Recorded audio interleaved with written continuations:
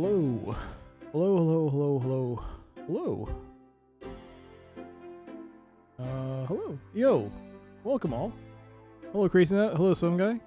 Hello, Necrotoaster. Thank you for the gigantified emotes. Thank you, thank you. Hello, 48-bit gamers. It seems like the page description here needs reworking to plug the VODs on the YouTube channel. It is there. It's there on the YouTube channel. I mean, it's there on the About page. There should be a link. Hey there, Mecha Girl. Hello, hello, hello. Good to see you all. It's Sunday. Monday for some of you, but it is Sunday for me. Which means we are back to a new game. And we're gonna play Death Gate. But we're gonna do something slightly different because I didn't have time.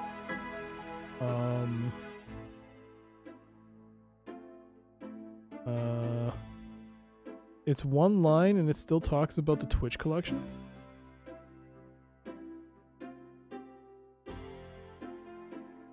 I'm not entirely sure what you're referring to, so I'm gonna have to, like, if you could post it in the Discord, like, that'd be great, because I'm not entirely sure what was part of the thing. I mean, it's not, it hasn't been updated in a while, but yeah, I'll get to that. Yo, Echo, good to see you. Yeah, we're gonna play Death Gate. We're gonna do something different though. I didn't have time to install the game, so all I had time to do was burn the ISO from the CD. So we're gonna basically install it live and see how it goes, and hopefully it works. No problem. It should be fine. It should be fine. You're interested in what I played? Yeah, well, okay. Well, yeah. It hasn't been updated, and it's still a recent thing with the... Actually, tomorrow is the cutoff date, I believe. Tomorrow is the cutoff date? Is the last day for all the VODs to be deleted off your channel that are taking up space. So, no, thank you for mentioning, though. Yeah. I do plan on changing the About page at some point. But anyways, yeah, we'll get to that. But yeah, today's Death Gate. I have to install it and see if it even runs. I hope it runs. I didn't get a chance to check it. But we also got Steam Clean, and we've got... what do we have? I think we have 20 minutes. We got 20 minutes. So we'll do that at the end of the stream. So yeah, should be good. First though, let me make a marker here.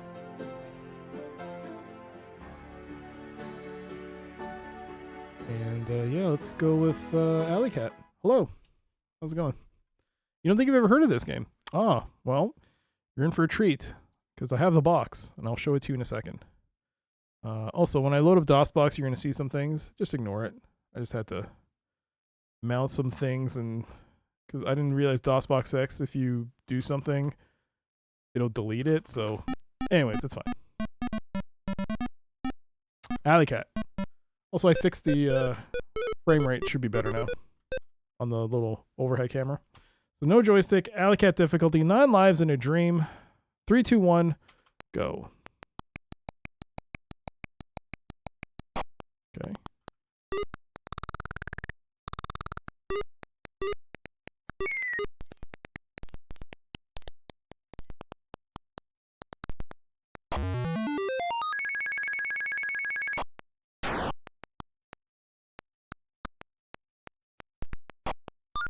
Oh boy. No.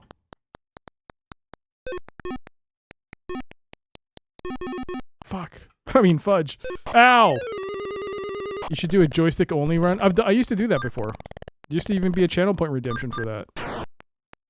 There used to be a channel point redemption for it. But the problem is that the joystick controls aren't great because they have to use the analog stick on the gamepad. So it's just not precise, and yeah, it just wasn't. Oh no, that was a mistake. I was supposed to go up here. Yeah, it used to be a channel point redeem. been a long time though. I've been playing. Oh boy. Oh crap. That was not good.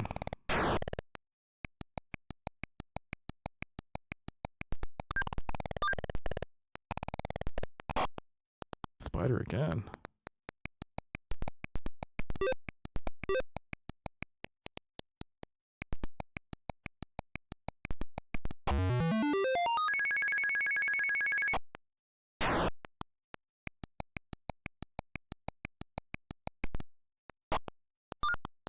Come on. Felicia, baby! 2 spiders? Yeah, that's great. 2 spiders? Ooh. Can't beat that. There you go. Good start. Good start. Good. That bodes well. Bodes well. There you go. Hello. How's it going? Happy Sunday. Or Monday, depending on where you are. But it is Sunday for me. And today we're playing this game right there. Deathgate. From Legend. You may know Legend from other games that I've played of theirs. Companions of Xanth. And the Gateway series of games. Some of my all-time favorite adventure games that I would like to do a replay of. They are fantastic games. Gateway 2 especially holds up as one of my favorite games from them so far. But there is still one more that I have to play in my collection, that is Deathgate. I think this is the one I picked up the most recent one I picked up of theirs. I've really wanted to play it. I heard it's really good. I've been excited, so I'm looking forward to it. Xanth was the best, but Gateway was better. Yeah, Xanth was Xanth was okay. Failure 0, True Love Infinity. I read at least one of the books in the Deathgate cycle. It's interesting, but not enough for you to continue with the sequels. Oh, so yeah, it is based on a book series. A lot of the Legend games are based on books. I wonder which ones were original. I mean, not Deathgate. I know Gateway 2 was its own thing, but it was based off the Gateway series. But still, Mission Critical. Maybe, I guess, was an original game. That was also Legend. Oh yeah, I did play Mission Critical. I suddenly have very high hopes for this game. So do I. I think Rig liked this game a lot. I finally read the first Gateway book. It was very good. Oh, you did? Nice. Gateway was a good game. Yep. Even though it was based on, yes, it was great. And the MIDI soundtrack, that's what I'm hoping for. If it can equal the same type of soundtrack experience as Gateway 2. Gateway 2 soundtrack is amazing. So I'm hoping Deathgate is the same. I don't know anything about the game. I know nothing about the story. I know nothing about it. I'm going in completely eyes open, no idea what to expect. So I'm excited for this. Here's the thing though, I didn't have any time, like I said, I had no time to actually run the game, install it. So I'm going to do it on stream. I'm going to install it and see if this runs. I hope it does. I don't know what the DOSBox settings are. It is set to default, so I hope the DOSBox settings at default will be enough. It is a point-and-click game. How fast can it possibly need the cycle count to be? How fast can it? It will be fine. But yeah, let's get started.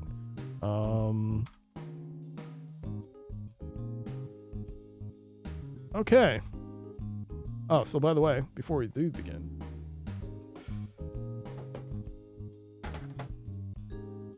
here it is. This is it. This is the box. This is Deathgate from Legend. Based on the New York Times bestselling novels by Margaret Weiss and Tracy Hickman. Exclusive original short story enclosed. It's got CD-ROM. That's true. It's got Super VGA. That's true. Voice. I guess we'll find out. Underneath the beauty lies an adventure game guaranteed to please even the most demanding fan from PC Gamer. And here's the CD, by the way. There's a CD. I just made the ISO of it, so let's see here. World of Elven Treetop Societies. Oh, I don't want to. You know what? I don't want to look at this. I don't want to spoil myself. I don't want to look at this. You know what? I don't want to spoil it. I don't want to spoil it. We don't want to spoil it. I'll read this though. It has MIDI support with digital sound, so I'm looking forward to that. So it's got sound effects and music. If we use general MIDI, we'll get music and sound effects according to this very nifty, convenient little diagram here, a little legend here. I don't want to read that. Don't want to read that. Can't spoil it. Don't want to spoil it. I'm also, yeah, we're gonna look at the installation process, and hopefully, I'm also gonna use the Yamaha, the MU2000 with its very nice MIDI sounds. So let's get started. Okay, let's see here. Ooh, I should get a timer. I should get. Where's my timer? I forgot what my timer program was. There it is. Timer. But now let's do this. There we go. So is this Deathgate? Yeah, it is. Okay, let's see this. Legend Entertainment Company. This game will install the Deathgate CD-ROM, version 1.0. Super VGA users receive if you intend to install this game with Super VGA graphics, in this installation program will run a performance test on your system. Oh boy. Feel the need to free up. Okay. Press any key to continue. Okay. Uses 256 640 by 480 Super VGA. VESA compatible. Yes, please. There are two installation options. Choosing the first will result in a small number of files. Pictures on the second installation for have a slow single. Okay, let's do optimum performance.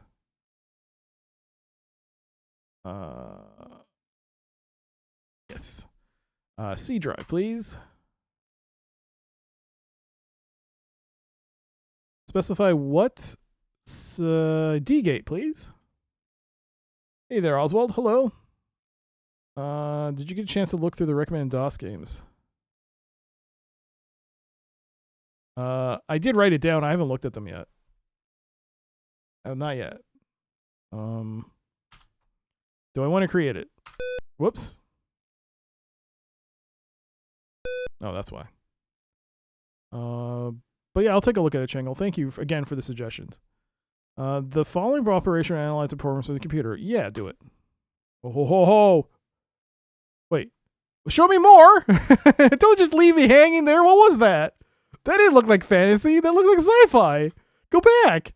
Oh, what? What was that? That might have been Mission Critical. Was that Mission Critical? What was that?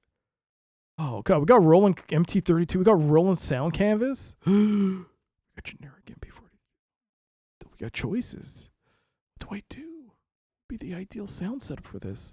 What, is this ideally MIDI? I mean, it's got the MIDI logo on it, so maybe it is MIDI.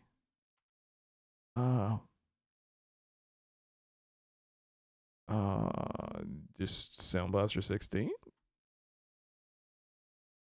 Oh yeah. Make sure you have a file name config sys. Okay. Well, let's say this word. Okay. All right. D-gate. Q-test. What's Q-test? Q-test? Oh, there it is. Shit. Show it to me again. Oh, look at that. That must be. Why does that look so familiar to me? That is so familiar. I think that's Mission Critical.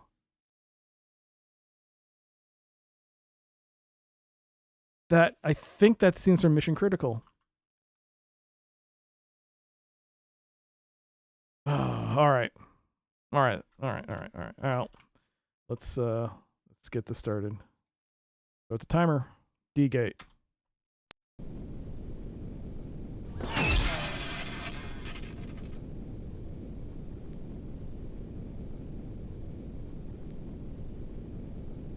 You all know why we've come here. The patrons have pushed us into a corner. Their magic has grown too powerful to hold in check.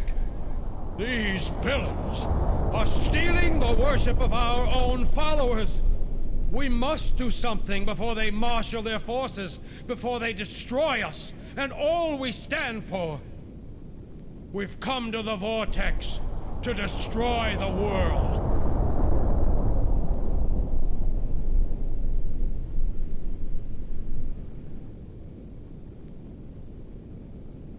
Life will be better after the sundering. Our followers will live on in the new worlds of air, fire, stone, and water. Our enemies will be trapped in the labyrinth to contemplate their dark ways. And we will guide the new order into the future. Help me, my friends. Let us summon the world seal and begin the process of healing.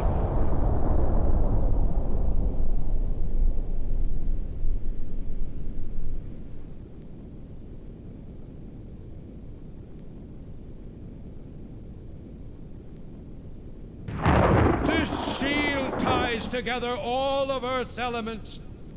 As we sunder it, so do we sunder the world. Thus we begin a new age.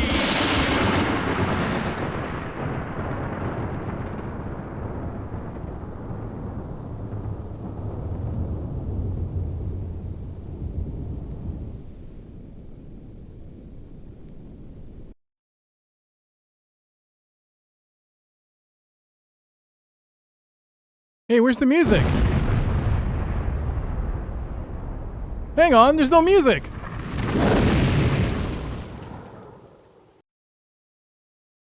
Kill this. Sorry, not kill this. There's no music. Ah, dang it. Narbit, nargar, garg. Hold on. Where's the music?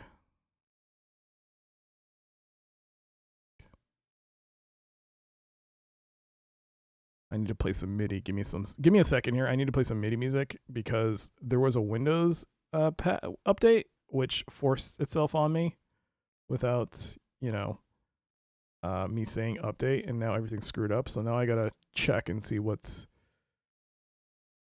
Are you sure there's music? Well, the MIDI, it's going off. It should be playing something, but it's not. Let me just double check. Let me see if the MIDI's actually working. Then I gotta double check anyways. What do I play? I gotta play something. I gotta play some MIDI music. Boo. What do I play? Mr. Do. Let me find some music, please. Music. XG MIDI song. Okay, we'll play that one.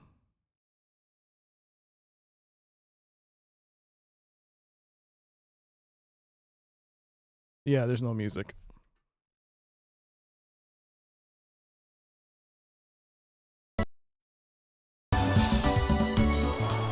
There it is.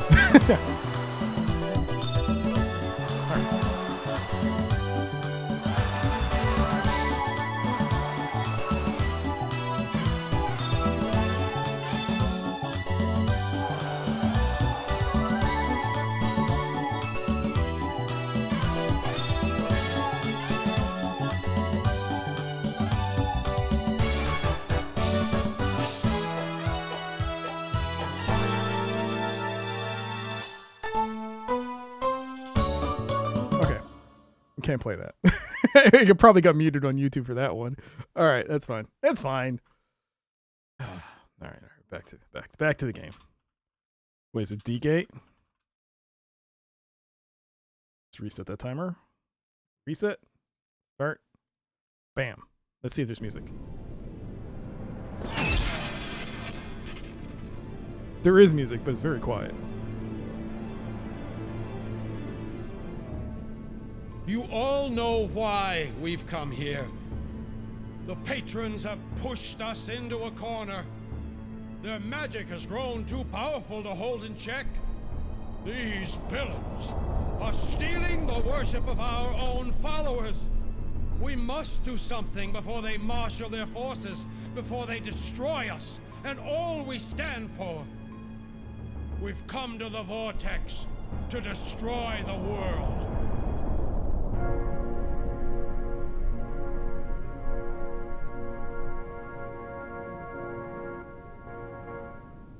Life will be better after the sundering. Our followers will live on in the new worlds of air, fire, stone, and water. Our enemies will be trapped in the labyrinth to contemplate their dark ways. And we will guide the new order into the future. Help me, my friends. Let us summon the world seal and begin the process of healing.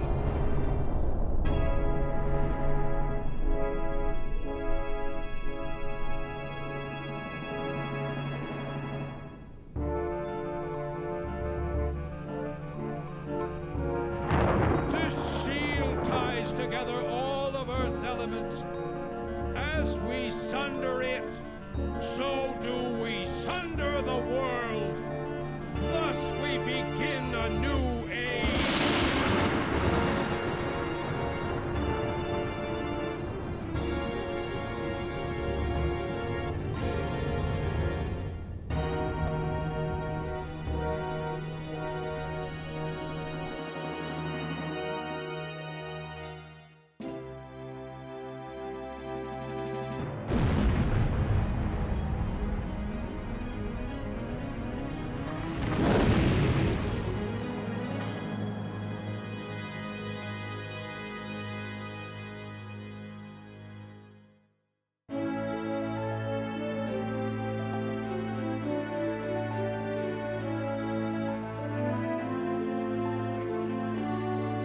Sorry, no, I was looking up,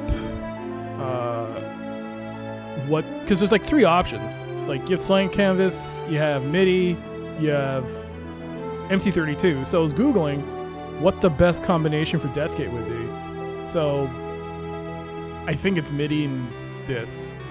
And, yeah, I think MIDI's the way to go. So I just wanted to double check, because we have the option of either Sound Canvas or MT32, so... just wanted to double check. I wasn't watching the intro. I should watch the intro later. I'm stun locked.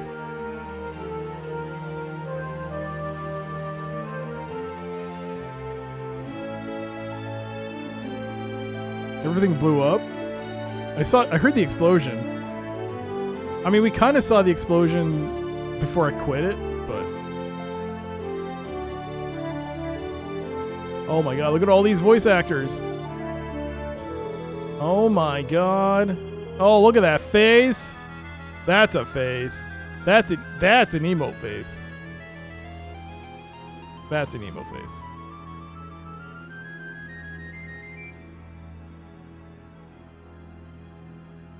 "2,000 years ago, the Sartan Council sundered the world into 5 realms. One of them was a nightmarish prison called the Labyrinth, and into it was banished the entire patron race, your ancestors. This is the place you've always called home, and all you've ever wanted is escape.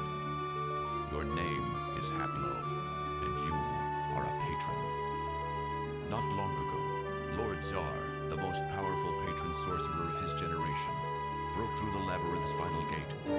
In doing so, he paved the way for others to follow. The path was still difficult, but not impossible. Your travels led you to the final gate, where the combined forces of the Labyrinth waited to turn you away. The fight was hopeless. Alone you never would have survived. But then Lord Tsar appeared, and with his help you were able to rout the dark monsters of the Labyrinth. What followed is hazy. Oh, the voices. Yeah, I was stumbling out of the final gate, but then you collapsed on the ground, and Lord Tsar's concerned face faded to darkness as you lost consciousness.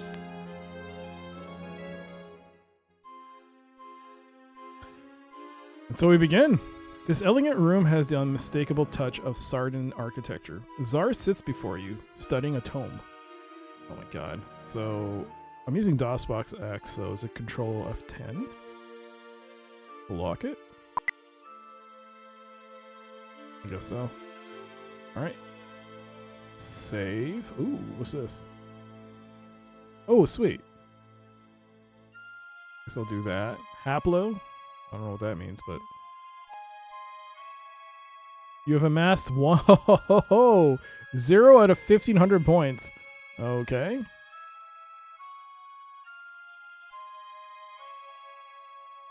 Save.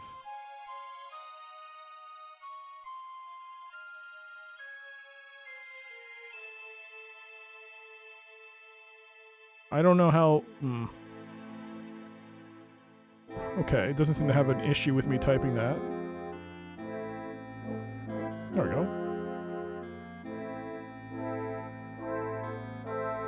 Hi there, Star.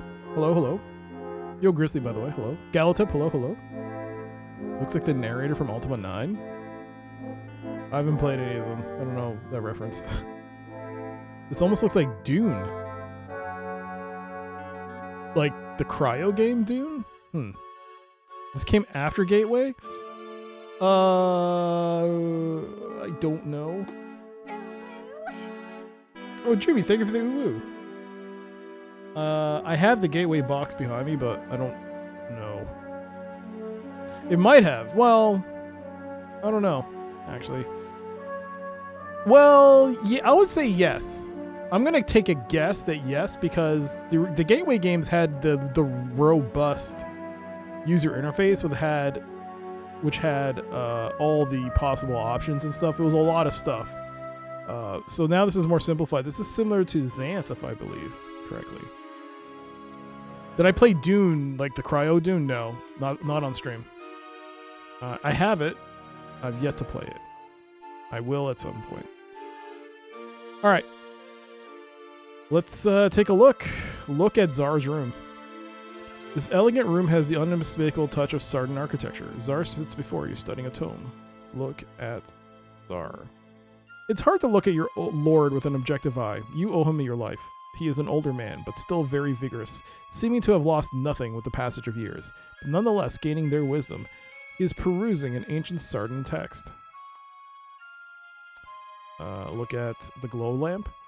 The spherical crystal globe glows with an inner magical light. It's an ancient Sardan artifact. Zar doesn't seem to mind using it, though.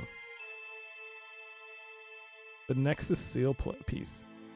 The ancient metal seal piece is inscribed with the naming rune of the Nexus. The UI simpler and easier on the eyes? Yeah.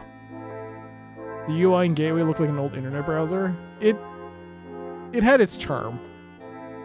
It was overwhelming, but now I can look at it with fondness. I'm not giving anything. Look at history book. The thick book is titled The History of the Sundering. It's incredibly old and is somewhat water damaged. Let's take, put, give, look. Wait, no. Wait, talk to Zar. Okay. Let's talk. Ah, Haplo. Do you feel well enough to talk, my son? I was worried.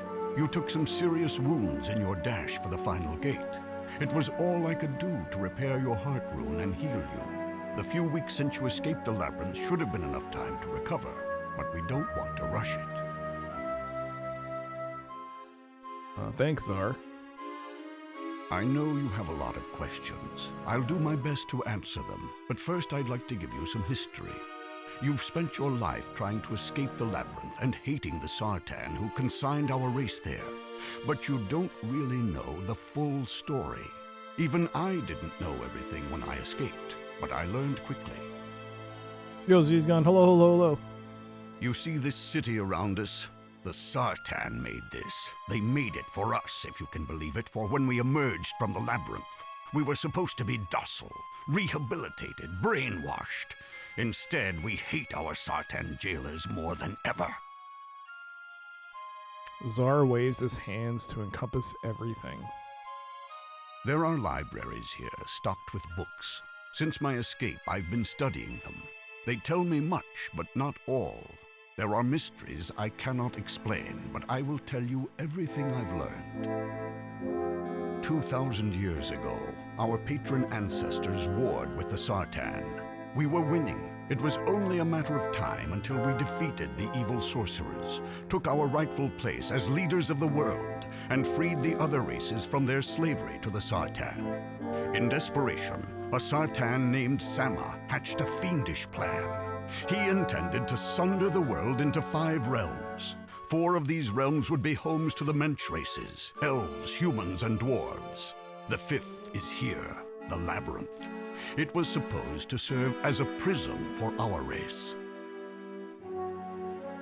So we're not human. Okay. So what you're saying is you've held a grudge for 2,000 years? Well, to be fair, they did kind of break the world apart. And threw them into a labyrinth. The wood background's familiar to you? I feel like you've seen another game like this. Was it Xanth? I don't remember Xanth's interface though. They created a magic artifact called the World Seal. With it, they succeeded in sundering the world. Our ancestors were trapped in the labyrinth, and the rest of the world was broken into the other 4 realms. They planned to lord over the realms and administer the labyrinth as we were rehabilitated. But something happened. They just disappeared, and with them, all of their good intentions. I'm really glad this thing has full voice acting. When I was burning the CISO from the CD, I was like wondering, why is it taking so long to burn this image? It's like, it usually doesn't take this long, but yeah, there's a lot of files on here apparently. Wow. Very nice. All this voice acting. Oh, so happy. Without the guidance of the Sartan, the labyrinth became a slaughterhouse. Its magic made it aware, intelligent, and it wanted our blood. Life was a living hell for our people. But instead of breaking us as the Sartan wanted, the labyrinth has made us stronger. Many of us have escaped, despite the labyrinth's best efforts. I go back in every day to aid others in their way. I only needed to take you a few hundred feet. You even demanded that you cross the final gate on your own, without any help, before you passed out. You should be proud. I should be proud. Now, my son, I need you. Since my escape, I have been devising a plan to restore our people to our once glorious position. It is our birthright. To this end, you must carry out a very special mission for me. I need you to go into these realms. You'll not only be gathering information, but searching for the seal itself. With it in hand, I plan to reform the world from the broken pieces that the Sartan left us. Give me a second here.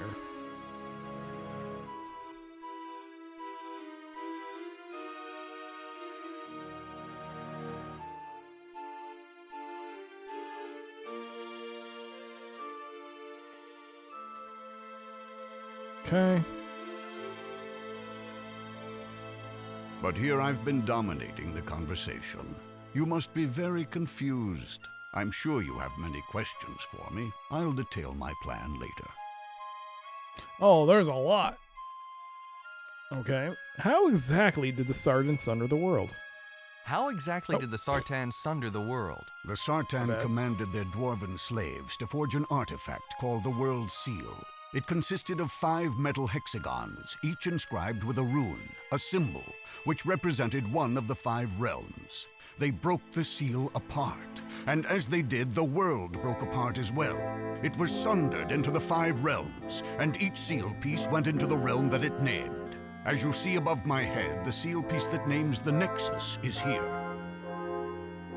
Tell me about the other realms. Certainly, my son. The Sartan sundered the world into 5 realms. They based 4 of them on the elements: air, fire, stone, and water. The 5th, of course, is the Labyrinth. They are all separated by large distances, too far to travel in a lifetime. That's why the Sartan created the Death Gate. Through it, people can travel from one realm to any other. Isn't it just like, no matter what,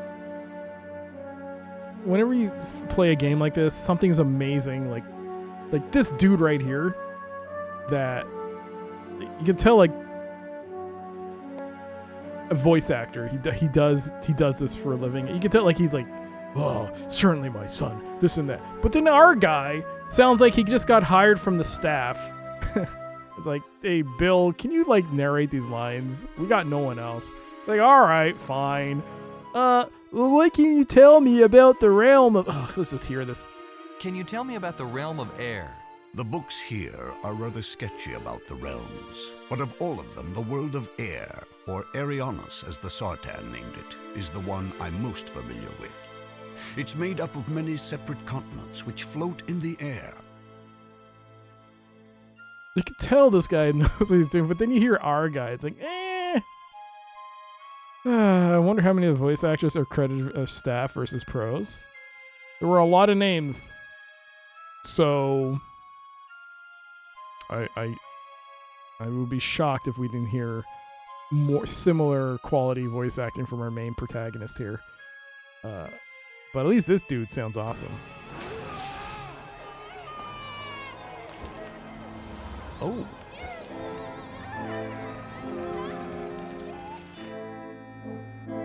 I love most all Legend Entertainment games. Well, I like the ones I've played for the most part too. Thank you so much, Bloody Cactus, for the 40-month resub. Thank you. How you doing? Good to see you. I hope you continue to enjoy the streams, the ad-free viewing, and the emotes. Thank you so much for the long-term support, Bloody Cactus. Thank you. It's good to see you. Budget issues, tough times. More like, oh, we can cost cut where we can. Keep it under the budget. Stonekeep? I haven't played Stonekeep. I should play that. Zara pulls out a map of the floating continents, each labeled with a strange word, which you assume is its name. The distinctive shapes of the islands stick in your mind. The lower continents are populated by the dwarves. Those islands are plagued with almost continuous electrical storms. The higher continents, with much better weather, are homes to the humans and elves. Perhaps it indicates a pecking order in the Mensch. Who knows? The books don't say much more about it, regrettably. Tell me about the realm of fire. Tell me about the realm of fire. The realm of fire, or Prian, is a hollow world. Instead of living on the outside of the sphere, as we did on the original world, they live on the inside, along the inner curvature. At the center, 4 powerful suns throw their heat and light upon the ground. I believe it is the largest of the realms, but I know little else about it. That seems interesting. What do you know about the realm of stone?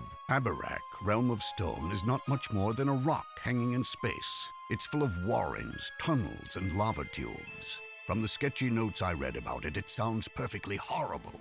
Definitely the worst place to live of all the realms. Our dude sounds like TTS.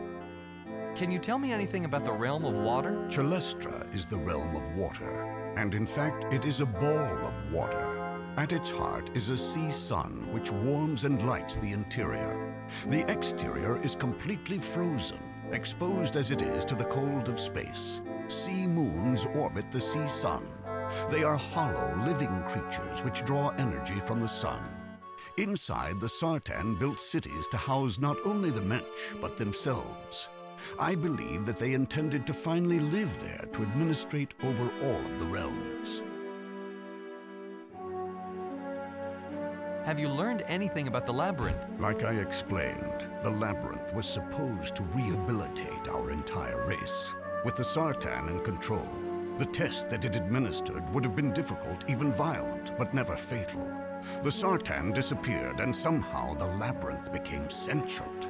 Its magic took on an intelligence. It started to kill us, slowly but surely. Don't call me Shirley. It toyed with us, always gave us just enough hope to keep us fighting. It created environments and monsters that even the twisted Sartan had never dreamed of. But we bested it. We escaped, and more of our kind are escaping all the time. But it is a trickle instead of a flood. Most of our race is still trapped inside. If my plan unfolds as I expect, I will free everyone at the same instant and bring an end to our imprisonment once and for all.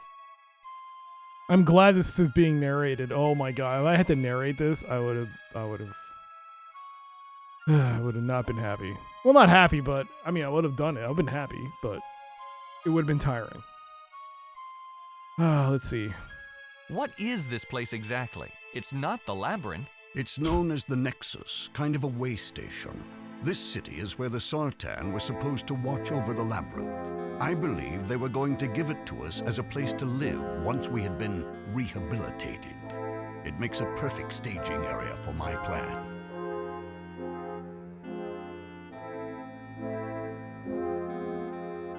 The Death Gate. What's that? The Death Gate is a portal. It connects the 5 realms. With a good ship and the right magic, anyone can cross the Death Gate from one realm to any other. Have you crossed the Death Gate? No, I haven't been able.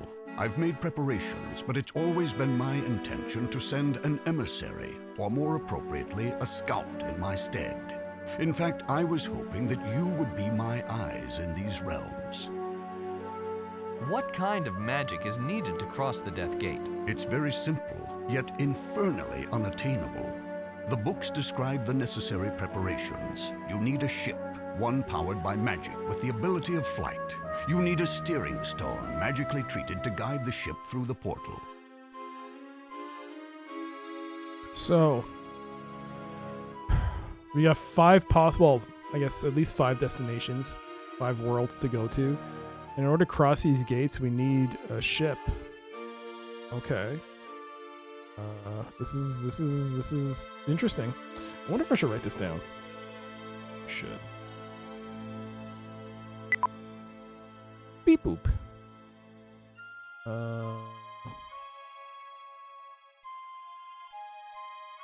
Give me a second here. Hold on.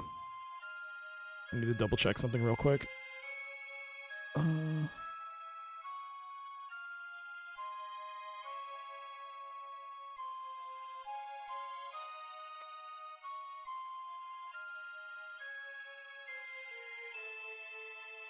Just give me a second here. One sec.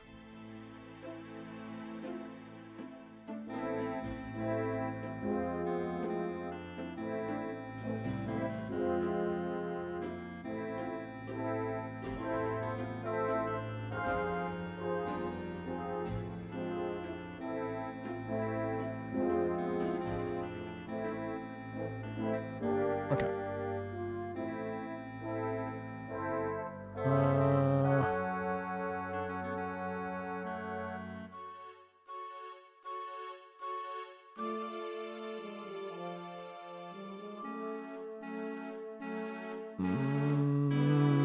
Does this work?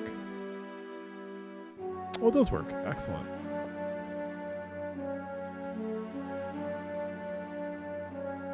Put my notepad here, I guess.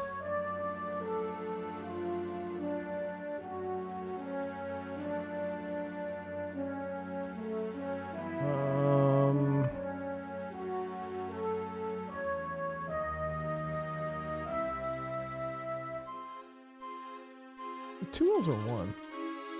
Oh, whatever. I don't think I need that.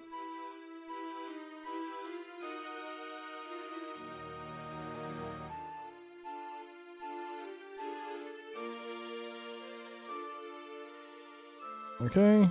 Steering stone.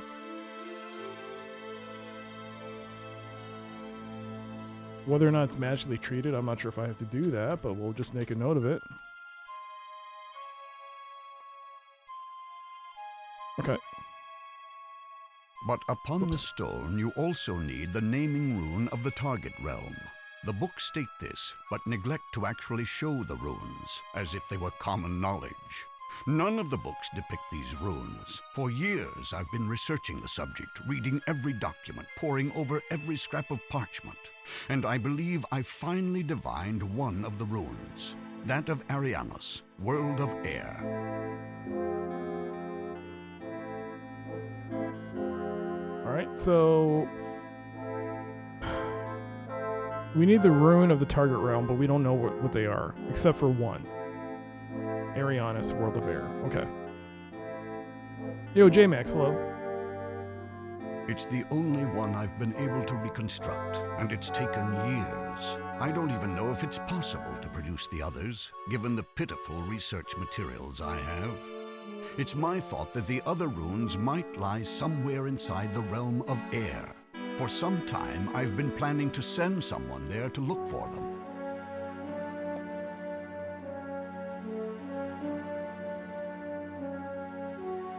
Okay, so the other runes might be in the realm of air. Do you have a ship? Do you have a ship? Yes, the Sartan were kind enough to leave one for us. It didn't have the steering stone that such a ship requires, but I was able to reproduce one. Without the naming runes of the realms, of course.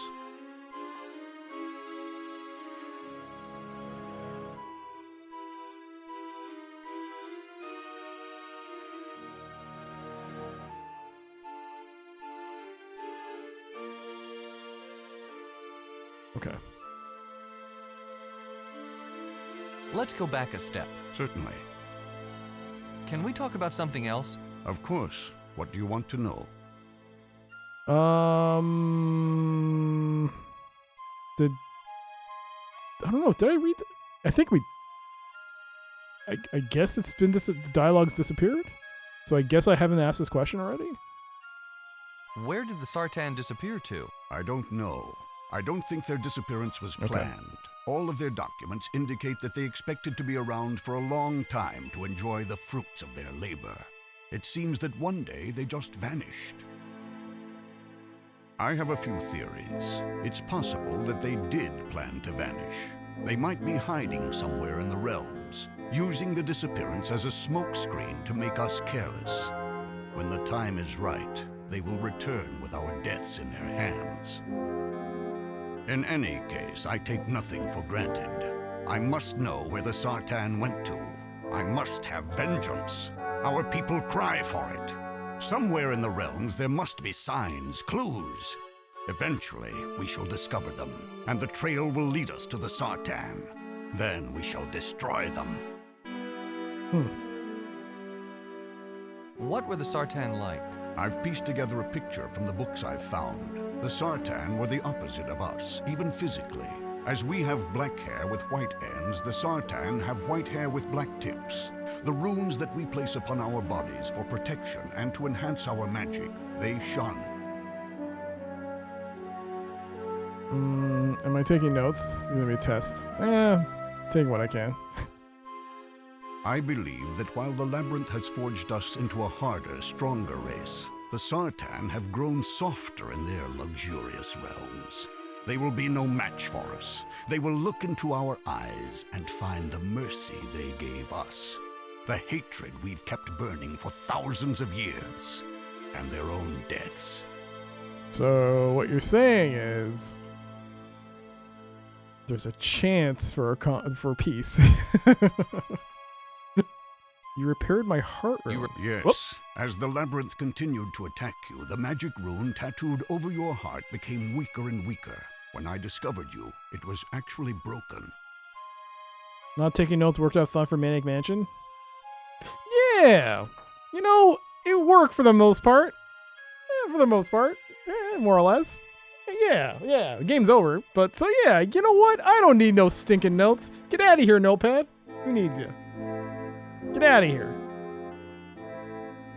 As you know, heart runes must be complete to function. They sustain us, protect us. They are like circles. The magic of your being continually flows through it. If it becomes weak, you cannot cast spells. If it ever becomes broken, you fall ill. How do you mend a broken heart rune? Well, there you go. What he said. Chat will fill any gaps in with moderate streamer embarrassment. Or they get timed out for backseating. Ha ha ha ha ha ha ha. Unless I ask. In which case I probably will. Because I didn't take any notes. So the circle continues. So maybe I should take some notes. Luckily, I found you in time. I was able to draw upon my own life force to lend to you. It repaired your heart rune and made you strong enough to overcome the final hurdle of the labyrinth. I don't even understand what... What do you mean? Like, is this like a marathon to get through the labyrinth? What's going on with this? Tell me about magic. Certainly, patrons have magic in their blood. Once we were the greatest sorcerers in the world. If we had learned to work together as the Sartan did, they never would have stood a chance against us. Since then, we have lost much of our skill.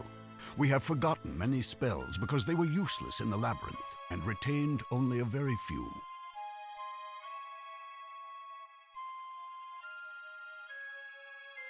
Good luck with hockey tonight. I'm rooting for the other team. Oh, boo that.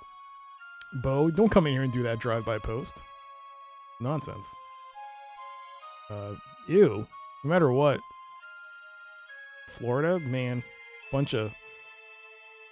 They're almost as bad as Boston.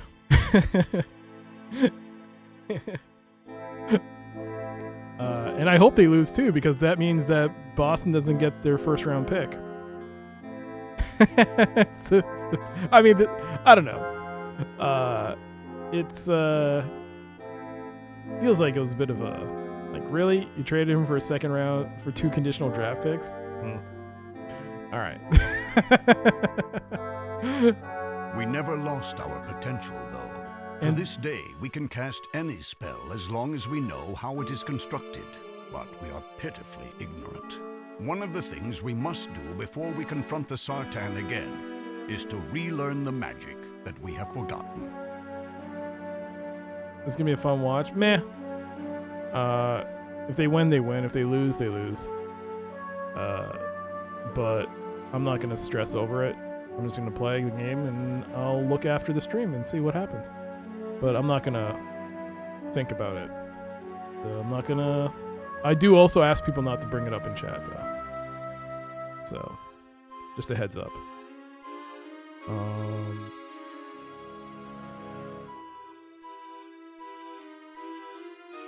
How does magic really work?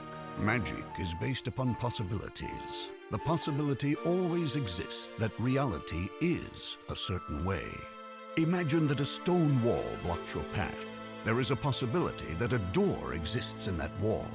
A wizard bends this possibility into reality until the door appears. All spells work this way.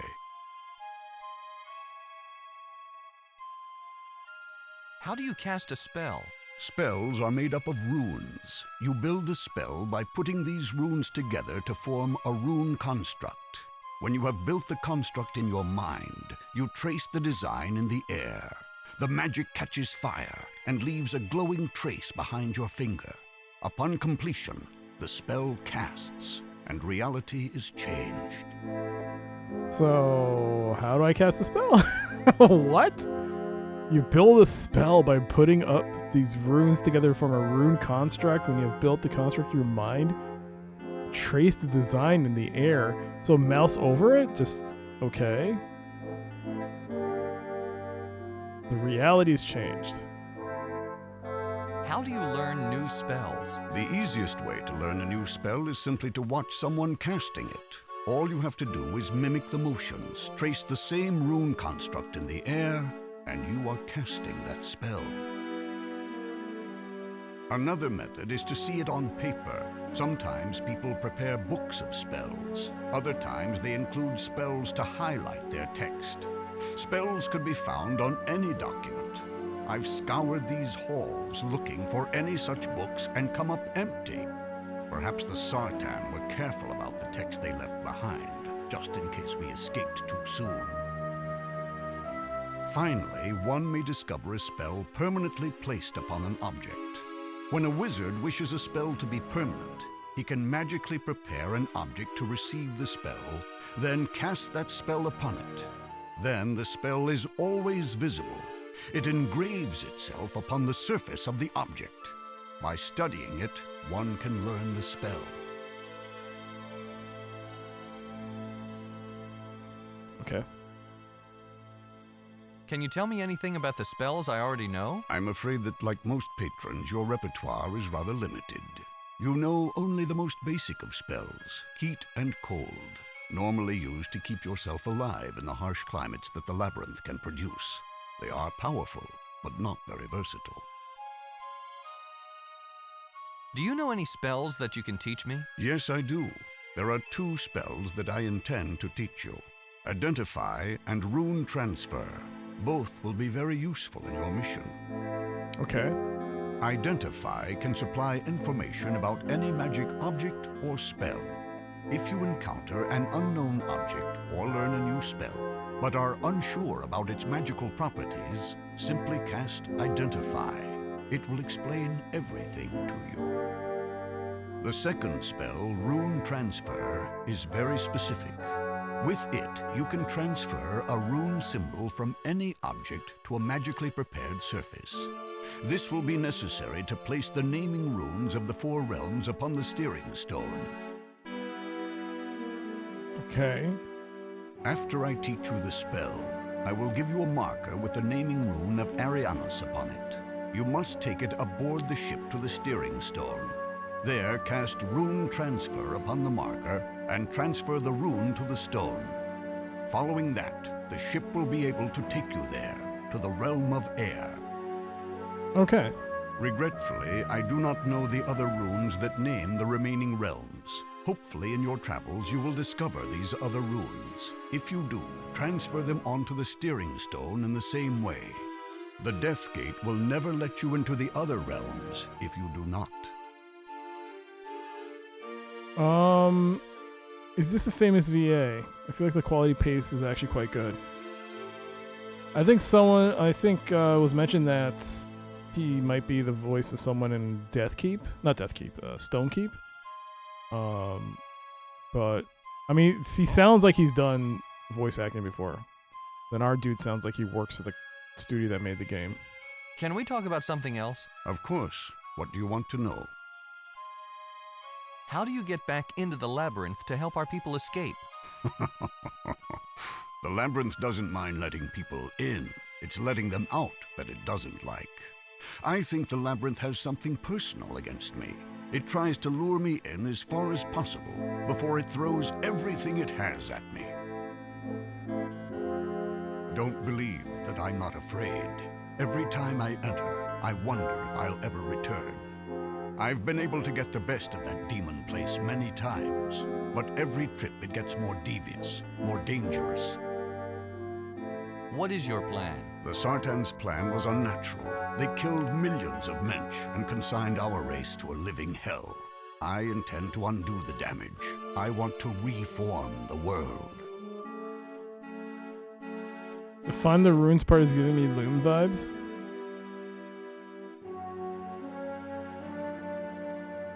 Much like the Sundering, the Reformation will require all 5 of the seal pieces. I have the Nexus seal piece, but I need the other 4. The Sartan have hidden them somewhere in their realms. Loom was a great game. EGA Loom, oof.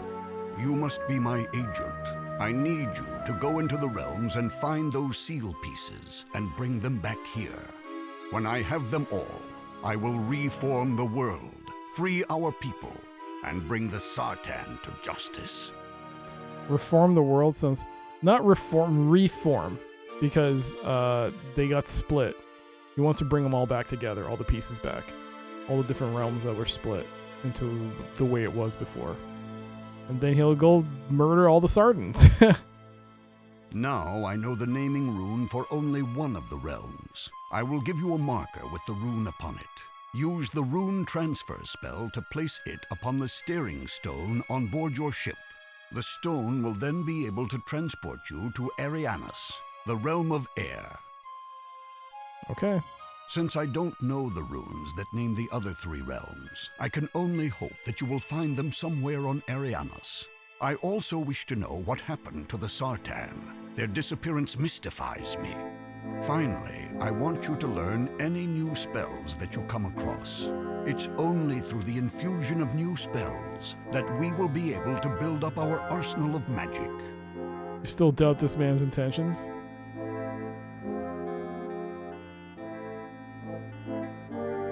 Let's just say I wouldn't be shocked if something were to happen.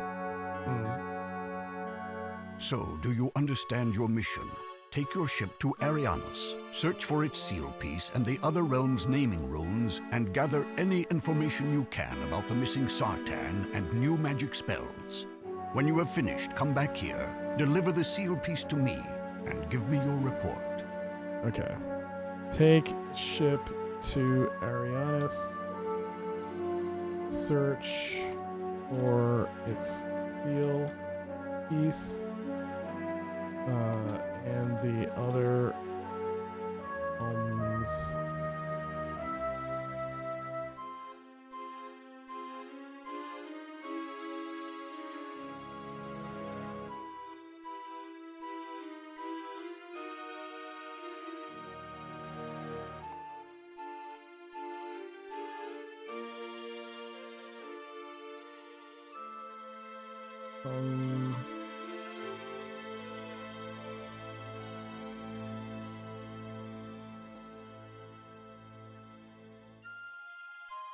come back. Deliver.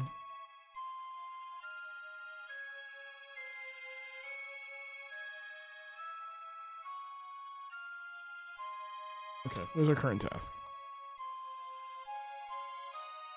Arianus sounds like a cool place. It's the land of air. Maybe elves, maybe? Can we refuse to go? No. Hey, pork chops. Hello, how you doing? Now I shall teach you the 2 spells you will need. Watch me closely. Okay. Zar's hand rises. One finger extends and begins to move against an unseen canvas. It leaves behind a glowing line. It leaves behind a glowing line in the air. Yo. Cheer 69. Pork chops, thank you so much for the 69 bits. Thank you. Finally, some game. It only took 42 minutes. Zar's hand rises. One finger extends and begins to move against an unseen canvas. It leaves behind a glowing line in the air. The design follows the graceful movement of Zar's hand. Finally, Zar draws his hand back, but the spell remains floating in the air. This is the rune transfer spell. Study it. Remember it. This next construct defines the identify spell. Watch me again. The first spell fades, and Zar traces a new design in the air. This one is very simple and quick to complete. You stare at it and commit it to memory. That's all, my son. I am entrusting the fate of our race to you. Do not fail me. He tosses you a stone marker with an intricate symbol upon it, the naming rune of Arianus, you guess, and returns to studying the tome laid on the desk before him. Hey! Oh, there's our spells. Oh. Hey, no. Is that us? That's us. Marker. Nope. Is that? Okay, that's a marker. Oh, okay. Heat, identify heat, cold, rune transfer, okay. Use magic on Haplo.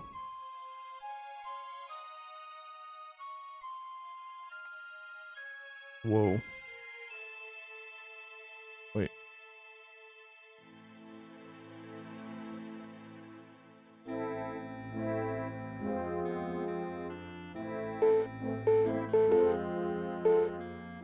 Cool.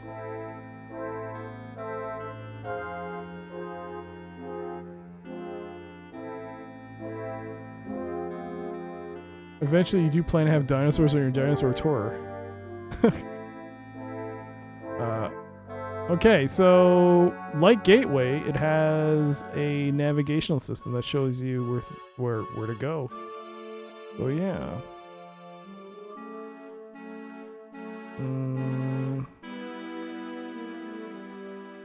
Look. Oh, we can't look at the marker? The stone marker has the naming rune of Arianus, the word of air etched upon it. Oh, wow. Okay, we went straight to the boat. We go this way. This gate is the final portal of the labyrinth. Just beyond this hell, you call.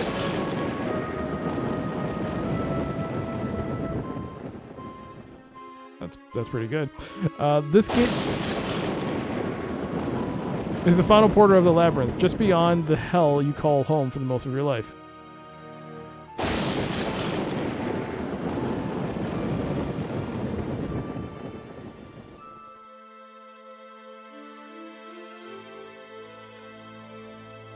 Иди ко мне. Your ship. Look at your ship. The wooden one-man ship is shaped like a dragon, an ancient mythological beast. The gangway door is open. So there's the labyrinth gate. There's the Nexus City. Hey there, Pi. The city of the Nexus is beautiful. It was created by the Sardan thousands of years ago to await the arrival of the patrons after the labyrinth had molded you into fit into the new society. Even so, it remains very impressive. So you have to click on the labyrinth gate and then click on look. Just looking at the gate gives you chills. The labyrinth beyond calls to you, inviting you back to its cold embrace. All it wants is one more shot at taking your life.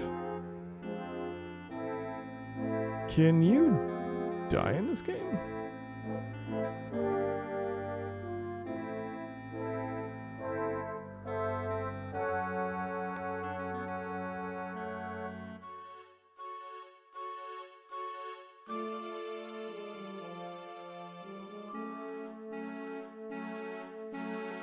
Open the gate. You remember Zark opening the gate and returning to help others escape the clutches of the labyrinth. You were one of the patrons whom he helped, but you can't bring yourself to open the gate. You don't want to give the labyrinth another chance to take your life. Alright, guess not.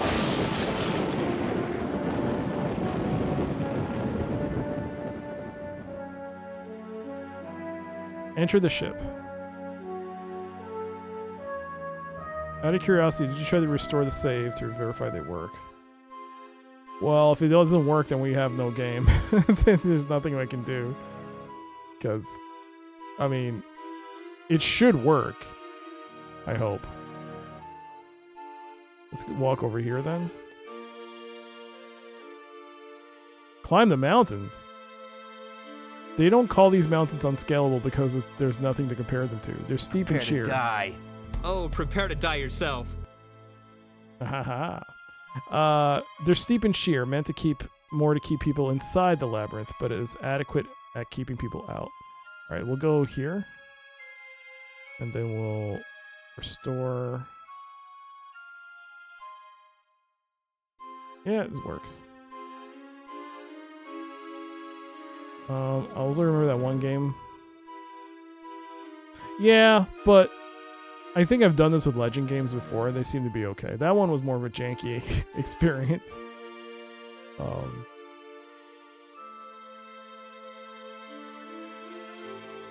But you're right. You're right. Put the Nexus City on your ship. Yeah. Okay, now let's enter the ship. Oh, listen to that music! The trickle of light from the door does nothing to illuminate the ship. You can't see your hand in front of your face.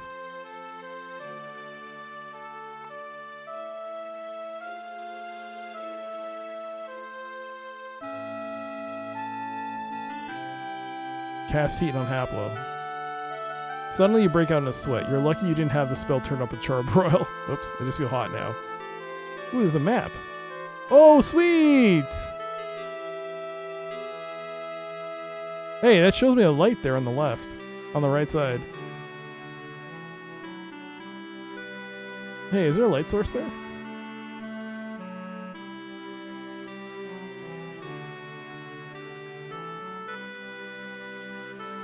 So now I gotta find the mystery of lighting up this place.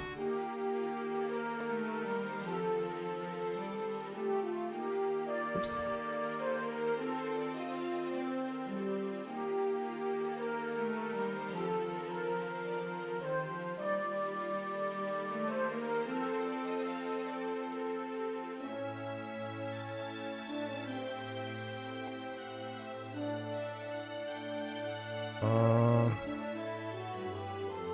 Use magic on the marker. Whoops. Undo. Spell.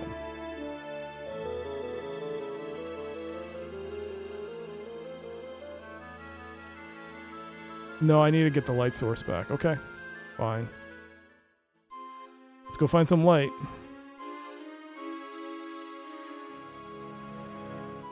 Yes?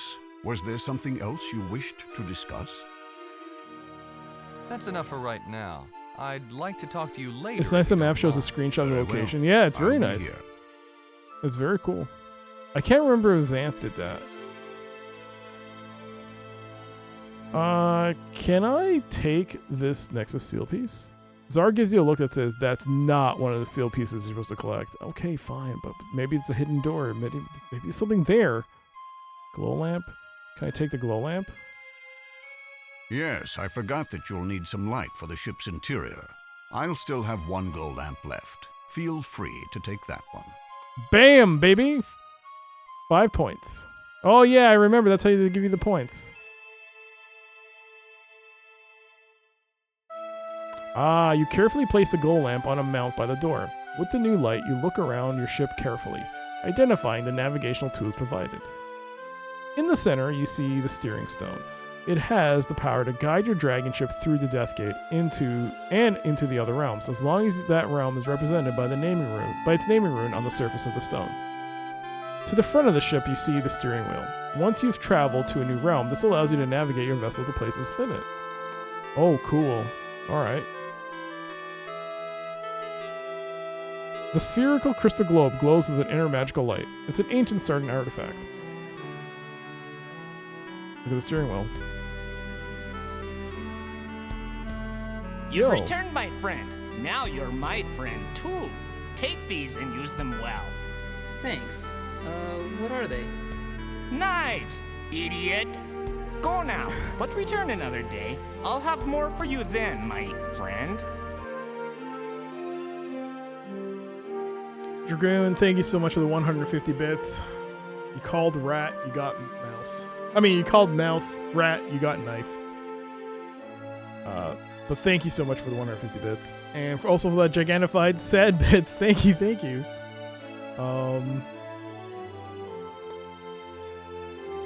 We just started.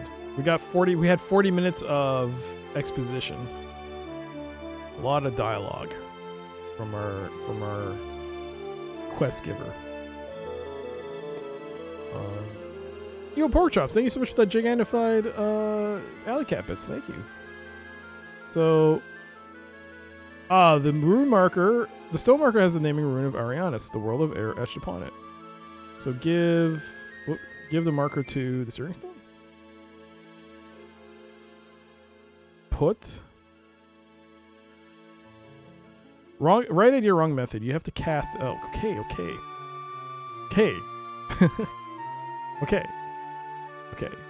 Okay. Thank you. Game.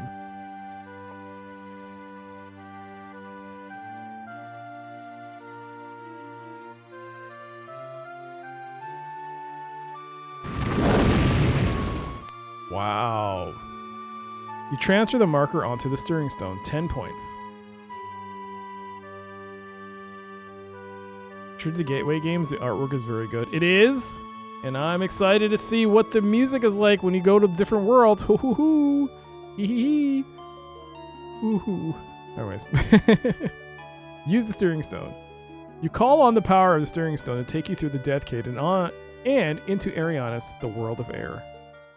Oh. It's 3D!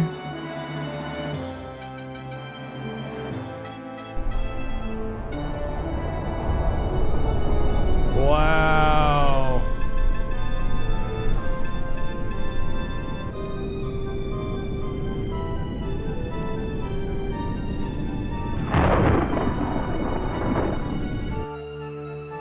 Your ship arrives in the midst of a terrible storm. Quickly, you look around for a place to land to ride out the weather, but all you see is space. There's no ground anywhere. Suddenly, through the lightning, rain, and wind, you make out a floating island as big as a continent. You pilot the ship towards it and land on bare rock just outside of a cave. Hey! We land. Oh, there we are. Oh, you're nice. Arianis. Oh my god, there's a whole bunch of islands. Oh my god, this game's gonna take 50 hours to beat.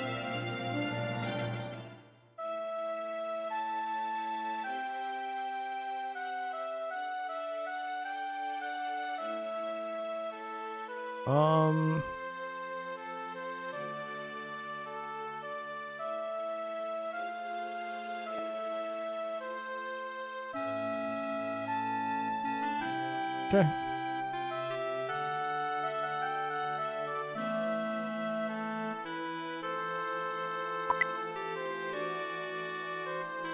Well, let's go. You stand on broken rock. You stand on barren rock under a raging storm. A cave opens into a mountain wall and a ramp rises into your ship. Look at the mountains. The mountains are short, solid, and rather bare. In the closest, you see a tunnel that runs into the rock wall. What's that? Poles. Three tall metal poles stick out from the ground. Two have strange glowing metal devices atop them. The third is bare.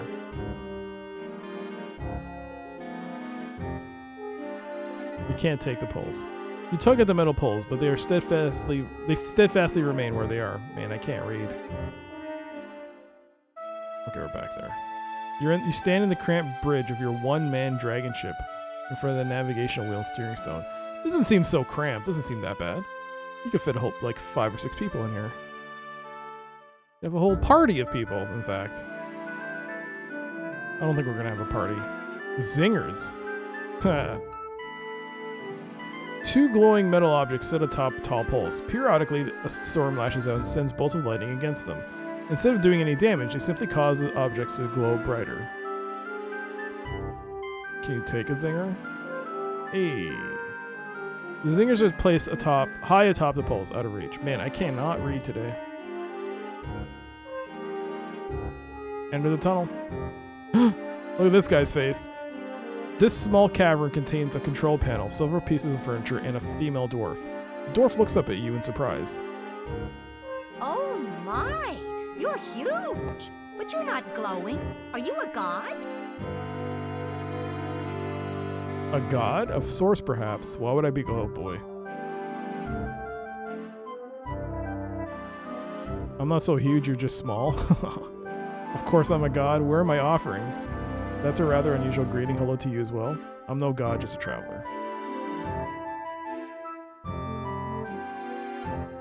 No backseating, please. Even it's a joke. Don't pressure me! I'm trying to play the game! God, guys, stop. No, seriously though.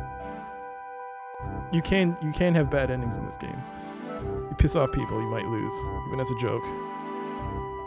I'm no god, just a traveler. A traveler? The way he says it. Nice to meet you. So I'm Jar. You're awfully big not to be a god, but you don't act like one.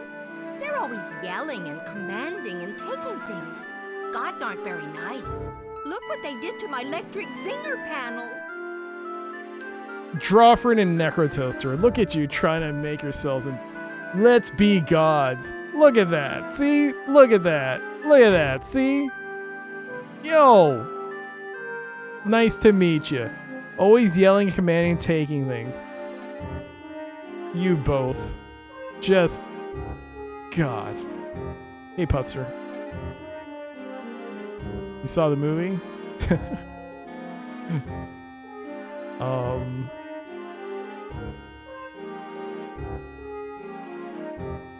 You don't like these gods, right? What did they do? They tore it apart, that's what. They tromped in here on one of their studies, ripped out one of the control switches, and removed a zinger from on top of its pole outside.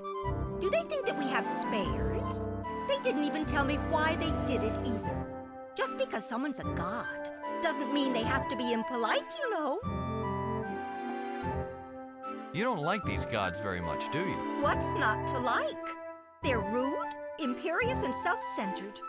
I'd heard that gods were supposed to be generous and helpful. Just because you're born casting light, that gives you the right to boss everyone around? Electric zinger? What's that? The zingers are set up on the poles outside of the cave. When the lightning hits them, they suck up the electricity. I think the Kixie Winsy likes electricity or something. After the zingers have sucked up all they can hold, I pull these levers. Then the show starts. Show? What show? The zingers go crazy. They start spinning around and shooting sparks everywhere. Most of the electricity gets sucked into the Kixie Winsy, though, through the poles. Then my meters go back down, and I wait all over again. What? The Kixie Winsy? What's that? Why, it's the machine. How can you not know about the Kixie Winsy? It's everywhere. It digs our homes out from the earth. It makes water for us to drink and does, well, other things too. It's our responsibility to care for it, so it can care for us as well. She utters her final remark proudly. You mean that's all you do? Sit here and pull levers? It's not that easy. You have to know the very best time to pull the levers. My family has been pulling these levers for years, and I'm the best lever puller there's been in a long time. This is all very interesting, but can you tell me more about these gods? Well, they only showed up about 100 years ago. They dropped from the air in a flying ship. We were curious, of course, and were prepared to greet them as friends. But a glowing figure emerged and declared itself our god. At least one of many. None of us glow, and no one had ever claimed to be a god before, so we believed it. Now they've moved in and taken control. Personally, I liked life without all this divine intervention.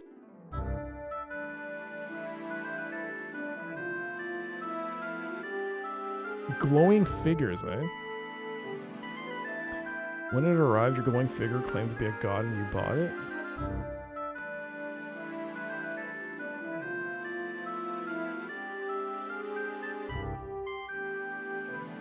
When it arrived, your glowing figure claimed to be a god and you bought it? Why would someone lie about that? I wouldn't claim to be a god if I wasn't. Besides, he glowed. The way they explain it, you can't glow if you're not a god. Yeah, who would lie about that and say they're a god? Who would do that? If the figure didn't glow, would you have believed it? Probably not. If they looked like you, I would have just thought that they were big, but not gods. A few extra feet of height doesn't make you divine. How exactly have these gods taken control? They moved into the Kixie Winsy control room and kicked everyone else out. They're always doing tests and things to it. I don't like them tinkering with the Kixie Winsy as if they didn't know how to work it. I mean, if you're a god, aren't you supposed to know all that stuff? Anyway, they've also kept us away from the north exit. That's where their ship is. They've always got a guard there to make sure, like they don't trust us.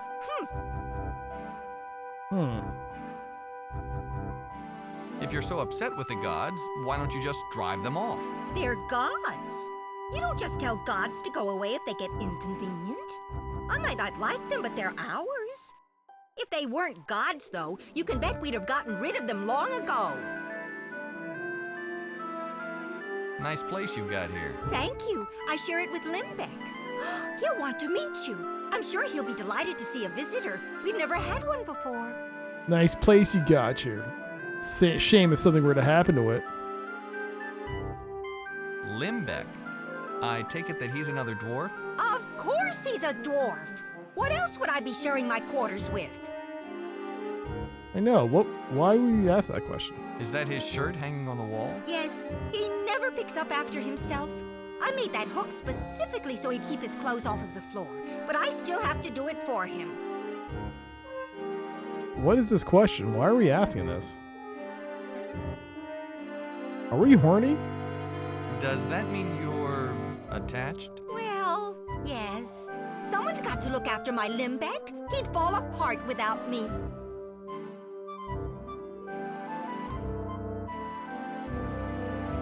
Okay.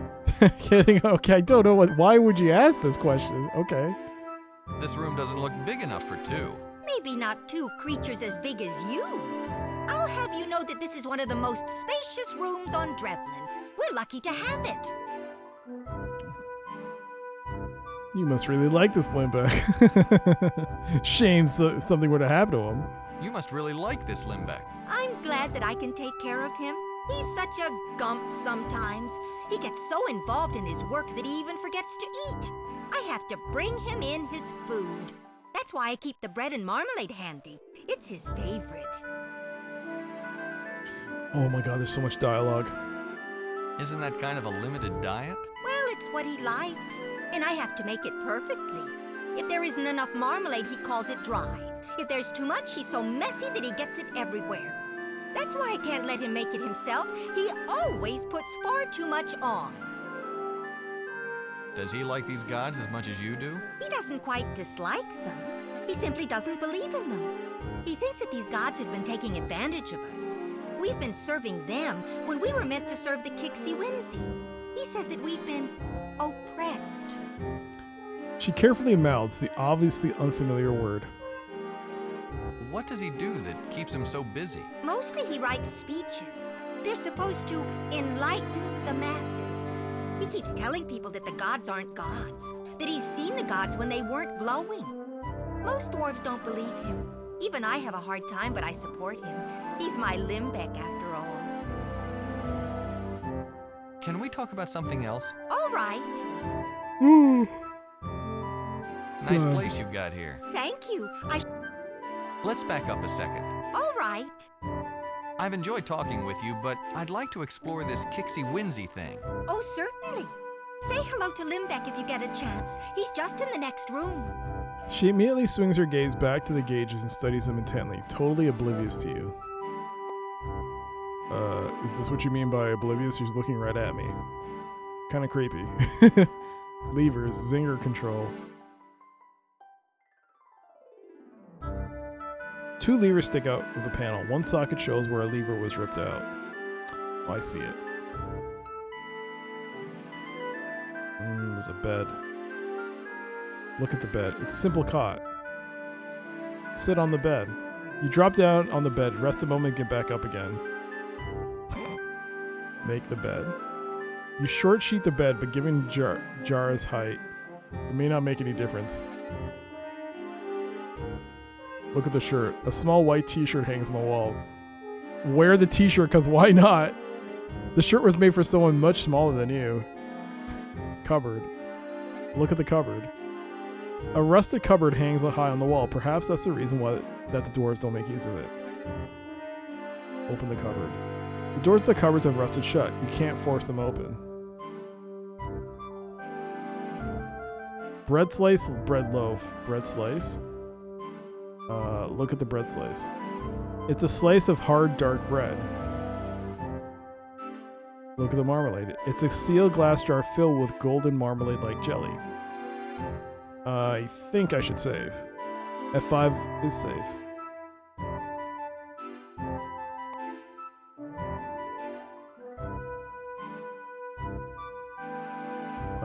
Close the jar's already closed. Oh, you can open it.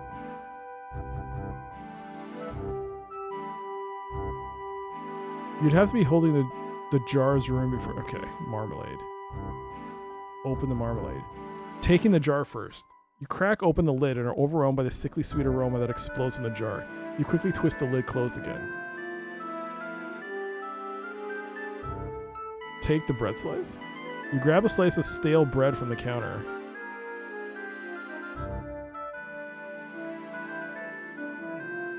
Take. You already got the bread slice? What about the loaf? You already got a slice of bread from the. You already got a slice of the stale bread. So take that and put the marmalade on the bread slice. You slap a large dollop of marmalade onto the bread. It sits in the center, looking rather lonely. Something else supposed to go on it? Like another piece of bread? Nope.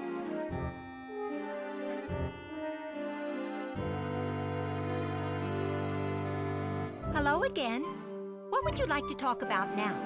The gods again? I've enjoyed talking. Oh, certainly. So isn't that the outside? Oh no, we can go this way. Oh, there's a tunnel.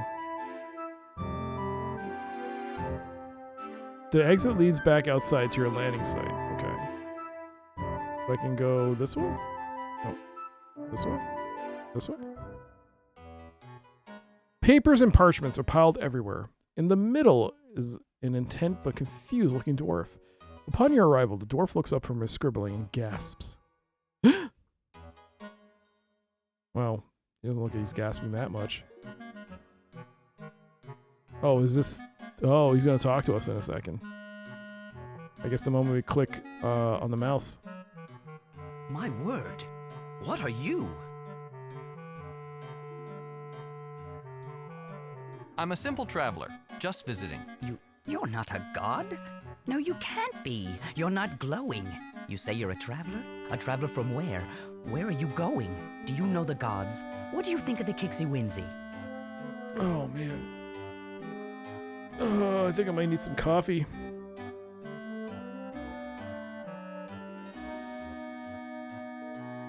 I need some coffee. This is so much dialogue, I need coffee. I'll be right back. Enjoy the music.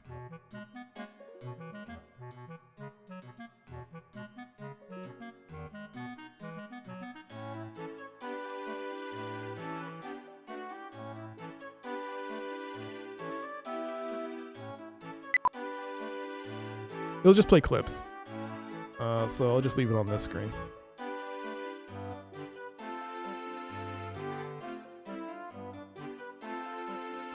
Be right back.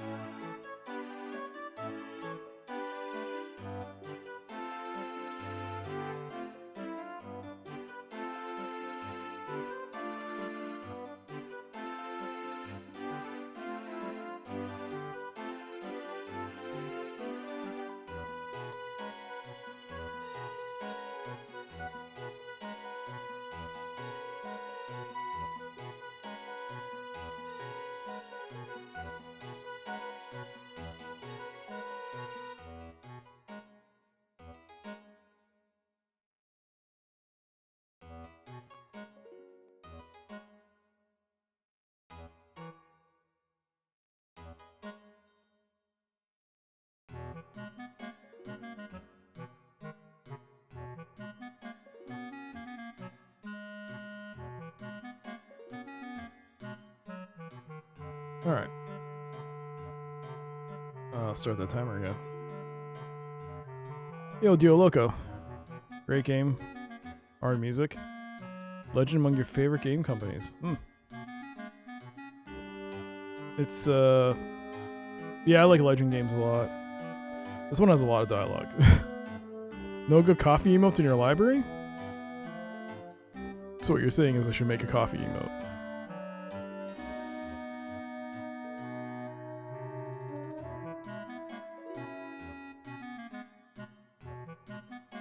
Take a breath, Limbeck. That is your name, correct? Why, that is my name. Limbeck Bolt Tightener. You must have spoken with Jar. I'm very sorry. Sometimes my curiosity gets the better of me. Please go ahead. Ask me anything. You support a coffee emote 100%.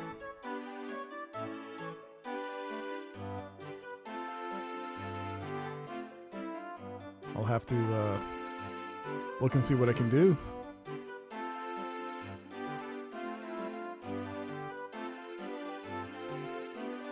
Ever heard of the Sartan?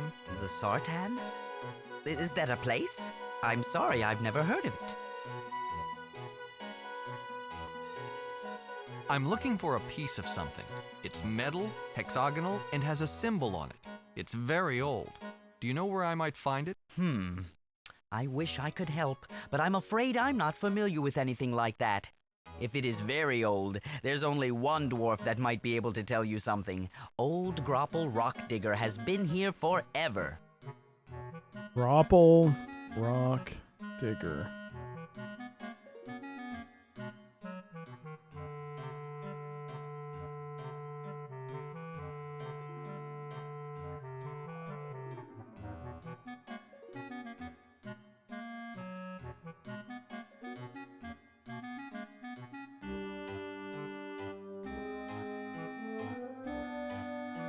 There you go. Grapple Rock Digger? Do you think he'd help me find it? Old Grapple isn't very helpful in the best of moods. And lately, the section of the Kixie Winsey that he is responsible for has broken down. It's made him extremely sullen. He won't talk to anyone except in insults. What's being done to fix the Kixie Winsey? Normally, the Kixie Winsey automatically fixes itself. But when something breaks that isn't vital or necessary, it leaves the section unrepaired. We don't know how to fix it, and Grapple refuses to leave it. He's been sitting there for weeks.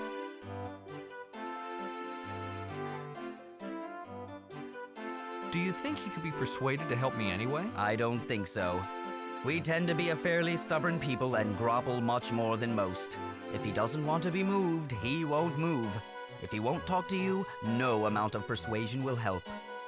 If I told him I was a god, would he help me out? Grapple hates the gods more than anyone. He remembers the days before the gods, when we worshiped the Mangers. He feels that the gods displaced them. I think if you told him you were a god, he would die before he uttered one word to steer you in the right direction. Where can I find this rock digger? Grapple sits in the same place every day, waiting for the Kixie Winsey to be repaired. Each day he sits there, he gets more and more surly. Go north to the intersection and follow the left wall. That will take you to him. How old is Grapple Rock Digger? He's been here for as long as anyone remembers, long before I was born. He'll tell you he remembers when the Kixie Winsey was built, but that was thousands of years ago. I think when he forgets, he makes up. Okay, so he was here for a while. Enough about this rock digger. Tell me more about this place. Certainly. What do you want to know? Oh, there's so much dialogue. What are you writing? Speeches. I have to convince my fellow dwarves that these gods aren't what they claim. They've oppressed us for too long. We must break the chains and take back our freedom. I'm just not very literate. I can't put my ideas down on paper very well, but I'm determined. Hey there, Sandwich. Hello. Is this based on the book? Oh, no worries. I believe it is, yes. I haven't read them myself. I'm not familiar with the series. But if some people have read the books.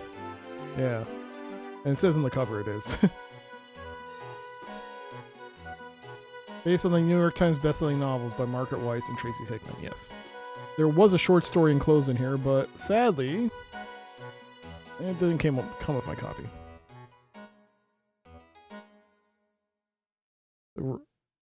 That's why some of these words are triggering you. Oh, you read the first book. Grapple. Grapple, grapple.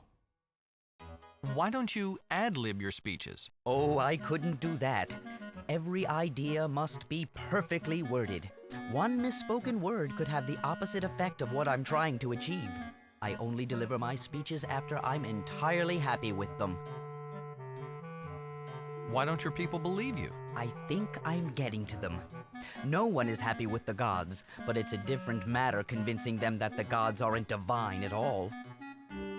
How are they oppressing you? They moved in, told us where to work and for how long. Our heritage tells us to care for the Kixie-Winzy.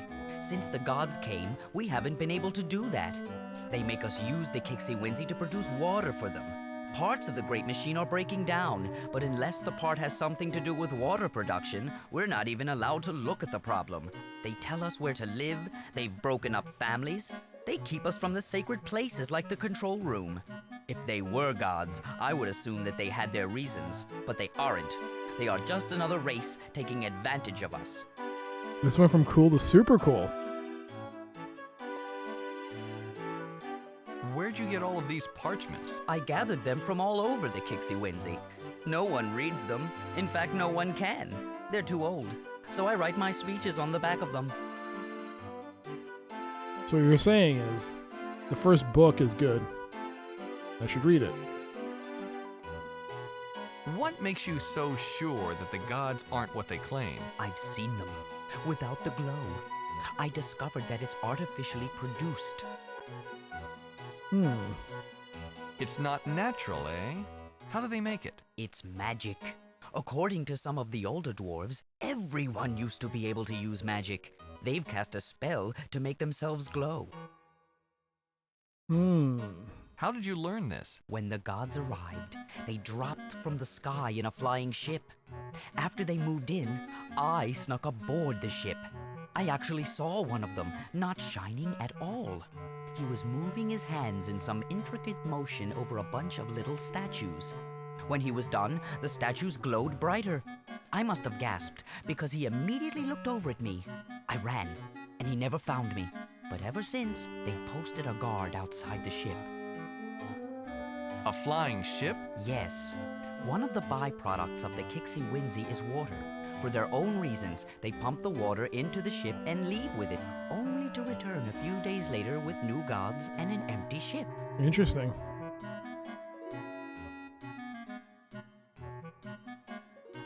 I wonder who these people are.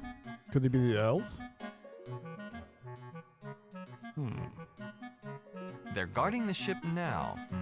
Ever since my excursion, they placed one guard outside of their ship.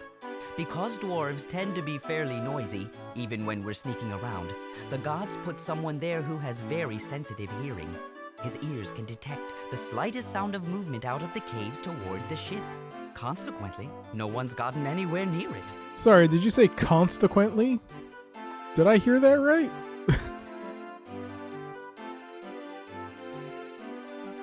Consequently. Consequently? That's kind of... Huh. Isn't that enough to convince the other dwarves that they aren't gods? I haven't told them.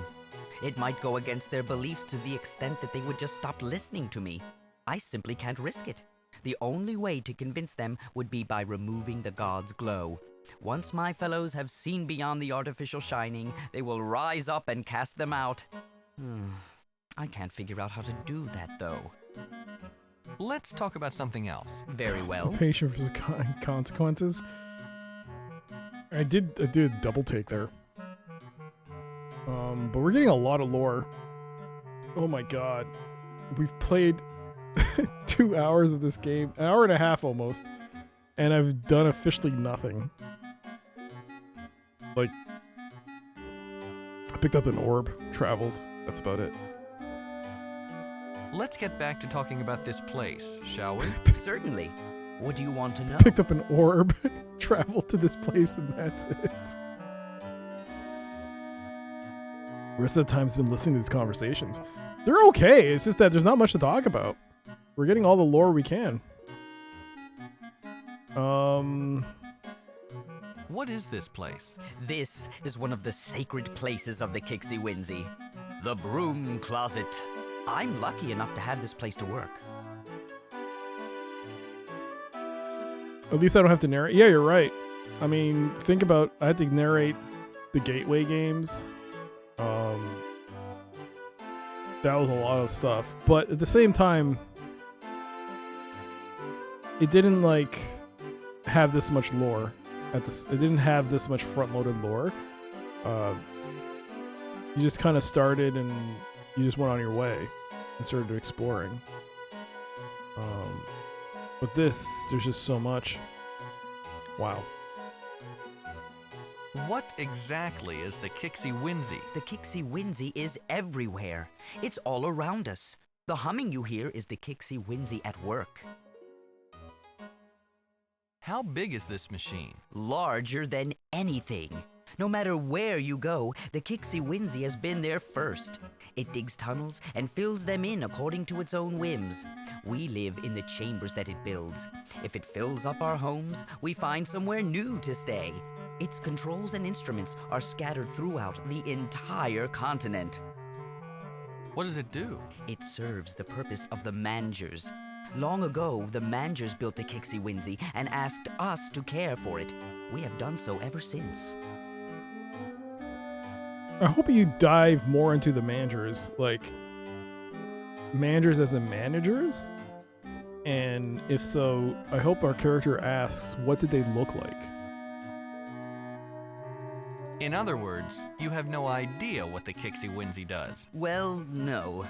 It isn't for us to know. Our purpose is to monitor and care for the Kixie Whinsey. The gods don't seem to know what it does either. Ever since they moved in, they've been running tests of all sorts on it. They've restricted everyone from the control room where they base their tests. These Mangers, are they still around? No. The Mangers have been gone for many, many years.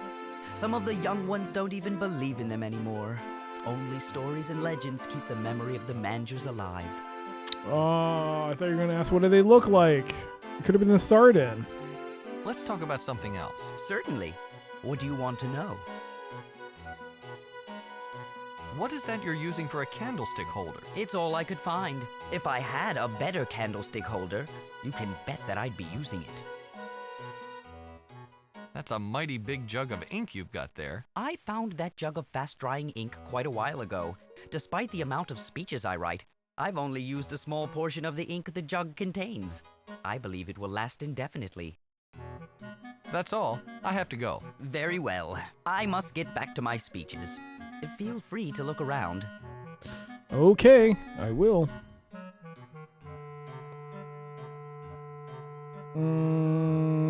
Parchments. Badger. Candle. Long pipe.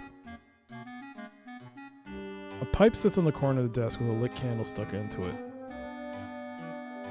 Alright, well...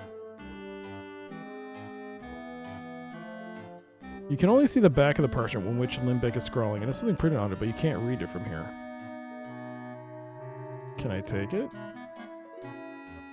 Sorry, but I'm using this one. If you want to write your own speech, feel free to use any of the other papers. He smiles and returns to his composition.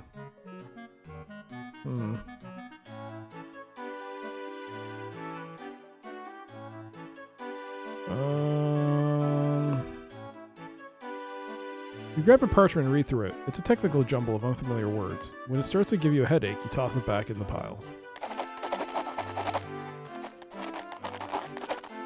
Wow, they even got the sound effect for the... Wow. That could be a good sound effect for writing. You do it again. Come on, Limbic. Do it again. Do it again. Do it! Oh, you tease. You absolute tease. Put it down. Put the paper down. Put it down. There you go. There you go. There it is. Oh, what a smooth transition. Think. Right.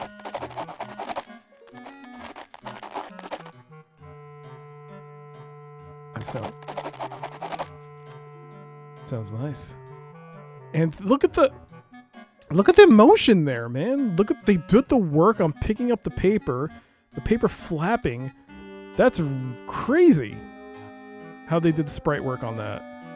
Like, look at that. That's crazy. They took the time to do it, and he does it. Oh my god.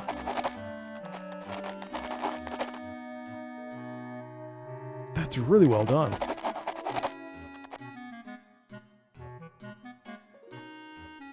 I don't know if he gets to soft lock in this game, but I guess we'll find out. Not quite enough marmalade on this one.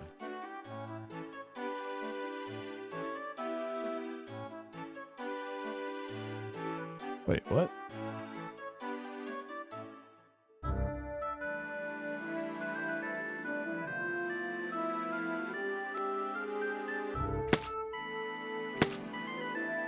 Ah, you slap a large dollop of marmalade. The bread is uniformly covered in it, just right. I see. Now we go.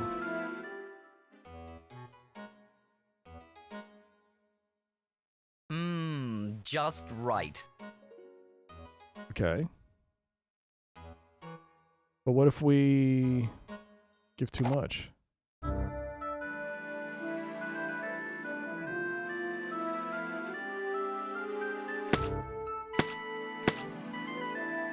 You slap a large dollop of marmalade onto the bread. The marmalade is overflowing. Perhaps you've added just a bit too much. It's a slice of hard dark bread. One side is covered with a messy mountain of marmalade. Let's give it to him.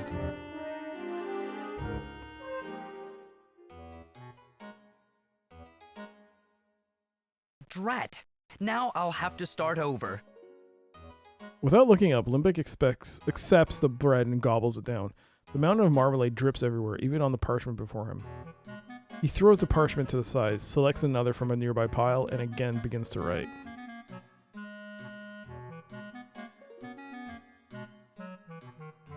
Take the parchment. You grab the map up from the floor. Read it. It's a geological survey map of the continent of Drevlin. It shows the location of all major mineral deposits. The other side is smeared and sticky, so you try to ignore it.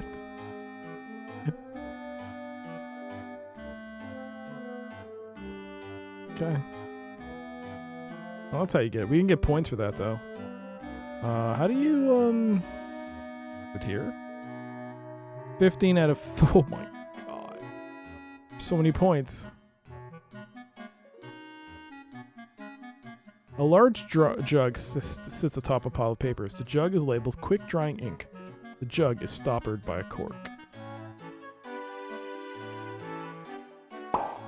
You pop the cork out of the mouth of the ink jug. The cork is about the size of your fist.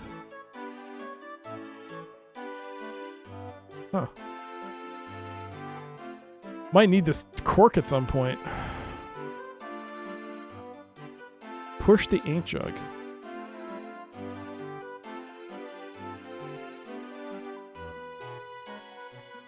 I feel like I should not do that, but...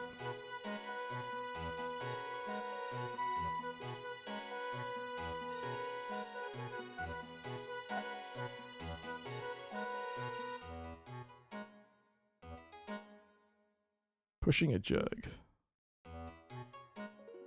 Push the ink jug. You push the jug with both hands, but it doesn't budge. You wonder how Limbic gets any ink out of it. Okay.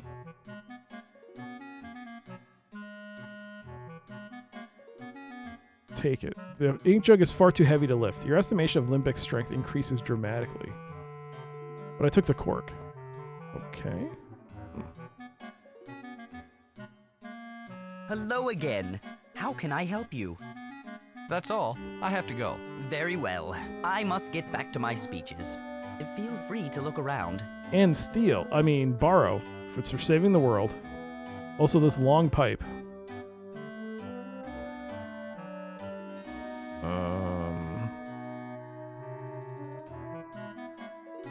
sorry, but since I don't own a proper candlestick holder, it's the only thing I have to keep my candle upright. Can I use... You'd have to be holding the parchments before you can put them on the cork. Oh.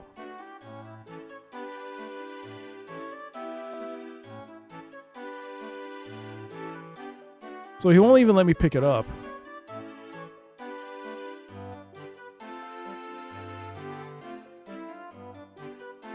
Put out the candle. You wet 2 fingers and place them on either side of the candle flame. Limbic's glare keeps you from bringing them together, though.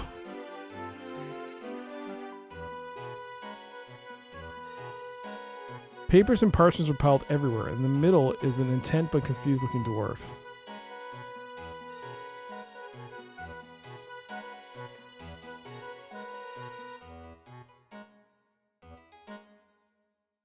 Put the candle on the cork. Oh.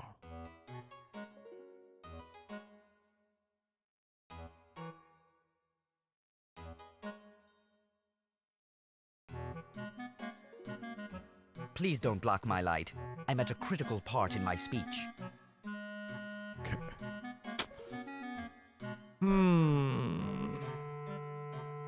Well, maybe I just don't have the required items.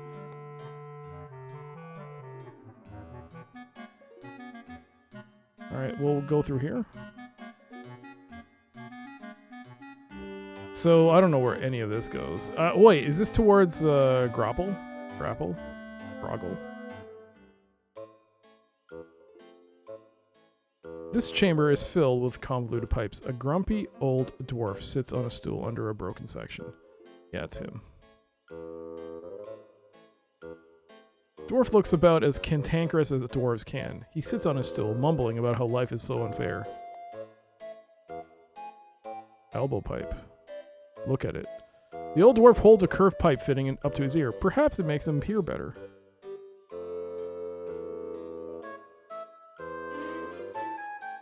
A small wooden box labeled pipe repair lies on the floor. A curved pipe fitting sits inside. Oh, it's tripping on his hair, man. Come on, man. Look out, man. What is that that's dropping on your head?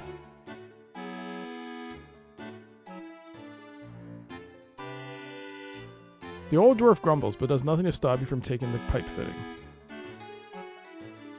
It's a curved pipe fitting.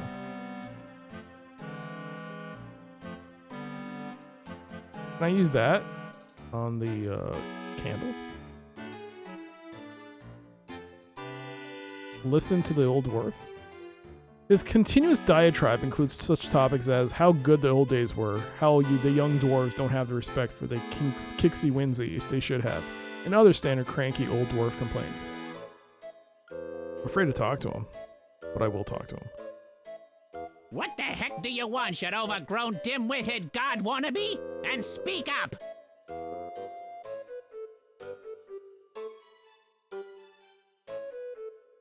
I don't want anything, you squat, ugly old dwarf. Maybe I also act weird. I mean, not weird, act rude.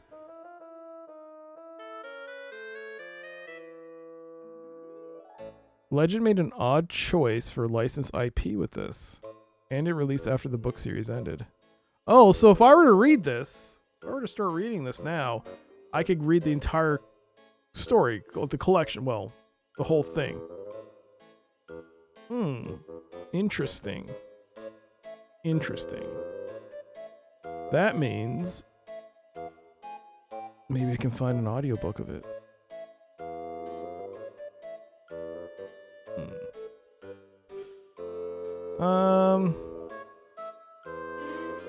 Why are you sitting beneath that dripping black gunk? I'm not moving until the kicksy winsy is fixed, and that's final. If dripping gunk isn't going to make me move, you sure aren't. The acting direction this guy got was doing off-brand Gilbert Godfrey. Gilbert Godfrey? He just sounds Scottish. What do you mean? This guy sounds like a old Scottish dude. Gilbert Godfrey? Nice stool. There's no pool around here. What are you, blind? Yeah, I don't see it myself, but okay. Just that'll be a one hell of a walk to read the novel.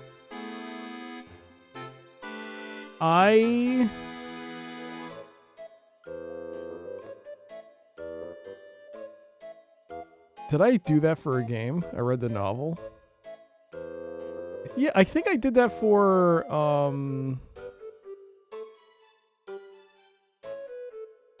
You Hear It? No, you don't. I did that for Police Quest. I used the novelization part of it to find a solution because I couldn't figure out what to do in the original game. Wow. So yeah, it was a walkthrough. It was the Police Quest case files, but it was the first part of the section for the game was a novel. They wrote a story. They actually novelized the entire story. So I did that. I read that. I used that section. If I had played Gabriel Knight after reading the novel, which I did, I probably could have finished the game. Maybe. I don't know. Perhaps.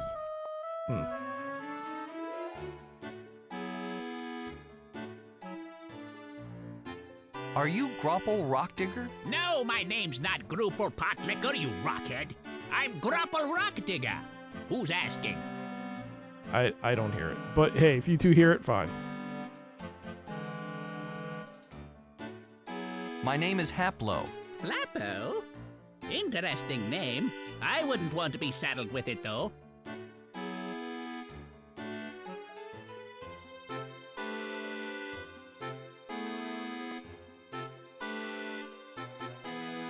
Never mind. Let's not worry about names. Fine. You brought it up. Could I ask you a few questions? Listen, I'm sitting under a broken pipe that's dripping black goo on my head, and the gods have commanded everyone to stay away so they can't fix the problem, and you want me to be friendly? Answer all your questions with a smile? Well, I'll tell you what, until the Kixie Winsy is fixed and those gods are gone, I'm not talking to anyone. No stories, no questions, nothing.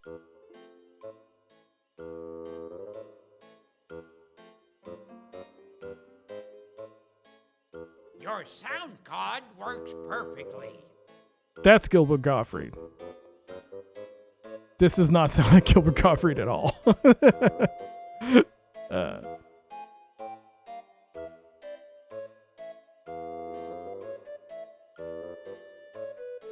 What's wrong with the Kixie Winsy? What's wrong with the Kixie Winsy? A length of pipe is rotted away. I had to shut the main valve to keep it from spewing black gunk all over the place. So until the pipes are repaired, I can't risk reopening the valve.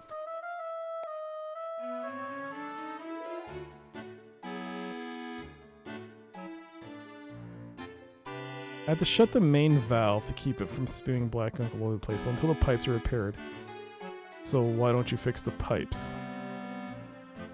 Why don't you fix the pipes? It's not my job to fix it. Even if it was, I'd need something to fix it with. What about that box labeled pipe repair on the floor? Everybody's rummaged in that box taking what they want without regard for the fact that the Kixie Winsy might actually need it. At one time, there were 5 pipe fittings in the box. Now there aren't any.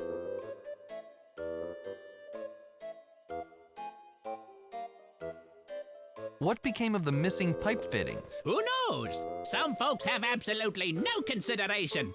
They took my pipe fittings for one silly purpose or another. Did they ask my permission? Not once. Why, the gods even made off with one of them.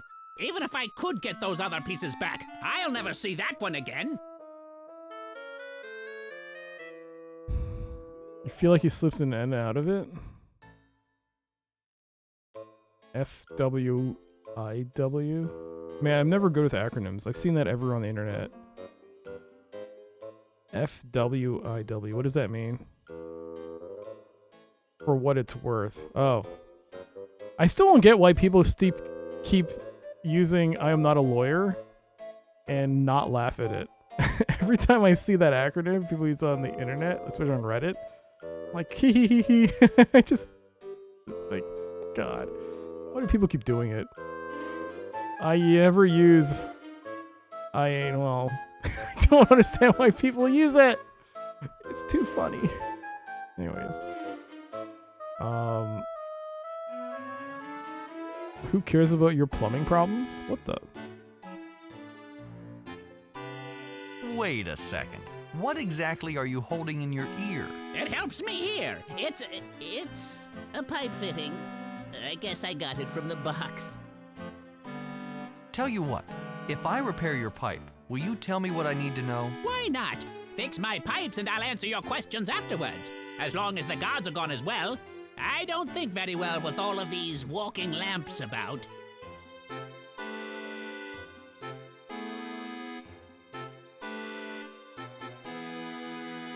You just realized this guy is using that to hear things?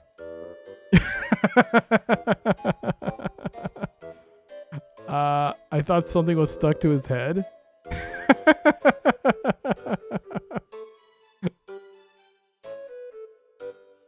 It's funny because the lawyer wouldn't give legal advice for free. I mean, you might get it, but more often than not, if you want good advice, probably have to pay something. I don't think the pipe helps your hearing all that much. Can I have it? I don't think the pipe helps your hearing all that much. Can I have it? Very well, as long as I have your word that you'll use it to repair my pipes. Will there be anything else?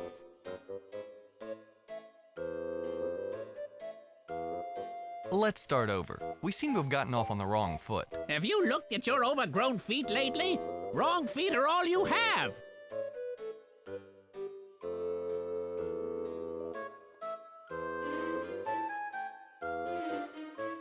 I'm looking for a seal piece, a hexagonal metal artifact with a symbol etched into it. Maybe you could tell me where I could find it. I may have seen something like that. Doesn't matter, though. You obviously want to see it for yourself, and that's impossible. As I recall, there used to be a tunnel that led where you want to go, but the Kixie Winsy filled it up a long time ago. There's no way to get there anymore.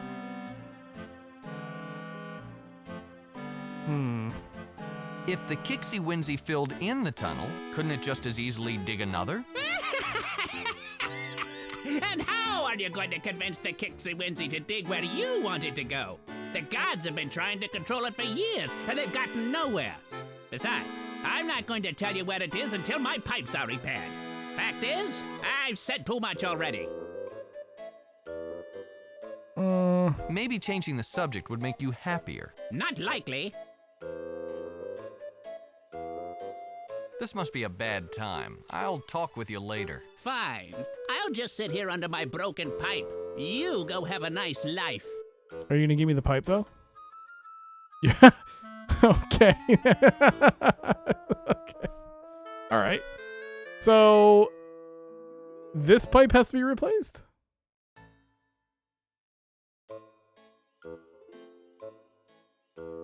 A stretch of pipe has rotted away, leaving two sections that are not connected. A steady drip from one end falls right on the old dwarf's head.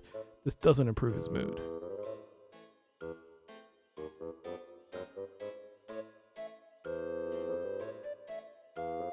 Put a cork on the broken pipe.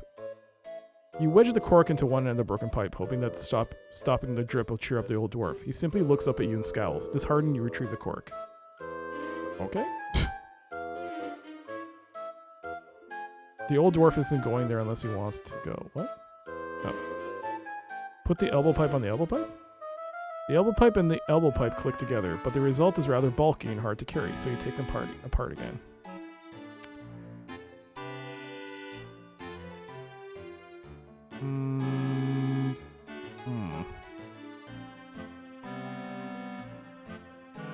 Look at the valve. A large valve is attached to a tangle of pipes. You guess that it controls the flow of whatever's inside. Okay, there's nothing else I can see.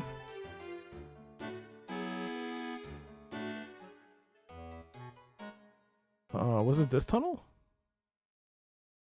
Okay, that's where he was. Go here. So what do we have? We can go back.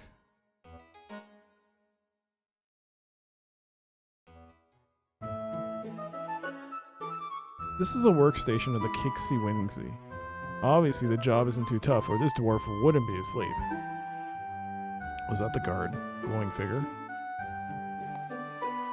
A glowing figure stalks around outside the caves, carefully listening for anything unusual. He guards a huge flying ship, docked there. Or docked here. Sleeping dwarf.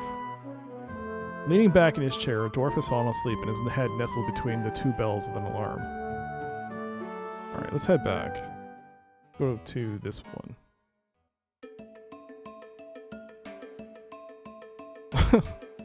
A massive control panel dominates the wall. This must be the brains of the Kixie Wingsy.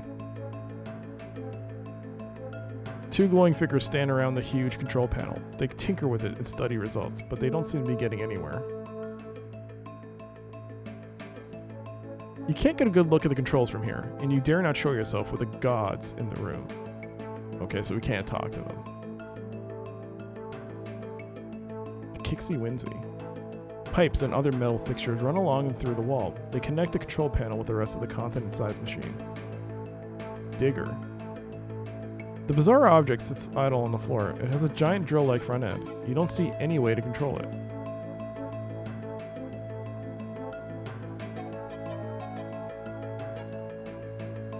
Rock. Look at the rock. You crouch behind an outcropping of the tunnel wall. It's only this cover that keeps the glowing figures from discovering your presence.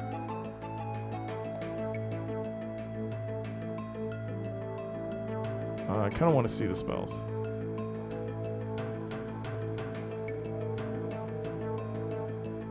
Oh. Oh. Is that how it works?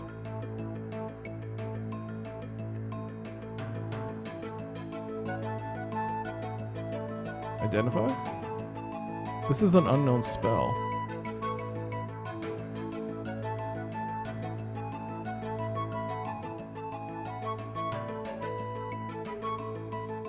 A spell keeps these elves glowing, though you sense that the spell wasn't cast directly on them. Curious.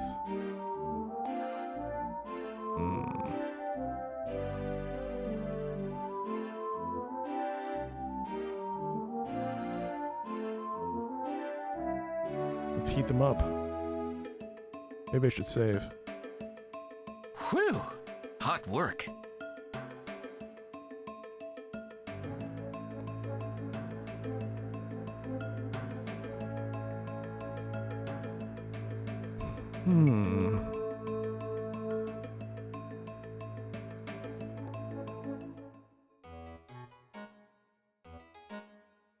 Fireball fizzled. It's not even a fireball. All it does is, I guess, increase your body temperature. It makes you feel hotter. I guess if you were in a cold climate, you would, I guess, benefit from it. Alright, there's the pipe. I need to find a substitute for this pipe. Give the cork to Limbeck. Yes, that's very nice. You hold the cork towards Limbeck. He doesn't even look up. He just distractedly mutters, yes, that's very nice. Yes, that's very nice. Okay, so I need that pipe. I have to find a way to substitute this. He can't just put it there? That's like silly. My dude. Just...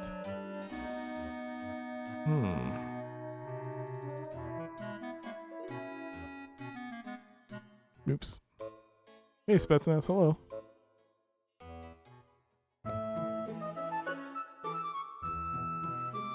Wake him? I don't know if this will cause a thing with the guy on guard duty, so let's save.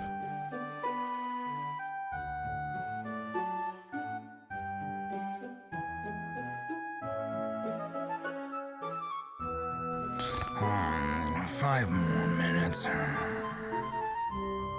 You sneak over to the sleeping dwarf and poke him. He grunts, mumbles, and promptly goes back to sleep.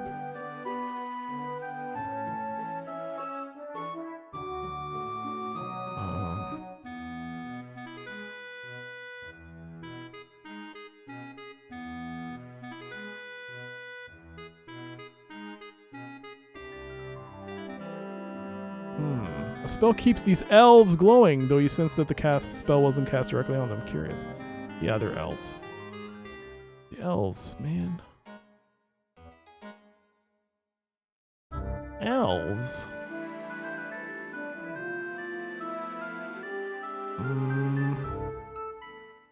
Let's go here and use a steering wheel. You don't know of any places to travel to in this realm. Ooh. Okay.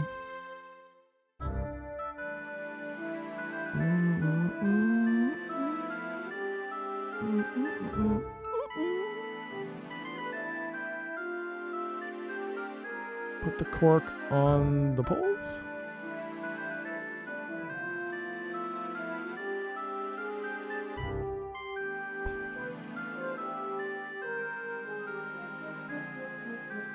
Hello again.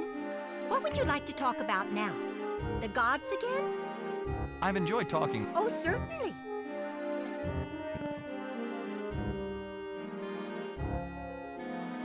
The panel controls the zingers outside the cave. Gauges indicate how much electricity the zingers have absorbed, and the levers initiate the discharging process. Remove the lever? I feel like I should save before I start manipulating this. How's it going, Spetsnaz? How you doing? Hello. Alright, we're gonna start messing around with this. Don't touch those! You have to have 4 years of training before you can even think about pulling a lever. But we can't do that. Remove? I've only got the 2 left. How can I do my job if you take away my levers?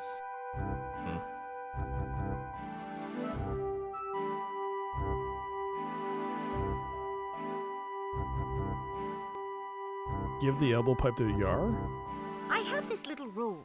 Never trust someone over 4 feet tall. Especially when they try to give me stuff.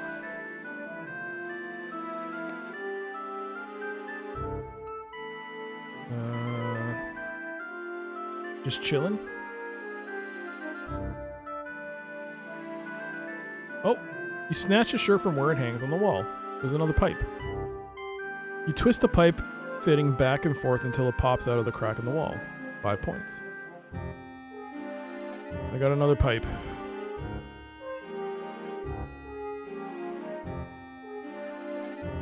Okay.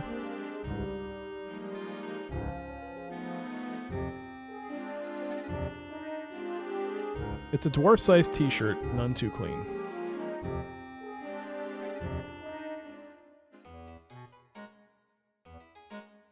Let's give the shirt to Limbeck. No thanks. This shirt I'm wearing is good for a few more days at least. You? Trying a Cadbury Curly Whirly. Milk chocolate and caramel. Is that a chocolate bar or what is that? It sounds good. It sounds like a Cadbury. It sounds like caramel.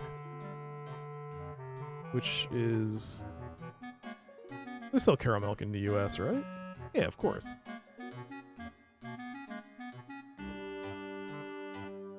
They sell caramel in the US, right? That's a...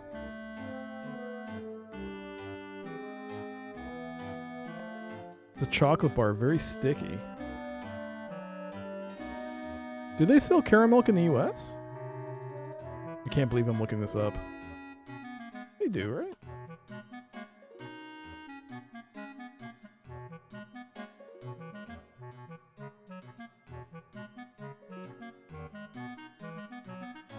It's a popular Canadian candy bar. It is also sold in the US. Well, according to AI. AI!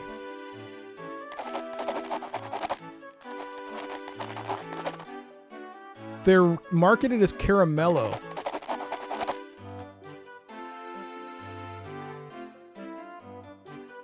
No, Caramilk. This is not it. No, it's Caramilk. Yeah, it's Caramilk. It's just the logo's different. This is Australian Caramilk. Oh! Yeah, what? The Caramilk logo from Australia threw me off. That's why I was like, that's not it. They're rebranded as Caramello in the US. And their rebrand is Dairy Milk Caramel in Australia and New Zealand. Dairy milk caramel. So we don't have that. We just call it caramel. I mean, it has the Cadbury thing, but yeah, it's just caramel here, not Cadbury. Well, no, not dairy milk. Caramel. Oh, that's what it looks like. Oh, I gotta check that out next time. If I ever go back to the States. Milk chocolate and creamy caramel. Oh my god. That looks like an actual chocolate bar.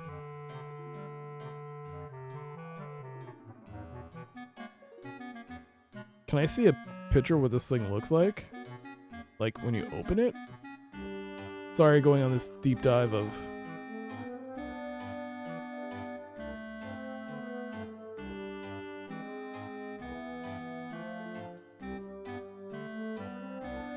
Yeah. Oh my god. Okay. It's basically a candy bar that looks like a caramel. Just single line. It's a single line of caramel. Whereas in Canada, the caramels are like a rectangle. Like multiple I don't know how to describe it. There's multiple rows and columns. Whereas in the caramel, it's just one row, I guess.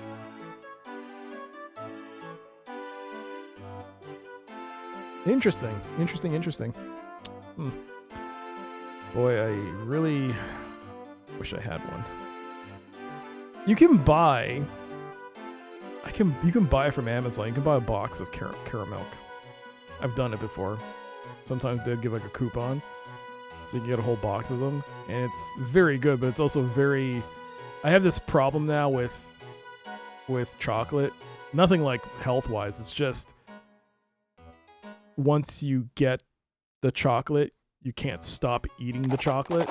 So I would it happened kind of like last October, which is kind of why it's changed it up. Like I would buy the bags of Halloween candy, but I always knew they would never be as like, you know, I always knew like, okay, realistically in this neighborhood, we're not going to get like a whole truckload of kids.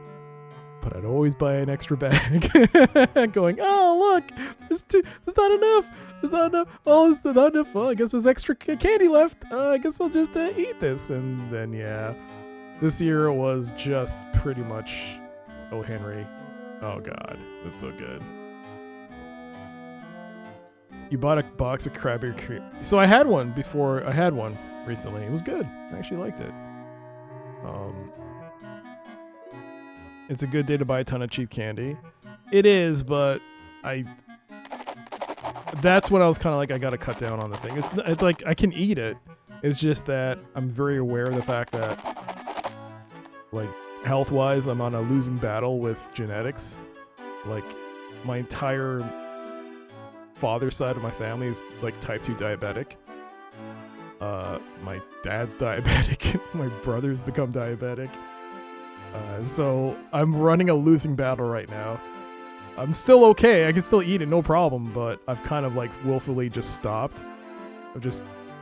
But like sometimes someone will go to the dollar store because the dollar store here is still probably the best place you can get candy for cheap.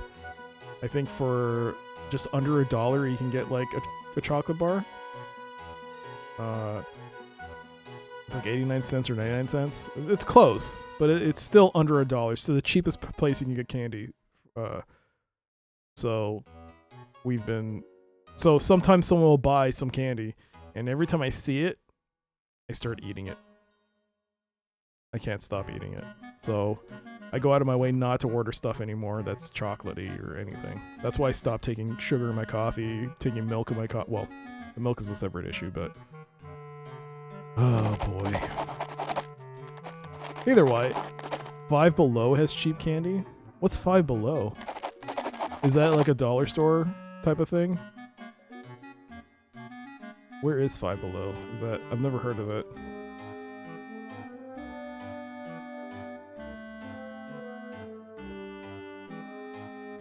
Oh, they're in United States thing. Are they only in candy? No. They sell... Oh. They're like a summer place? It's like a dollar store, but $5 or less. No, we don't have those. We don't have those. I looked it up. It looks cool, but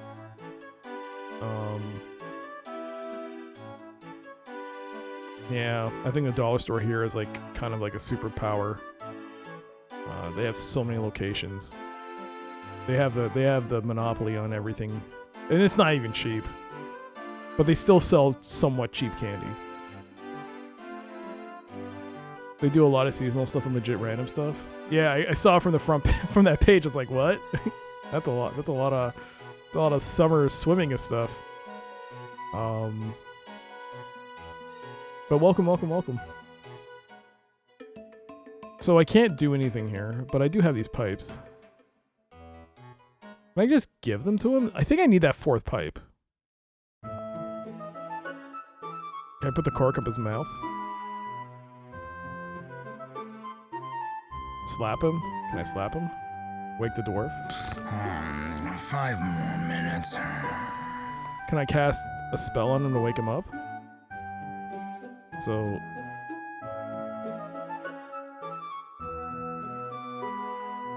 Can I cast heat on you? Wake you up that way? Open up a window, honey. Well, dwarves like heat, so that probably won't be the best. Cold?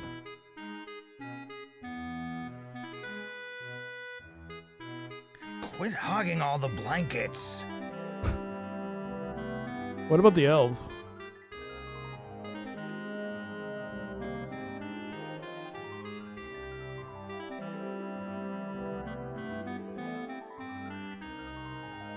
You can't tell if the spell has any effect.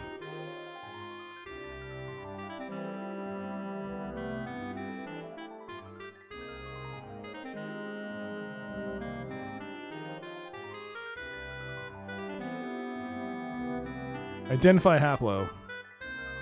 You are a patron with an immense natural talent for magic. Only your lack of knowledge limits you. Can I use this on everyone?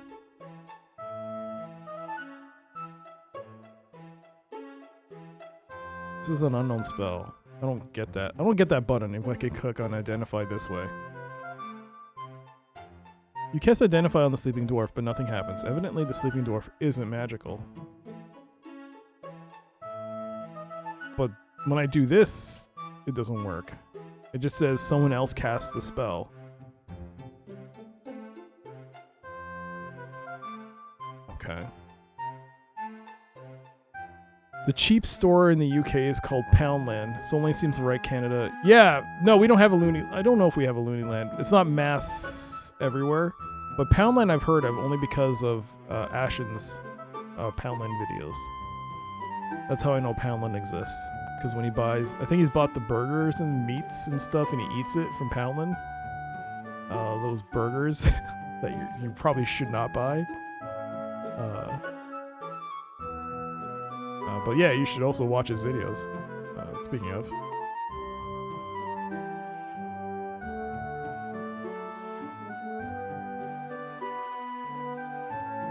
No, that's not it.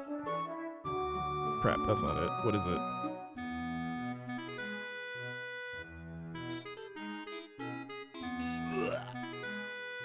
There it is.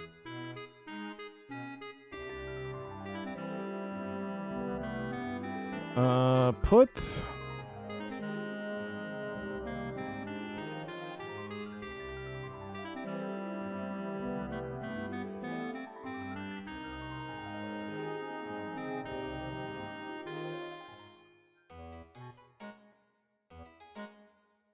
Should I get more bread?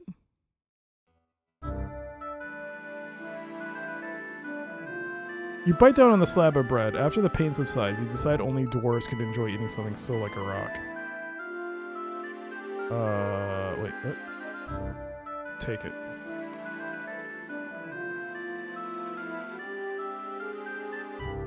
Doo-doo.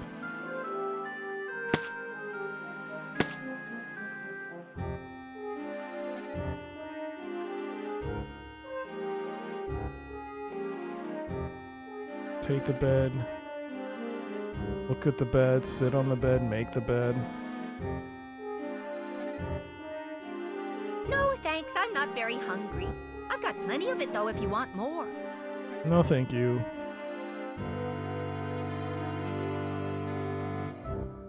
So, how do I get this pipe?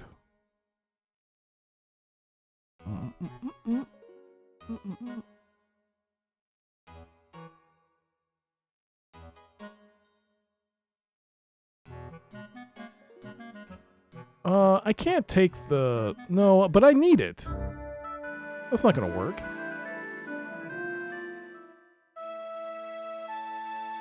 Now that the glow lamp is in place, you can't lift it free. It is magically secure, perhaps to protect it from falling and breaking while the ship is in motion. Yeah, we can never take it. I was like, oh, can I take that? No. No, we cannot. Is there like a loose panel? Beam. Beam! Beam! Look at the beam. It's one of the few crossbeams that supports the ship's construction. Take the crossbeam? If you want to take the beam, you're going to have to dismantle the entire ship. Realizing you need neither the tools nor the time, you abandon your pet project.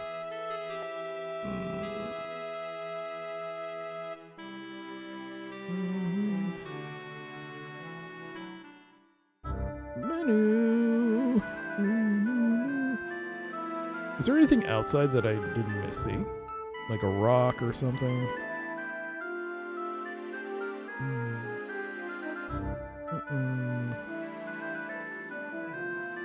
Climb the mountains?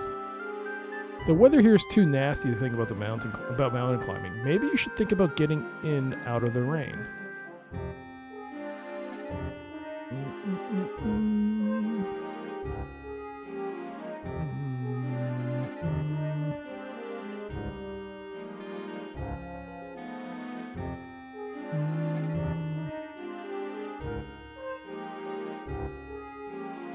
Okay, open the zinger control? No. You still can't open this, eh?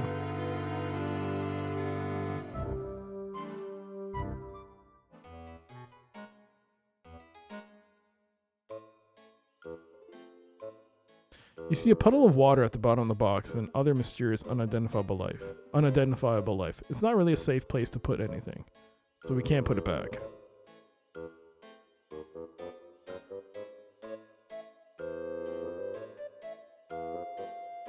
Oh, dear God. I can't... What? What? Where's my...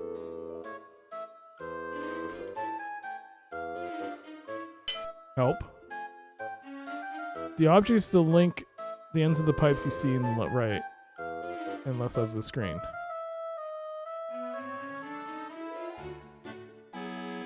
To rotate the currently selected counterclockwise. Up arrow key. What up arrow key? Oh my God. Oh boy. Oh dear God.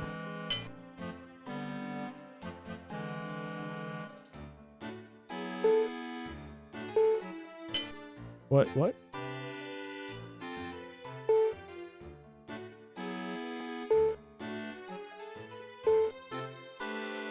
What is happening? I just got another pipe. Why? What's happening?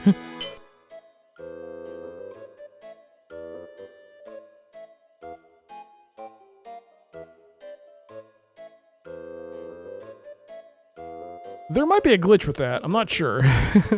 Huh.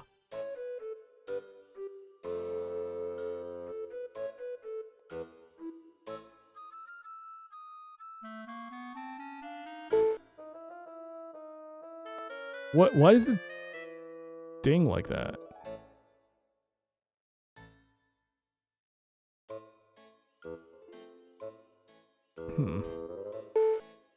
Oh.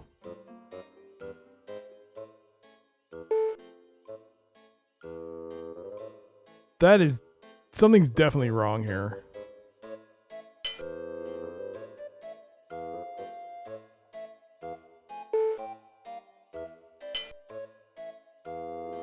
Yeah, something's definitely wrong. Yeah, something's wrong here. Maybe we just need the other item. Maybe it'll fix itself. But I don't want to mess around with that. Hopefully, it's because of that and not because of something else. Because I really would like to keep playing this game.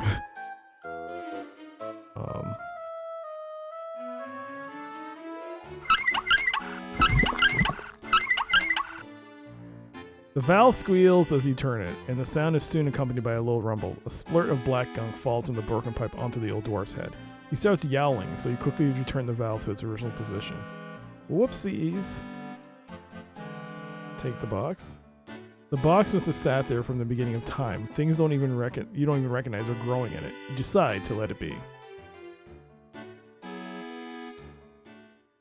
So we're helping this old dwarf with his plumbing. Gonna lay some pipe.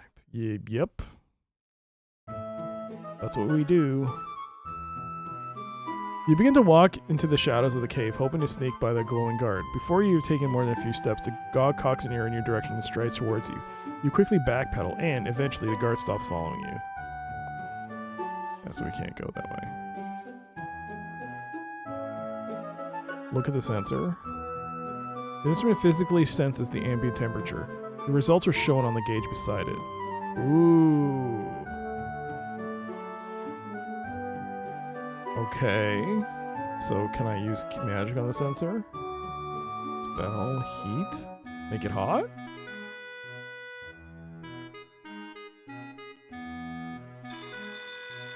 You hang the heat rune construct in the air. As soon as you've completed the glowing lines of the spell, the temperature sensor begins to smoke. The gauge's needle jumps into the danger zone, and the twin bell alarm sounds. This really awakens the sleeping dwarf, who immediately panics. The commotion attracts the glowing guard, who is covering his ears in pain. He screams to the dwarf to stop the alarm, but the dwarf appears as helpless as the guard. 10 points. You find it quite easy to sneak by the guard while he is busy trying to get the alarm to stop. The ship's deck overlooks the dwarven caves. A rope ladder drops to the ground and stairs lead elsewhere on the ship.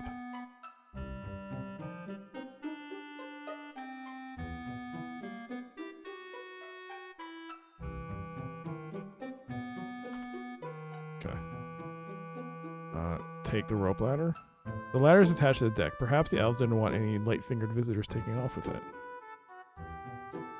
The ship is quite a bit larger than your one-man craft. Stairs lead up to private quarters and down into the ship's hold. Oh, okay, up or down from here. Well, what does this do? Okay, back. Go up. This chamber quarters the ship's wizard. It is tiny, which emphasizes how messy it is. Magic on the figurines. Spell. Identify. The figurines have been subjected to a glow spell. Statues represent the well station inside the dwarf's tunnels. So, not only does the spell keep the statuettes glowing, it keeps the elves glowing as well. Wizard stuff. Look at the wizard stuff. The wizard has collected a few papers and other bizarre objects, none of which has any use. Wine jug. The jug is filled with a strong wine. Even the fumes make you feel rather heady. Take it. You take the wine jug. Alright. Look at the ship's wizard. The ship's wizard lies sprawled on a cot, snoring away. With every exhalation, you smell the strong odor of wine. Wizard stuff. The wizard has collected a few papers and other bizarre objects, none of which has any use.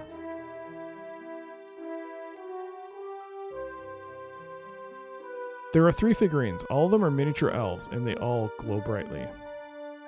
Open the door. Oh.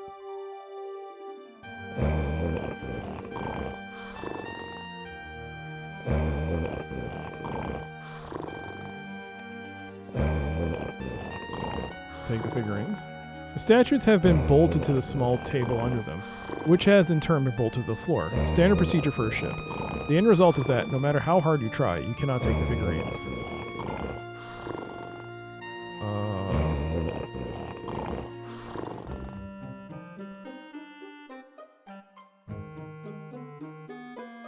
I think I can rune transfer and get the spell.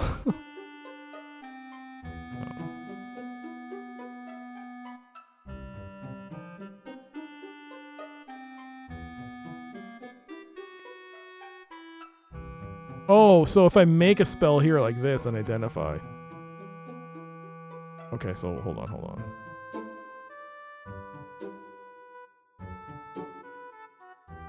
Identify. This spell gives you information about anything magical. It can be cast on objects affected by magic or other spells. I see. That's what that does. Okay.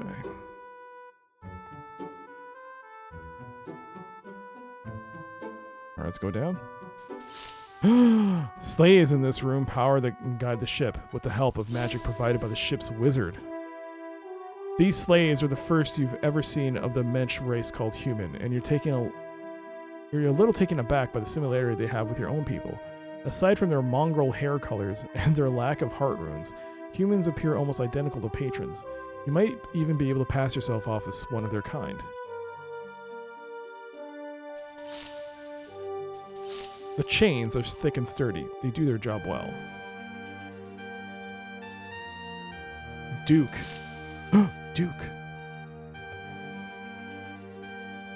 Look at Duke. One slave comports himself with a touch of dignity. His clothes may have once been fine, but have long ago worn to rags.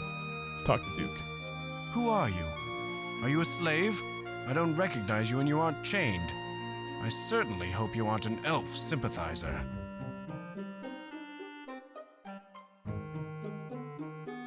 Gotta rescue Duke, indeed. I hate the elves. I spit on them. Patooey. I'm not a sympathizer. Then again, I'd say the same thing if I was. Of course, that's true. I'll simply have to believe you. I don't have much choice. I've been here too long and hope is wearing thin. My name is Andrews. I'm King Stephen's cousin, a duke. Why are you here? It's a long story. I was leading my people against the elven forces on one of the smaller Volcarian isles. We were greatly overmatched, and they defeated us easily. They killed most of my army and took the rest as slaves, including myself. Luckily, they didn't recognize me as the king's cousin. I would be more valuable as a hostage for ransom than as a slave. Why haven't you been rescued before now? When elves capture humans, they divide them into small groups aboard their fleet of flying ships. That way, rebellions are manageable and usually non-existent. Aboard these ships, slaves are impossible to track. Even if there was a plan to rescue us, they'd never be able to single out this particular frigate. If King Stephen knew you were here, could he rescue you? It's possible, I suppose. If you can get to my cousin and tell him that I'm being held prisoner here on Drevlin, he would do everything in his power to rescue me. You'll need something to convince him, though. Your head. Go to Eulandia, the fourth island. Give this to the king. The ring should be enough to convince him to believe you. Duke thinks for a moment, then reaches into the lining of his tattered jacket and produces a gold signet ring. The fourth island, within here, right? Okay. Who are these other people? Members of my army. Now, like myself, slaves to the elves. Although the ship is powered mostly by magic, it requires manpower to steer it. Following the elves' commands, we manipulate the ropes you see here, which change the attitude of the wings. That's what we do. That's all we do. What's the story behind these gods? Drevlin is important because the Kixie Whinsey, as these dwarves call it, pumps out water as a byproduct to whatever else it does. Water is scarce throughout the realms. In order to control this water source, the elves have convinced these gullible dwarves that they are gods. Their claim is based on a simple glow spell dreamed up by the ship's wizard. The crew is fairly small, only about 4 or 5 elves, but they are spread thin throughout the caverns. In order to maintain the spell, the wizard has created miniature statues that he uses as substitutes. He keeps them all aboard the ship in one place. As long as the glow spell lasts on the statues, no matter where the elves are, they continue to glow, and the dwarves continue to believe that the elves are gods. Yo, lurk away, lurk away. That's all. Thanks for the information. As you wish. But I can only hope that you will return to aid us. We'll see. Oh, we're automatically going. Oh, there it is! A new location on the map. Get talk to the slaves. The slaves don't even look in your direction. Perhaps they're afraid of elven reprisals. More likely, they're just too tired for conversation. Oars. The wooden devices poking from the hull are not exactly oars. They control the attitude and position of the ship's wings, which navigate the vessel when aloft. Seats. The benches are made of rough, unsanded wood. Clearly no pleasure to sit on for any length of time. Look at the ring. A green gem is mounted in engraved gold. The royal seal surrounds the stone. Sit on the seat. You sit down on an unaccompanied edge of one of the benches and get a splinter in your backside. You quickly leap back up. Okay.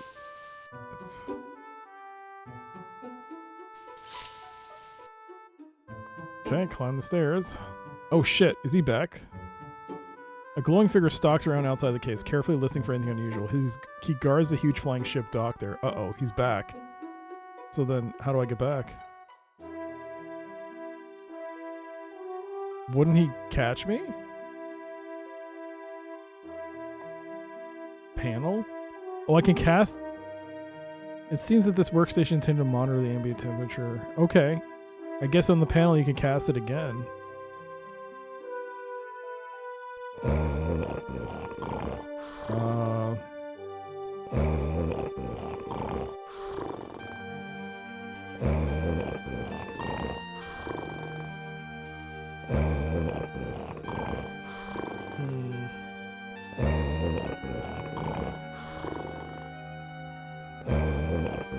Okay.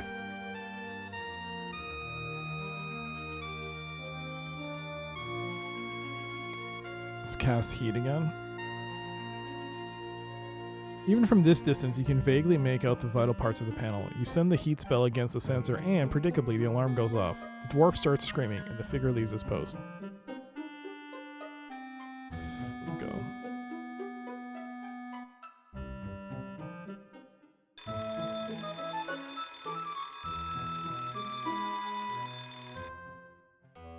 Okay.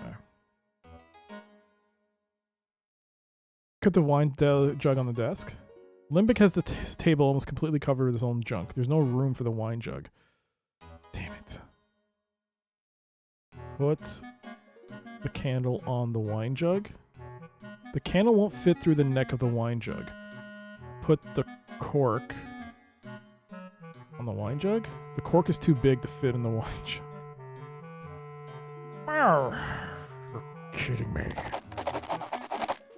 Put the cork on the desk.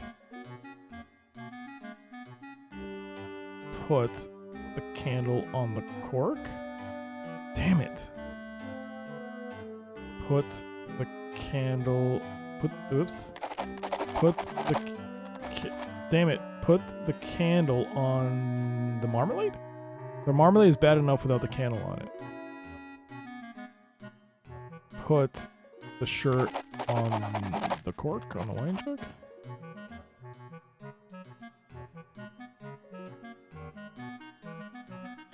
Put the candle on the ink jug.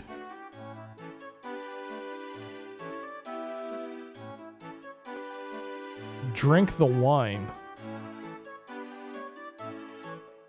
Give the wine jug to Limbeck. Yes, yes, that's very nice. Put the wine jug on the brain.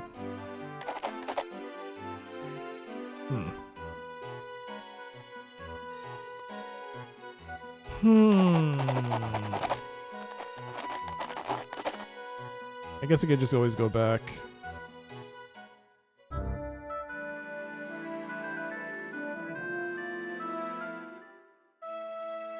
Use the steering wheel. Let's go to King Stephen's Castle.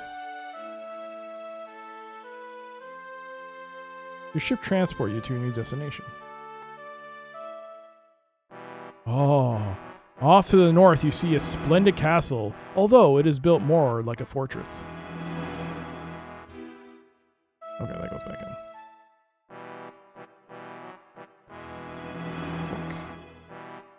Trees. The king's trees are comprised of a combination of wild and cultivated trees. Off to the north you see a splendid castle.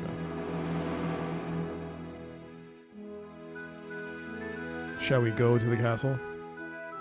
2 sentries guard this gate to the castle. A path winds around the castle wall.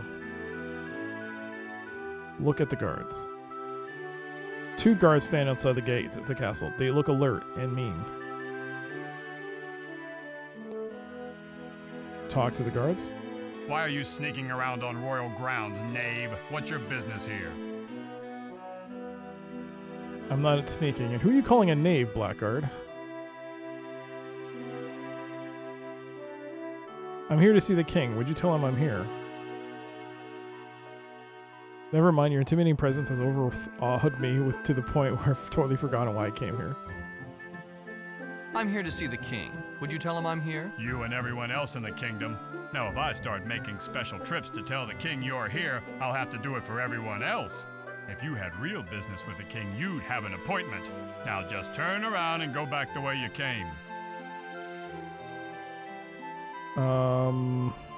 You don't understand. The king isn't expecting me. I wonder if I wonder if this is a possible, like, game over scenario. Because if, like, you talk to him instead of just showing the ring. Well, let's see.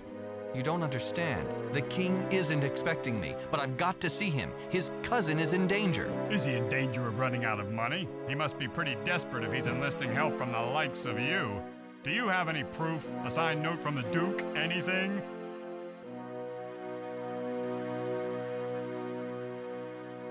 Let me think about it?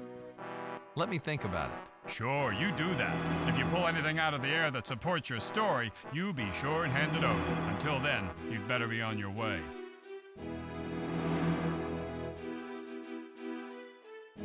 Give the ring to the guards.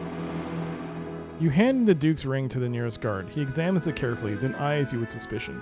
Somewhat forcefully, he offers to escort you inside. It doesn't seem to you that you have much choice. Soon, you enter the royal throne room. 5 points. You stand in front of King Stephen himself. Once a renowned warrior, he is older now, but remains a powerful and formidable man. He shuns royal robes in favor of battle armor, as if he's ready to lead his troops to war at any second. He sits comfortably on the throne and looks at you with a light smile. Beside him hovers a brown-robed wizard. He casually introduces himself as Trian, the royal magician, but at the same time, he watches you warily. What do we have here? A brigand who's stolen my cousin's signet ring? Someone who has kidnapped the Duke? What do you want from me? Ransom? I must warn you, I don't deal with traitors to the crown. It's hard to talk business with someone who's missing a head. Now that we've dispensed with the preliminaries, tell me why you're here. Thanks for your time. I just picked up the ring upside. I figured this was lost and found. I'm a ring salesman. Do you like my sample? Your cousin gave it to me to substantiate my story. If you allow me a couple of words between threats, I'll relate the facts. Your cousin gave it to me to substantiate my story. If you'll allow me a couple words between threats, I'll relate the facts. Indulge yourself, my friend. I'm all ears.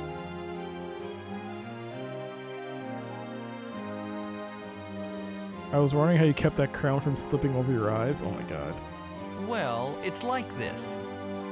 You explain Duke Andrews is rotting in a slave galley in Drevlin.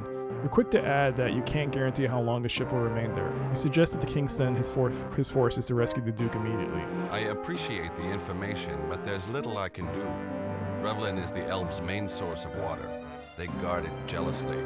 My armies wouldn't make it anywhere near the ship that Andrews is trapped aboard. There is another way.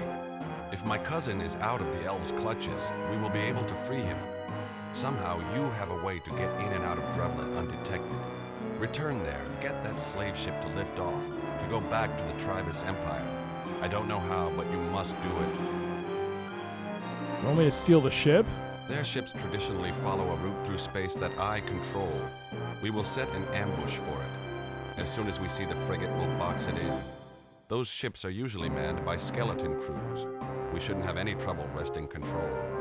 After the ship is ours, we'll bring it here and free all of the slaves on board, including my cousin. You are now my agent.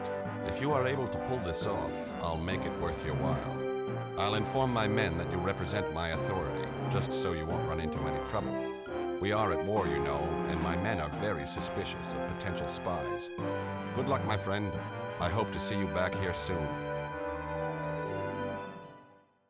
The guards, a little less roughly this time, escort you back out of the castle and back to the main gates. Well, shit.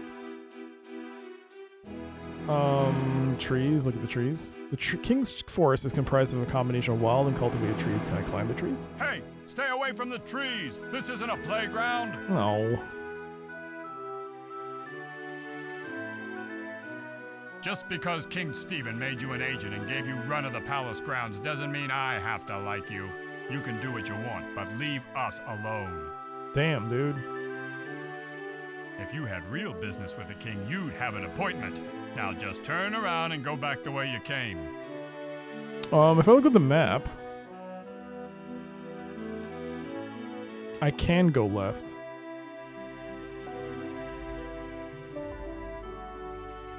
Yo, Sid! 50 months! Holy crap. Sid Fisk, thank you so much for the 50-month resub. Thank you, thank you. Thank you so much for the support. I hope you continue to do streams, the ad-free viewing and the emotes. And don't forget, as a Prime member, claim your free games. Your free games. They added a bunch. I just added a bunch to my account a few days ago. A couple of days ago, actually. Bunch of GOG games. In fact, let me tell you what they were. I have the browser open. I can tell you what they are right now. One of them was an Amazon key thing to attach your account. Let's see what we got. Saints Row: Get Out of Hell, so Saints Row 3. Blood Omen, The Legacy of Kain, Blood Omen 2. And another game called Mail Time. So you got those games to add to your GOG account. Add them. Like clockwork. Yes, indeed. But thank you again, Sid. Right, so we could go left. Oh, what's this? A window in the castle wall is covered by a warped wooden shutter. Bushes and trees have overgrown the path. What's this? A shear. Look at the shear. It looks like half a set of old garden shears, perhaps discarded into the bushes when it came apart. Oops. Take the shear? You take the shear.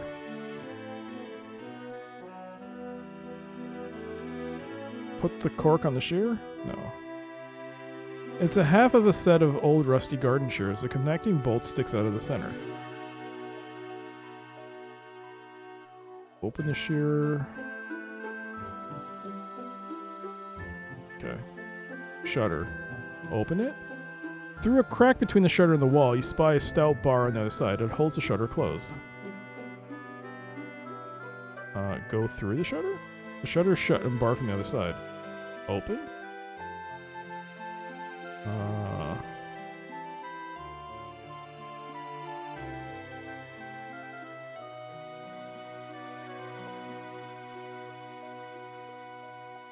I guess you can't. Oh, there's the bar. Where the shutter has warped away from the stone wall, you see a stout bar on the other side. It holds the shutter closed.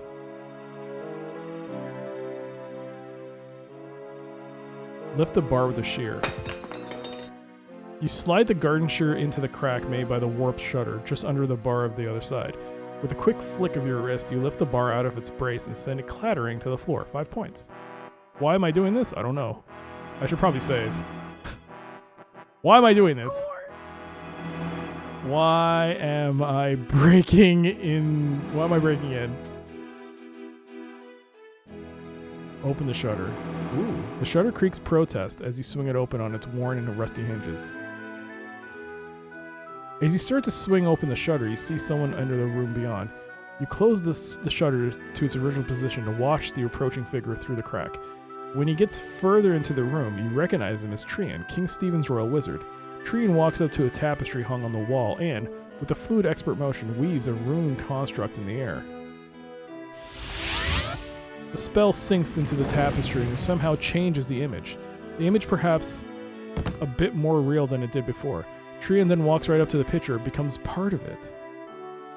Whoa. What? He speaks with another figure inside, an elf prisoner in the dungeon, and then departs. Both the tapestry and the room. Immediately, the tapestry fades back into a dull imitation of reality, no longer a doorway into another world. You have learned to spell. I did? I want to see it. Create reality pocket. The fuck?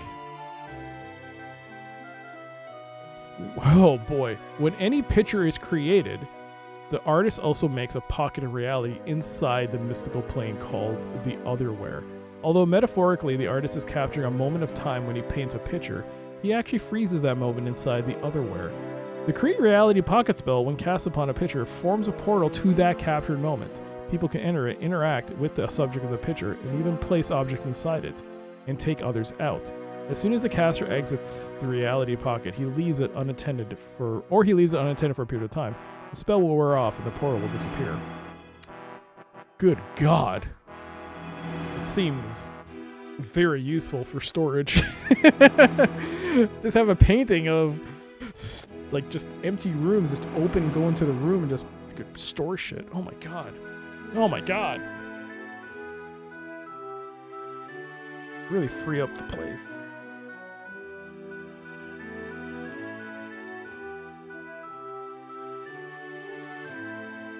Alright, that's pretty cool.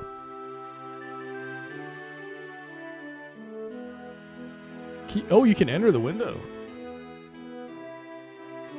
You have to be holding the window before you're going to put in them. Okay, we'll go on.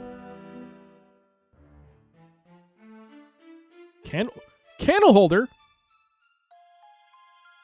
It's a simple silver candlestick holder. Take it.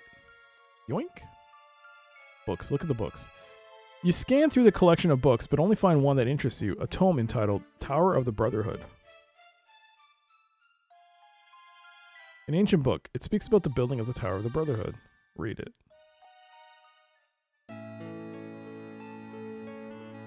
Oh my God. I hope this is... Tower of the Brotherhood. Am I supposed to click it? Yes. Oh my God. The Mysteriarchs. At the risk of sounding immodest, no society of wizards since the ancient Sardan has gathered more knowledge or commanded such power. We are unequaled, indeed. Other wizards have begun to view us as a threat. Because of this, and for other reasons as well, we have decided to move on into the High Realm. There, we will be able to focus our attention on learning. We will be free from the petty concerns that dominate the minds of those who have enslaved themselves to war. To this end, it was necessary to construct ships, procure cargo and supplies, and obtain building materials for our new cities. Some of the needed supplies were scarce, others were illicit, or under the control of the elves, with whom we ourselves are currently at war. Thus, we were forced to rely on the trade in contraband. The smuggling trade is regulated by an organization called the Brotherhood, which rules over the trading routes with an iron fist. Our decision to make use of the Brotherhood was a difficult one, but we are left with no alternative. For the first time in our history, we needed help. The Brotherhood. The Brotherhood is a guild of assassins, but its membership wields enormous political power through their connections to the people placed at the highest levels of government. Their reputation is spotless. I have never known of a contract that wasn't eventually executed, so to speak. Given this, it's understandable that their services don't come cheap. Over the course of thousands of years, the Brotherhood has amassed a fortune, sufficient in size to buy and sell most kingdoms a few times over. In addition to the money have come relics, treasures, and information, surpassing the wildest dreams of any museum or library. But when it came to safeguarding these precious possessions, the Brotherhood turned to us. They sought our assistance in the creation of a magic fortress in which their operations could be centralized and their treasures stored. At that time, after much debate, we sent them packing, only to ultimately discover some advantage in assisting them. For the Brotherhood had exactly what we needed: limitless funds and strong connections in every market. Not only were they willing to give us enough to buy 10 times what we required, they would make us elusive suppliers. Make the elusive suppliers available to us. So, we agreed. The tower. From the beginning, many of us viewed the task as an intellectual challenge. The magics required to build such a fortress would involve spell merges and constructs heretofore unknown. We see it as a way to increase our knowledge and enhance our abilities. It was a deal with the devil, of course. It was a deal with the devil, of course, but never before had we been able to concentrate so many diverse talents on a single goal. The potential for unparalleled growth was enormous. Construction itself was relatively simple. We incorporated enough secret passages and magical portals into the fortress to keep even the most paranoid assassin happy. Merely to open the front door requires an intricate and exhaustive ritual. The door could have been made easier to operate while equally secure, but the members of the Brotherhood wanted the doorway to feel complex. Oh well. There are the ones who now have to remember half a page of nonsense gestures simply to enter their home. The most interesting part of the project was the vault. The Brotherhood's ongoing quest to gather all the Sardan artifacts in the realms had left them with a number of priceless pieces. One of our top priorities was to build a storage room to house them, something completely secure. We thought long and hard about the best way to protect their treasures. Eventually, we all agreed that the safest place to put them was the Otherwhere. The Otherwhere. The Otherwhere is a place between realities, a place of possibilities only. Every possibility exists there, however remote. That's what a wizard draws upon when he casts a spell. Say, for example, that he wants to create light in a dark room. In the Otherwhere, the possibility exists that the room is already lit. With a spell, he bends this possibility into the reality until the room is lit. All magic is merely the changing of reality by capitalizing on a possibility that already exists. Every creative idea exists there. When an artist dreams of something new, he makes a pocket in the Otherwhere that holds his idea. The possibility that it exists in this reality, however remote, is never nothing. Every painting, every picture is a window into the Otherwhere. It was this property that we decided to use.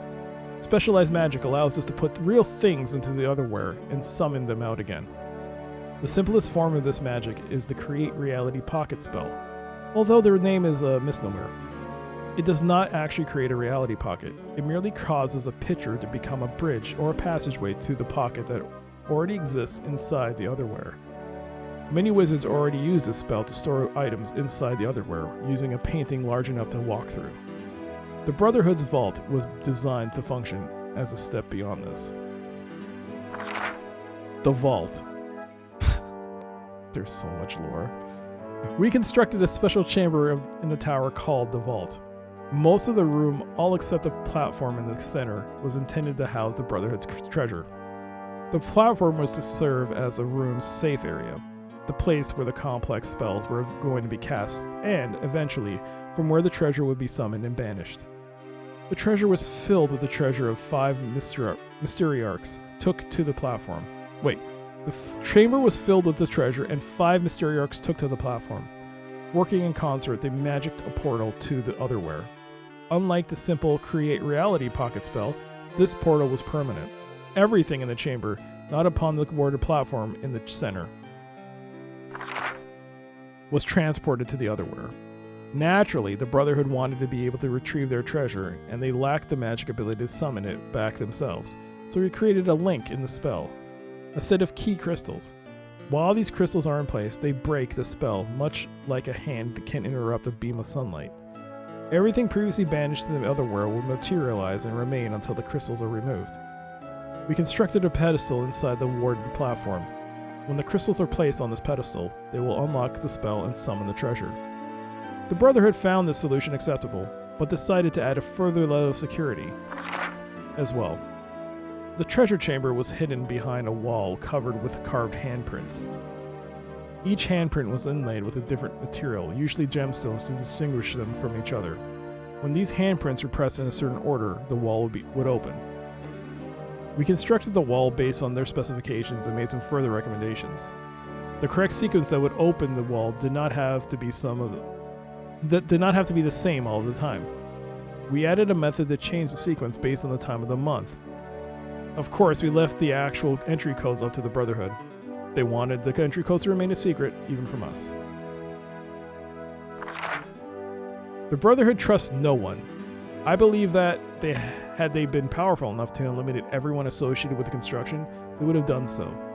Only the fact that we intended to leave the mid-realms made the Brotherhood rest easy.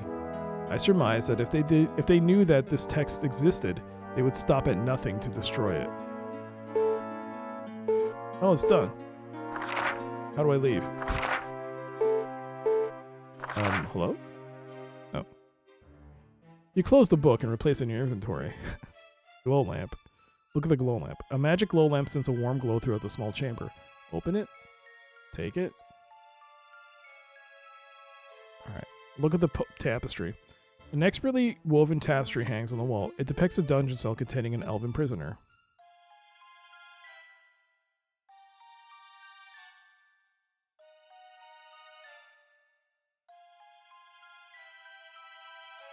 Alright, let's cast it. Your scientific articles from college has lesser pages than that?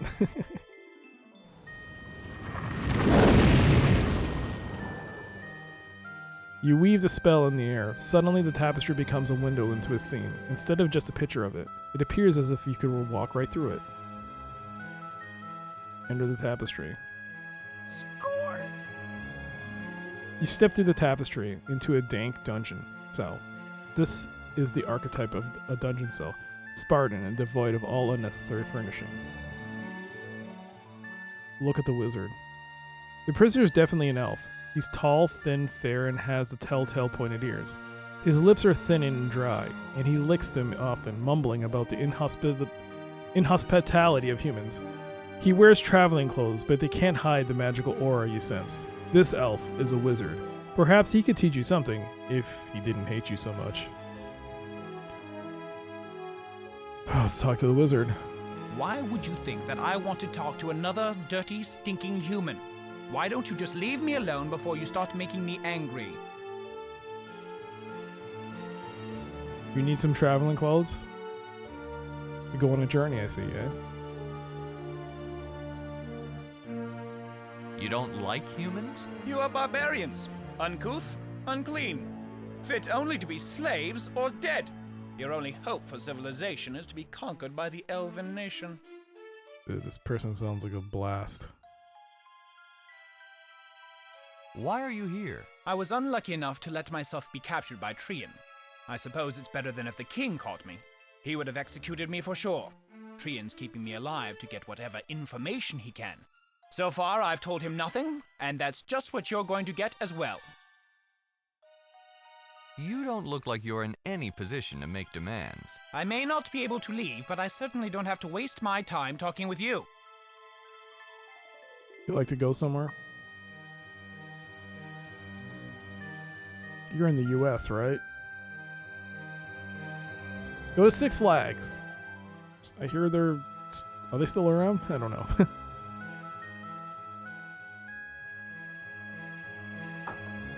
Go to Wally World.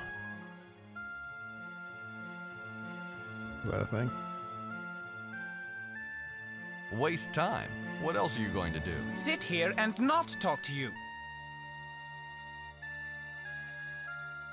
Why would you think that So, do you like these accommodations? What do you think? I'm stuck in an archetypical dungeon cell. The light in the wall never shuts off. I haven't had anything to eat or drink for hours. Oh, what I wouldn't give for some wine right now. You're in the US, there's a Six Flags within a 3-hour drive. Perfect. Make a day of it. Get some sunscreen, get some sunglasses, a nice hat, get some comfortable clothes, some good shoes. Get a fanny pack with your valuables. Put some money in your sock. Put some Crocs on with some socks. Go to Six Flags. Oh my God. Tris Luigi, thank you so much for the 29-month resub. Thank you. Thank you. Hope you continue to enjoy the streams, the ad-free viewing, and the emotes. 29 months! Holy crap. Thank you. Good to see you. Hope you're doing well. Crocs, yeah. I heard they're comfortable. Yo, Nightmare, hello. Oh, you want some wine, eh? All right, I'll leave you alone. Good. Bugger off. Bugger off! Bugger off, you piece. You piece. Can I use magic on him? Identify? Ooh, spell. Identify? Is he having your magic cast on him now? The elf wizard has some command over magic. He doesn't have the natural ability that you do, but he has much more knowledge. Alright. I'm gonna save. Let's save. Let me try drinking this first.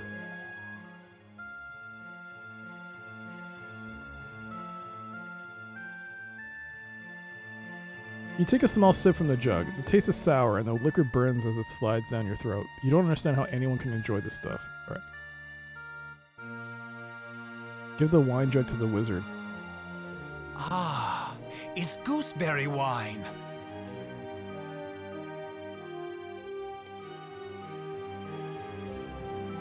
You like the art? Art's good. This is a legend game, so the art's really good. The wizard warily accepts the wine jug from you. He sniffs it and takes a tentative sip. Afterward, when he has placed it on the bench, he regards you with a much friendlier expression. Talk to the wizard. You got 5 points for that. I guess you're not so bad for a human. It wouldn't hurt to pass a little time talking.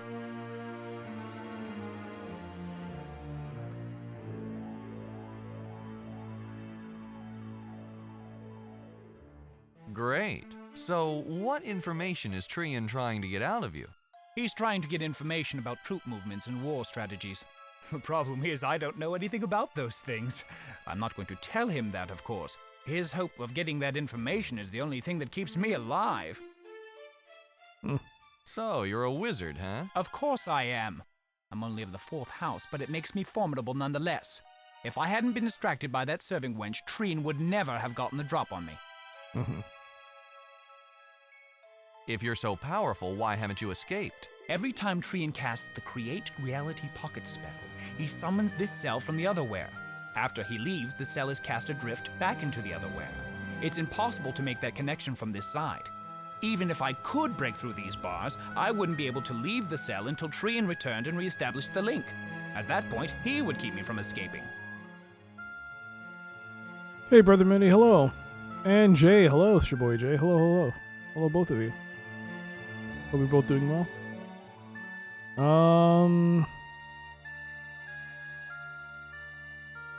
If you hate this dungeon so much, can't you use your magic to change it? Well, if I could get out of these bars, I'd probably douse that glow lamp on the wall. It's impossible to get any sleep with the lamp always shining in my eyes. In order to remove the glow spell that's on it, I'd have to create a shroud of darkness and place it over the lamp, and it's out of reach. He sighs and leans back on the bench. You want a beef and cheddar? Want to interrupt the flow of the game by ordering a sandwich? How dare you? I'm kidding. Will Diablo be there, though?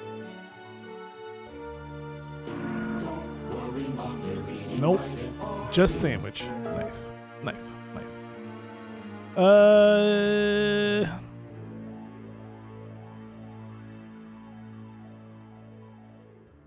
I know you hate humans. What do you think of dwarves? Humans are enemies. You are barbarians. I suppose you rate hate. But dwarves going are home in a nothing. box. They are meaningless. No alerts. As Not long as during they serve cutscenes, our please. purposes, let them. It doesn't really matter how we get them to do it. Sorry, not during dialogue, because I can't repeat the dialogue anymore. Like, this game has one-time dialogue use, so let's try to not do alerts during that moment. But I will give you your sandwich. Oh, you both got it. Nice. No worries, no worries. It wasn't said, but until this point, no one was doing it because the dialogues. There's been a lot of dialogue in this game, a lot of voice dialogue. So people have been good on letting the game go. So just since you just happen to be the first person to do it. Sorry. You got the bad roll, Jay. You had to be made an example of. Oh, Nightmare, you want a sandwich? The Lord of Terror will feast upon your fear, just like this delicious roast beef and cheddar sandwich. Oh, there you go, Nightmare. Way to go, combo breaker. All right. How exactly does that Shroud of Darkness spell go? How exactly does that Shroud of Darkness spell go? Come here, I'll show you. He shows you an impish smile. He approaches the bars and stands there. Hesitantly, you too approach the bars. This is bad. Now first you need a black cloth. The color is important because black absorbs all light. When you place the prepared cloth over the glowing object, the cloth is going to do just that, absorb the light, albeit to an even greater extent. Then you cast the Shroud of Darkness spell upon it, like so. His hands cut gracefully through the air, tracing a glowing magic rune structure. You watch in trance as the spell takes shape. The wizard completes the structure. It hangs in the air and you study it intently. Focused on memorizing the spell, you fail to observe the wizard's hand slipping into motion again. Suddenly, his hand grabs yours and jerks you out of your trance. Another spell hangs in the air. Benignly, the first spell fades away, but a new spell begins to take effect. You are staring at the new rune construct in confusion. Your hand locked in his iron grip when you notice a tingling sensation spread through your body. A thunderclap later, and you notice from the other side that you are looking at the floating spell from the other side. Immediately, the wizard releases your hand, and through the bars, you see him race out of the room, laughing. The spell fades, and you realize that the wizard uses magic to swap positions with you. You are now the prisoner in the cell, and he is free. You drop heavily to the bench. Ooh. After hours of waiting, Trian walks into the cell. Seeing you sitting on the bench stops him from his tracks. You clear your throat and explain what has transpired. He listens intently, and after a moment of thought, decides to free you. Trian escorts you to his personal chamber. He explains that he was keeping the wizard secret from the king, so he cannot report the escape. He tells you to forget that you ever saw him, and asks you to leave the same way you entered. Trian walks out of the door and locks it behind him. Oh, mother God. Yikes, that did not go well, but we got 10 points for that.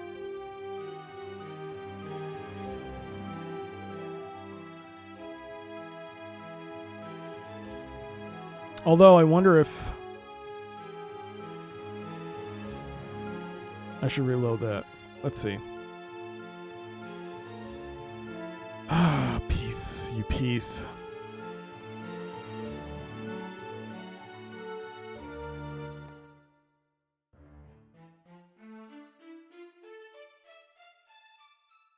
Why would you? All right, I'll leave you alone. Good. Oh, okay, it's the wine. Ah. Great. So, what information is He's trying to get... So, you're a...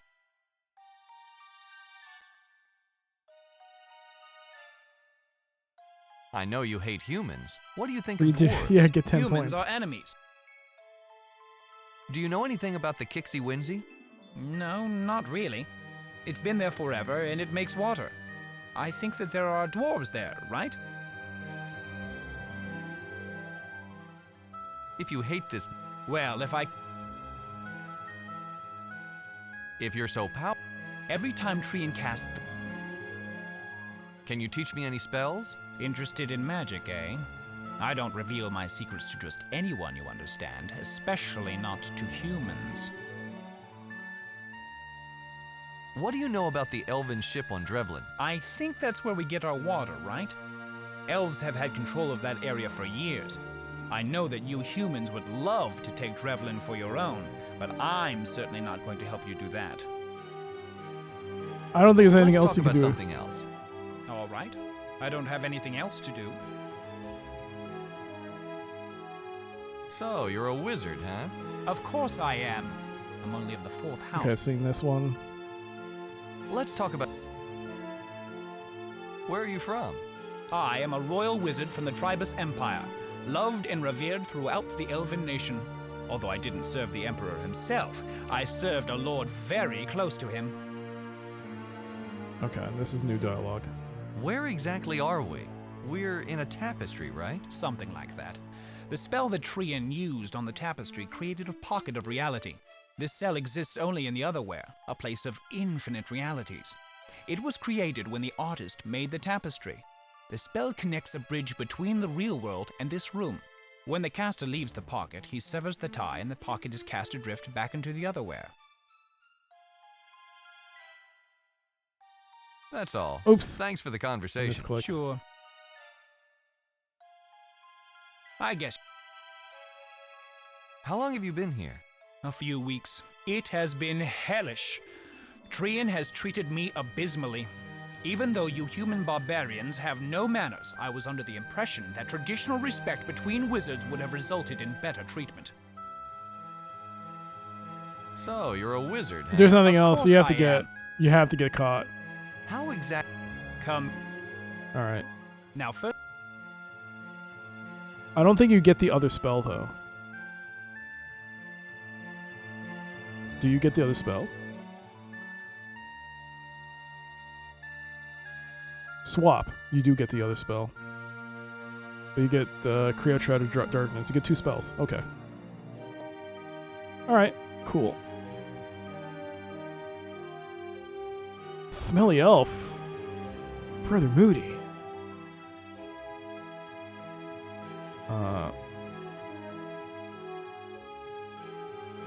Alright, let's move out. Close the shutter.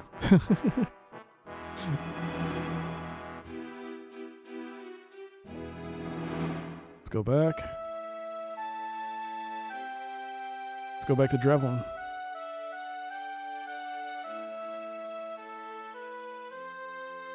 Very nice animation. Very nice animation. Alright, let's go here. Okay, now, candle holder. The candle holder, look at it. It's a simple silver candlestick holder. Okay. So, put the candle on the candle holder. This is much better than the pipe I was using. It's very thoughtful of you to offer it. Startled, Limbic looks up at you, then he looks at the silver candlestick holder in your hand.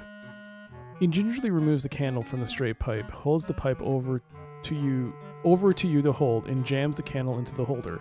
Enthralled, he sets it down on the corner of the table, admiring the holder and completely forgetting about the pipe.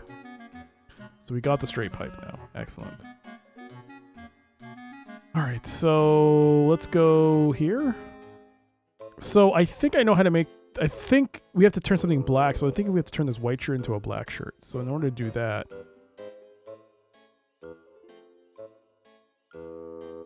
Why would you think I have any interest in that?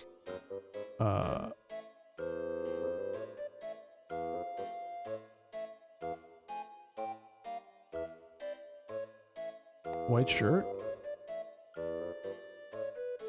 Put the white shirt on broken pipe. There doesn't seem to be a suitable place to put the place the white shirt on the broken pipe. Okay, so they just turn the valve and let it smudge out.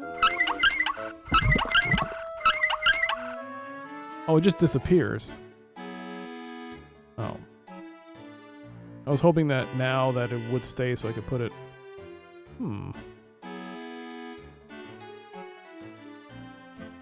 Alright, so this is where things get a little hinky with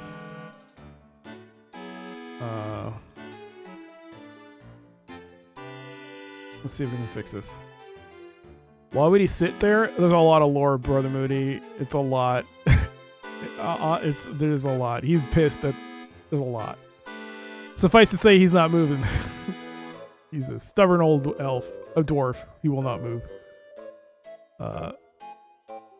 Oh boy, how's this? This I don't know. This is kind of glitchy, so I don't know how this.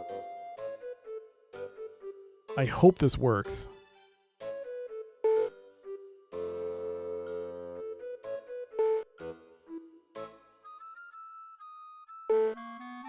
Okay, now I don't know what this means, man.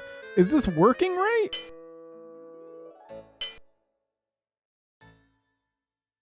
Oh, see, now it's getting glitchy. What the hell?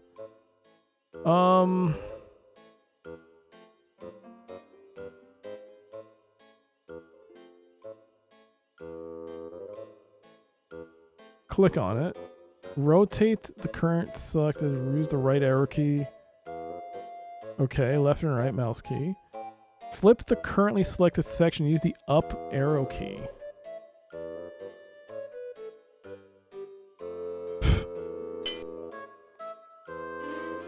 But how do you move it to, like, down? How do you move this? I mean, I can rotate it.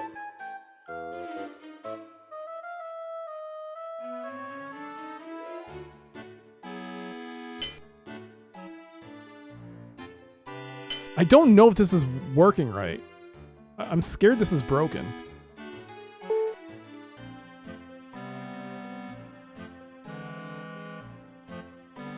I don't know if this is right. I might have to look this up. Because it shouldn't glitch out like that. It's like, wait, now I can move it! Whoa, okay. I have to control... Oh, it could be...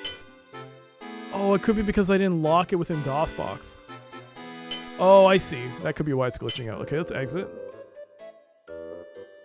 So, mental note, if you use DOSBox X to play these games, make sure you lock the mouse cursor to the game window. That could be, that's why I think it was having issues. Wait, oh my god. Okay, now I can, okay. Okay, this is better now. Okay, so now we get to fix it. Do I have enough of the pieces, though? Oh, maybe not. Maybe I need more pieces.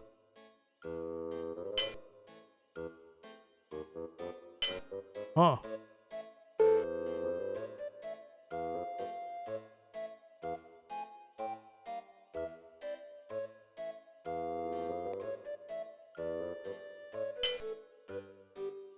Perhaps I don't have enough pieces. I might need one more pipe. I just have to find it.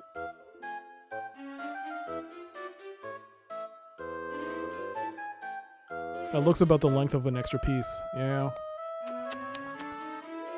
It would have been cool if it did duplicate another pipe piece, but I don't think that's the way it's supposed to do. Okay, now I know. Yeah, there's not enough. So I'm gonna have to find. Okay, I need to find a 5th piece.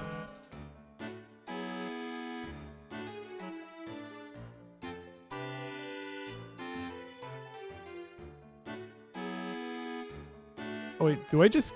okay, I need to read that again.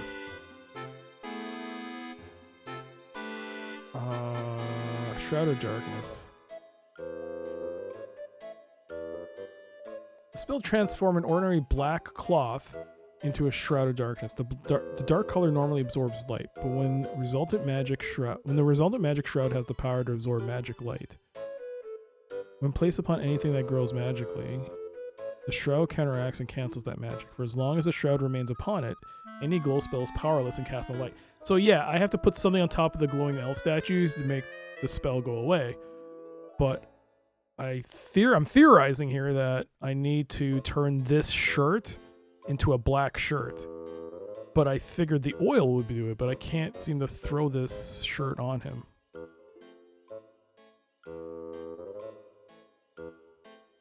Can I talk to you? Why are you standing here yammering at me? I'm not talking to you until those gods are gone and my pipe is fixed. You already took my hearing aid, so quit wasting time and get on the job, you lazy, good-for-nothing, lumbering pebble brain. Okay, he's not gonna talk to us.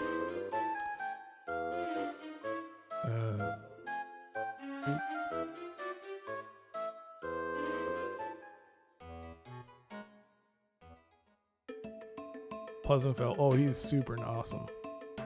Super awesome.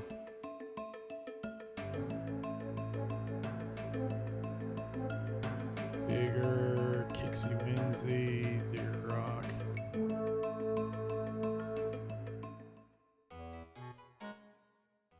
Alright, so.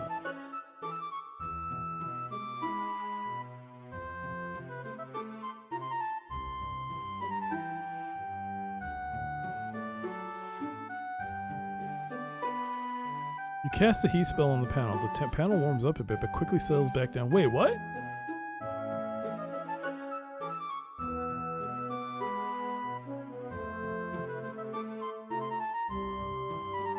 Wait, what? Whoa, what's happening? Oh, it's the gauge, I'm sorry.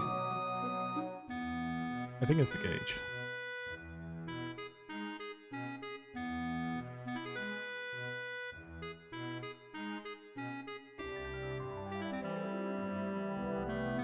Yeah, it's the gauge. Then let's go. Let's talk to the Duke.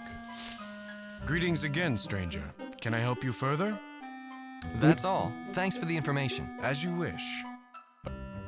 Wait, I didn't. Okay.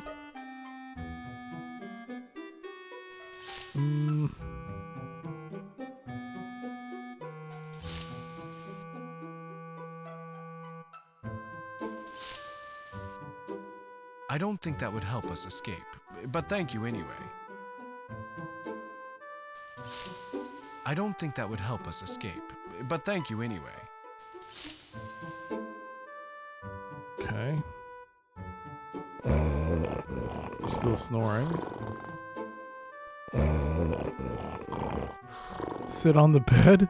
Make the bed. You didn't see a maid request outside this room, but given its current state, it could use one. You wouldn't want to wake up the sleeping wizard. Wake him? What is a human doing loose? In my quarters. I'll have to take care of you quickly. I lost. Oh my god, you can game over. I was wondering when that was going to happen. You shake the wizard frantically. He leaps up in the bed, rubs his eyes, sleep from his eyes, and stares at you. A quick few spells render you unconscious, and when you wake up, you find yourself chained up in the ship's galley, doomed to a life of slavery. Restore? Undo. You have an undo option. Because why would you do that? Why would you wake him up? I just want to see if you could lose. I should probably do this. Oh my god, look at that. Look at that. How do I fix this lighting, man? This is annoying. It was fine, and now it's like what's this weird glow around me? Something happened recently. To this. Yeah, it was not like this before. Right? No, that's making it worse.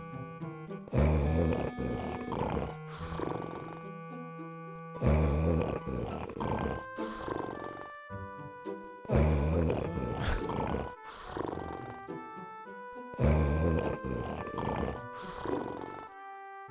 That is better. So it makes me really bright. Well, now I look like a fucking Christmas light. Oh, this is like right in my face. This is like, I've even got like Kleenex blocking like a cheap filter to like filter out a lot of the light. But try a different light type. Oh, we don't want that one. No. That's better-ish. That's decent. That's okay. Can I reduce the light though?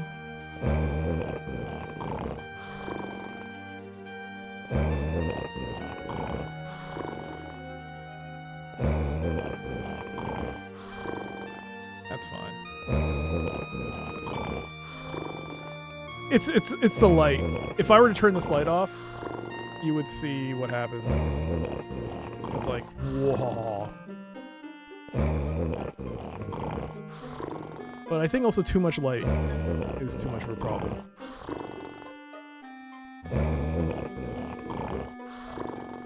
There's no need to blind myself. Like, I mean, yeah, but also it looks bad. A bad looking background doesn't look very good. It just doesn't. I think it would detract from the experience if that was constantly there. People would be more focused on that. And be like, ugh, why is it like that? This window. I can't see. Exactly. You can't see it now because it's been fixed. Okay.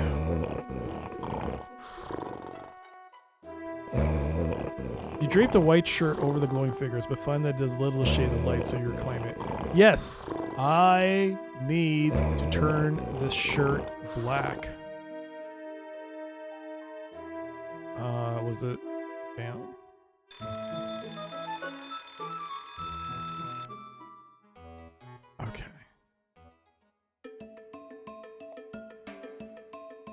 I gotta find the 5th pipe, man. Compartment. One section of the control panel has a small closed compartment. I can't open this. You can't get close enough to the compartment to open it while the guards are here. Push the digger?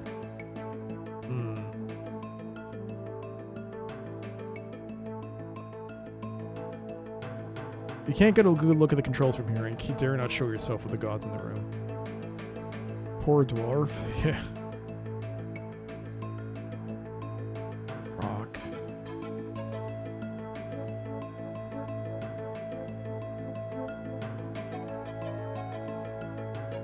I wish they were a bit more animated, like the dwarf writing. There is a control panel. How do I get rid of these guys?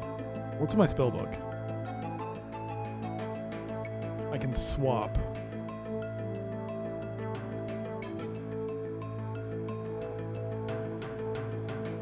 Let's read this. Whoops. Is this based on any known IP? This is a book series. This is a book series. And someone said that... Oh, it was Bloody Cactus. He said that it's unique. Well, it's interesting because the series was completed. The novels were completed, and then they made the game. This spell switches the positions of a caster and another higher life form, usually humanoid, but it requires that the caster be touching the target. The spell can be cast through any obstruction as long as physical contact is achieved. Interesting. Alright. This is based on the first 4 books? 4 books worth in this game? That's a deal. A deal. Sweet deal.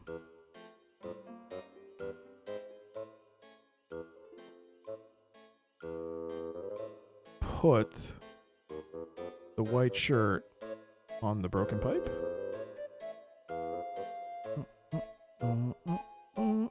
It's why you got such a lore dump? Oh, that's why.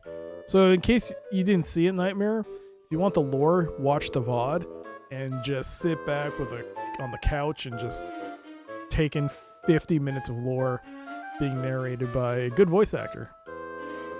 Then there's us, who sounds like we're just here for the we're just here for the paycheck. There's a lot of lore in this game. What did you think of this game, Bloody Cactus? I know you said you loved most of the Legend games. Was this the one that you didn't like?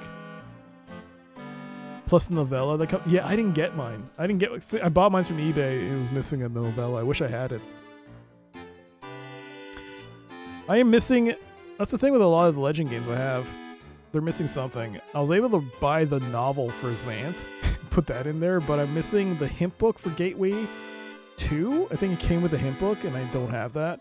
I'm also missing the novella. Deathgate and Shannara are the 2 I like the least. Those are the 2 I want to play. Well, I'm playing this one now, but I do want to play Shannara at some point.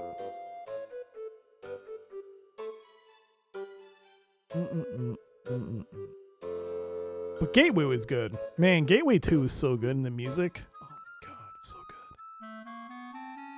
good. If you haven't seen Gateway 2, you have no idea how good the Zoo is. I think it's called the Zoo. That track is my favorite. Listen to the dwarf. No.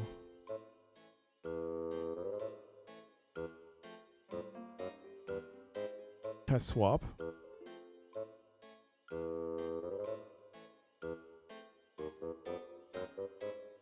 No.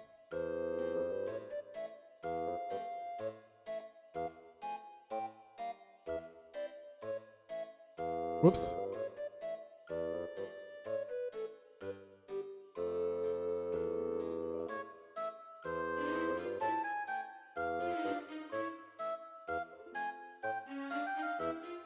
You like the Gateway book? You keep your paws off of me. Back in my day, youngsters knew their place. They didn't try to pick fights with their elders. You reach toward the old dwarf to cast a spell, but he bats your hand away.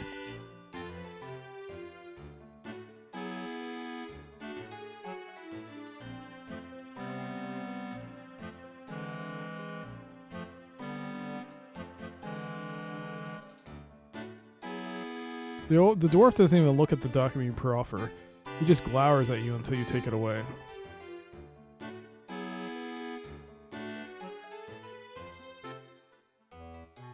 I wonder if one of the elves would be interested in this.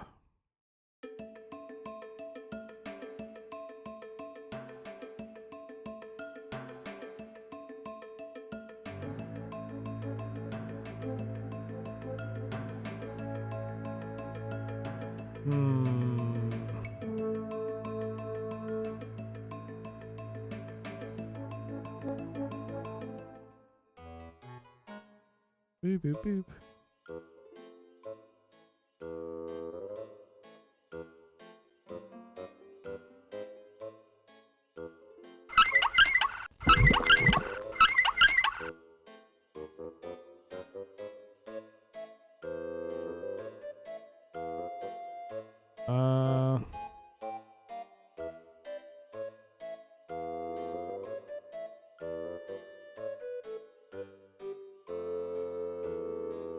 Where exactly do you tend to put the white shirt?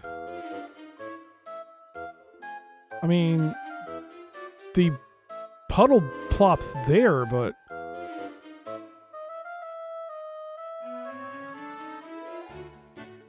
it's not lighting up as a place I can put these...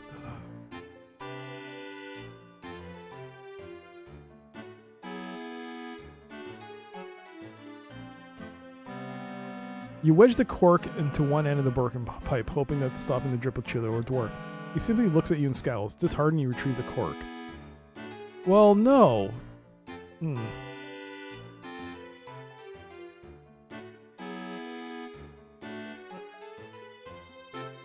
wedge the cork into one end of the elbow pipe. Although it's a perfect fit, you decide that blocking one of the two ends of the pipe kind of hampers its function. You pop the cork back out again.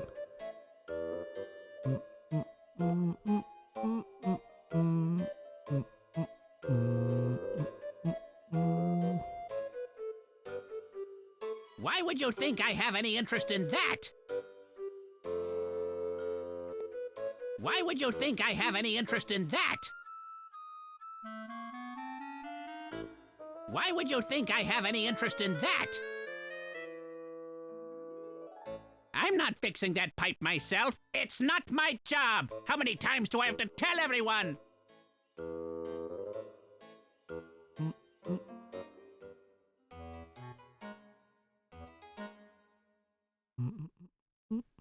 Ooh.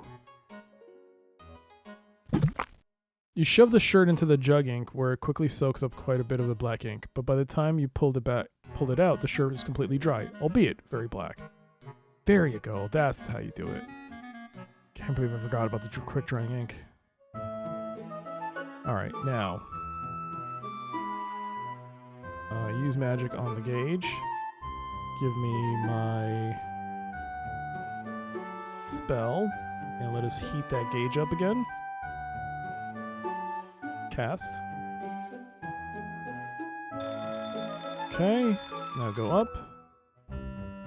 Now go up. Now put the black shirt on the figurines. You drape the black shirt over the glowing figurines, but find that the light color is bright enough to shine through the shirt. Despite the color, you reclaim it. Do I cast Shroud of Darkness on the shirt first? As you weave the spell through around the shirt, the light around you dims, as if the shirt was drawing it in. When the spell has been completed, you can only make out the vague shape of the shirt, but none of its features. It looks like a hole in the air. 5 points. Now put the shirt on the figurines. You drape the black shirt over the glowing figurines. The magic of the shroud draws the light from the statuettes into itself until they remain dull and gray. Since it is the magic of the figurines that maintains the glow effect on the gods, the instant the magic disappears, so does the elf's spell. They quickly realize the situation and bolt for the ship. What is that, ghosting? The dwarves, seeing their gods without their glow, quickly form a lynch mob. They chase the hapless elves out of the caves, bellowing their rather imaginative and graphic threats of violence. The noise causes the sleeping wizard to stir. To keep from being discovered, you dive out of his quarters onto the ship's deck. 15 points.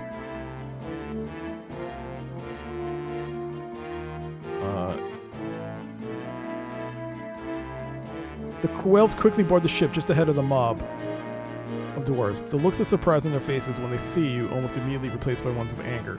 Two of the elves grab your arms while another calls for the ship's wizard. He appears from his quarters and quickly reads the spell of death, which, on one hand, is a very useful spell to learn. On the other hand, it's a rather fatal way to learn it. Ah, dang, I died. Undo. Okay, so go downstairs. Hide in the storeroom. They'll kill you if they find you here. He points out a hidden door in the back of the galley, off to the west. You hear some scuffling and shouted orders from the galley. Soon the ship breaks away from its moorings and lifts off. A deep voice booms from somewhere near the door that the ship is entering human-controlled space. All lights must be doused and all noise ceased. If the humans discover the ship's exact locations, it could be taken. You slip through a wooden door hidden in the rear of the galley. The ship's hold is fairly barren. Only a few boxes and bundles lie on the floor. Okay. So supplies. Open the supplies. You search carefully through the supplies for anything interesting or useful and come up empty. Open the box. You rip open one of the larger boxes. Inside you find a strange device with 3 metal prongs, which crackle with electricity. A switch has been wired to its base. You shove the flimsy remains of the box to the side. Zinger. You have to be... Oh, take the zinger. Carefully you pick up the electric zinger. It tingles a bit, but it doesn't deliver the shock you expected. Alright, look at the lock. The lock is well made and effectively keeps you from opening the strongbox. Unlock the lock with the shear. The shear doesn't do a very good job of unlocking the strongbox lock. Pick the lock. I wonder if the zinger tells good jokes. I was wondering why no one was mentioning that. Open the lock. You can't open the lock. What spells do I got?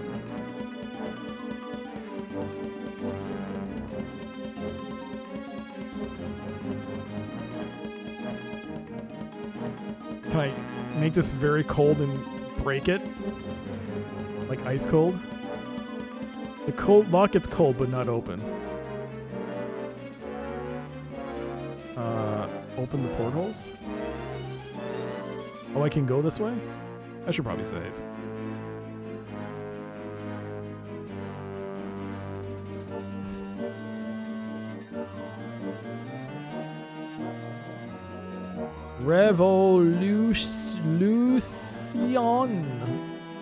Whatever. Revolution. Supplies. Okay. Let's go this way. Somehow a human got loose. Kill him before he can make trouble. You walk into the middle of a hushed room crowded with elves and human slaves. One of the elves whispers. Somehow, the ship's wizard lets a death spell fly, and before you can make a sound, you crumple to the floor. Don't go that way. Undo that move.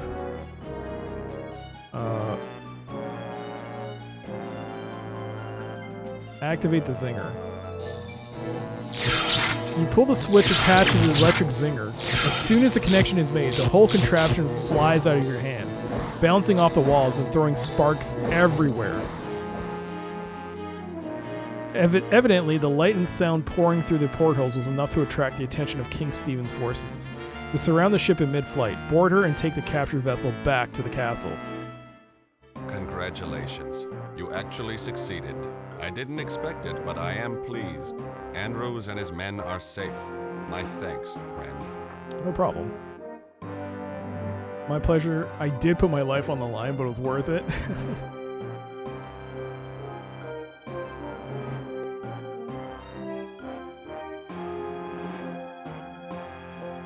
Not only did you get your cousin back safely, but now you have an elven ship. I think you made up pretty well.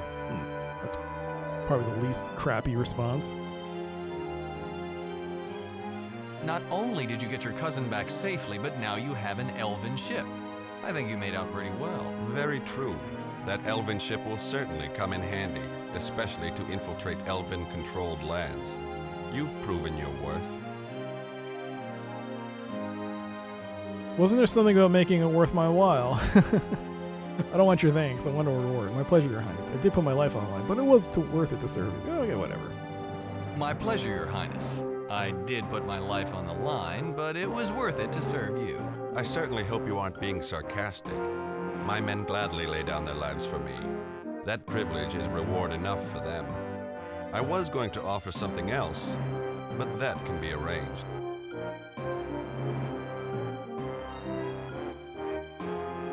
Wasn't there something about making it worth my while? You're correct.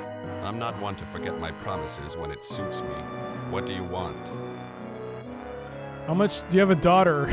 I was thinking of hand in marriage. How much does the royal treasury hold? Perhaps you could just supply some information. Certainly. Tell me what you'd like to know. You relate your experiences to Drevlin and explain that you're looking for an artifact that the Kixie Winsey may have buried somewhere. If that's true, only the Kixie Winsey can dig it back up. I'm not sure how I can help you there. Even my learned wizard knows precious little about the Kixie Winsey. There is something I might be able to offer, though. The Kixie Winsey is an ancient Sartan artifact. Only the Sartan knew exactly what it did and how to control it. Since they disappeared ages ago, all that remains are the books and documents they left behind, but they are very scarce. In fact, the only place you can find them is in the Tower of the Brotherhood.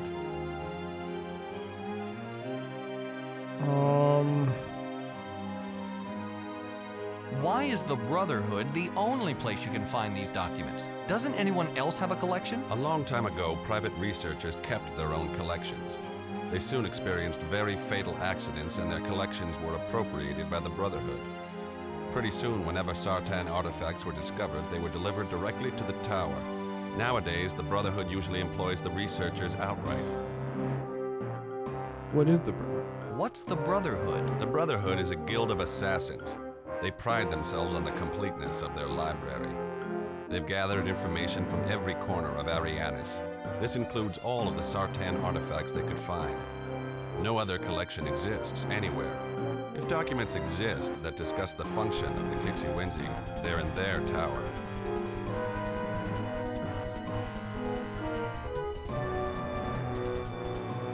Yo, Ralph, good to see you. And yo, DC Bueller, thank you so much for the raid. Wow. Welcome everybody coming from DC Bueller's stream. I'm Dr. CDCS. This is Deathgate from Legend Entertainment. It's a point-and-click adventure game. Welcome. How's it going? Where are you playing? Icewind Dale, eh? Icewind Dale 2? I should have picked up Neverwinter Nights when it was on sale on GOG. Usually it costs like $80 Canadian, but they're selling it for $9. It was like the deluxe edition, but I balked on it. Spent a lot of money, so... Buying too many games, but but thank you so much, DC. It's good to see you. Yo, Kalandra, hello, welcome to the chat. Here's a sandwich for you. Welcome to the chat. Maybe you'll get it. Maybe the butcher will eat it. Who knows? Hey, enjoy your sandwich. Enjoy your sandwich. Welcome. Icewind Dale is good. How's it going, Ralph? Hope you're doing well. It's totally understandable. I've been doing Icewind Dale 2 Enhanced Edition. Makes it worth playing now. So yeah, it was the Enhanced Edition Deluxe Edition, so it had all the DLC. It had everything. GOG was selling everything for $9 Canadian, which will be like $6 or $7 instead of whatever the regular price is. I should have bought it. Now like shot back up to its regular price. I don't know if they'll ever put it at that price again. We'll see. Harley Worgan, well, hello. Welcome in from the raid. Actually, Ralph, I actually did have a question. Are you into? You're like an IT duty dude, right? You're into computers and stuff, right? It's going well. Cat is now in demon mode. So her hands are. Oh, nice. Yes. You think they will? You're IT adjacent. Well, I just wanted to ask a question. It's general. It's a general. If you have two-factor authentication and you want to swap from one to another, do you have to like revoke all of it and then like basically disable all the 2FA and then put back the 2FA on the other authenticator? Or is there an easier way? Is there an easier? Because I have to swap 2FA. You disable one. Okay. All right, it's fine. When you build up so many 2FA authenticators, and then you have to swap from one to the other. It's not a happy day. All right, I'll have to do it.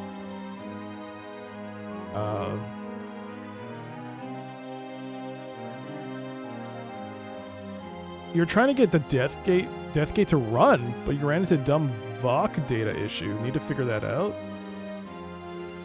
What kind of issue? Was this at startup or at some midpoint? Well, I guess without spoiling, was this at some point in the game where it started erroring out? I was encountering an issue earlier with one of the puzzles, but it turned out that it was because I didn't have DOSBox locking the mouse cursor that was causing the glitch. It's a startup. Okay. So I have a copy of the game, so I ISO'd the CD and we installed it on stream. I installed it on stream because I didn't have time before. This was a last minute pickup choice. I was like I was debating between 3 or 4 games, so I just said, "Oh, go with something different," and just decided to pick Deathgate because I remembered I had Deathgate. So I just installed it. Didn't have time to run it, so well, luckily it works. It works pretty well. Do you have the CD, or are you have it on CD but also got on GOG? So is it the GOG version that's causing the error?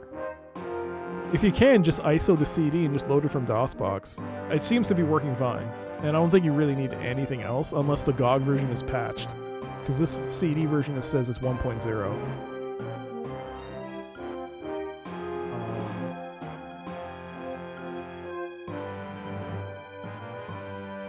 Where is the tower located?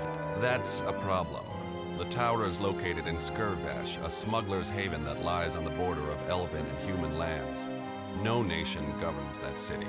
It's completely lawless. The Brotherhood has an iron grip on the place. Neither we nor the elves have been able to get a toehold. So... Skirvash is a haven for criminals and cutthroats. It wouldn't be a problem, once there, to go about your business unnoticed. People go there for the anonymity. The problem is getting you there in the first place. Currently, the elves control space around that area. I can't sneak anyone in or out. Any ship with the markings of the Royal Fleet is attacked before it even gets near the city.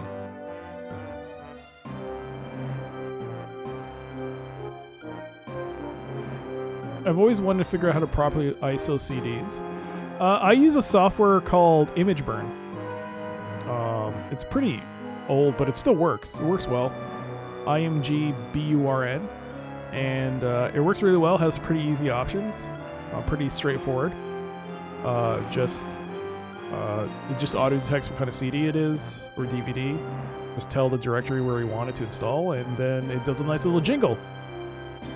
It has a very nice jingle when you finish the burn.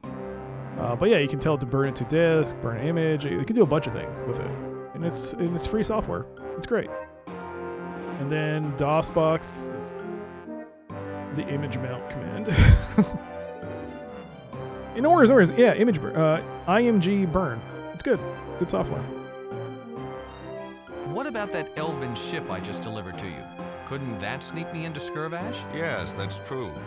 We've never had our hands on an elven ship before.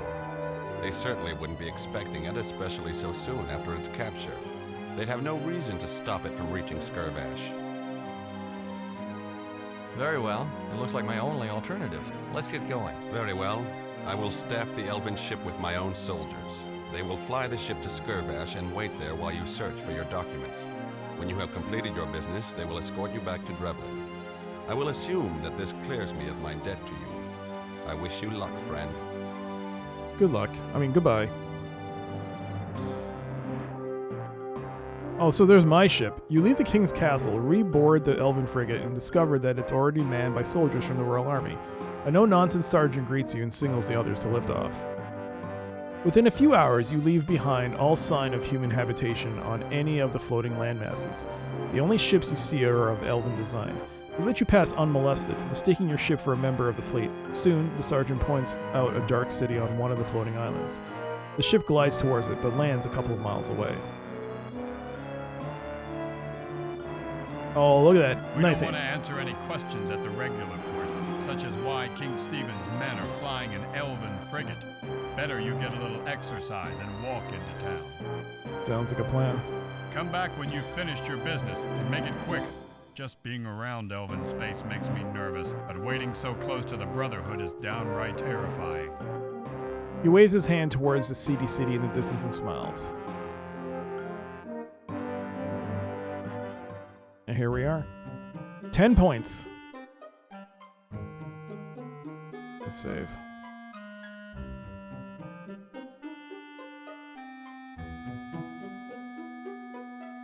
The Brotherhood. Is there anything? Who's down here? This was the slave galley. It's empty now. It is empty now, but filled with King Stephen's men when the ship was in motion. Oh, this chest is still here, eh? I wonder how to open this. Ooh, I still have this too. Electric Zinger has no power. In case I didn't say it, have a good walk and good feed for your dog. I know that feeling. But thank you again for the raid, DC. Thank you, thank you. Put, give, open. No. Put the Zinger in the strongbox? No. Can't use it to pick the lock? No. Okay. Let's go. Anything else? Can I take the chain? No. Too bad you can't see any of the men just hanging about looking around. Can I go up? The whole group of soldiers is gathered in a small course to play cards. You can't even fit through the door. Okay. Oh. The town of the Brotherhood looms over a plaza flanked by a tavern and an alley. A child plays quietly to one side. Oh, look at that creaking tavern sign. Look at that doll! It's such a kick-ass doll. Oh, is this a waif? An alley. Oh boy, that looks like a dangerous alley. Read the sign. A sign hangs over the tavern's only door. It reads, "The Devil's Workshop." What's it doing?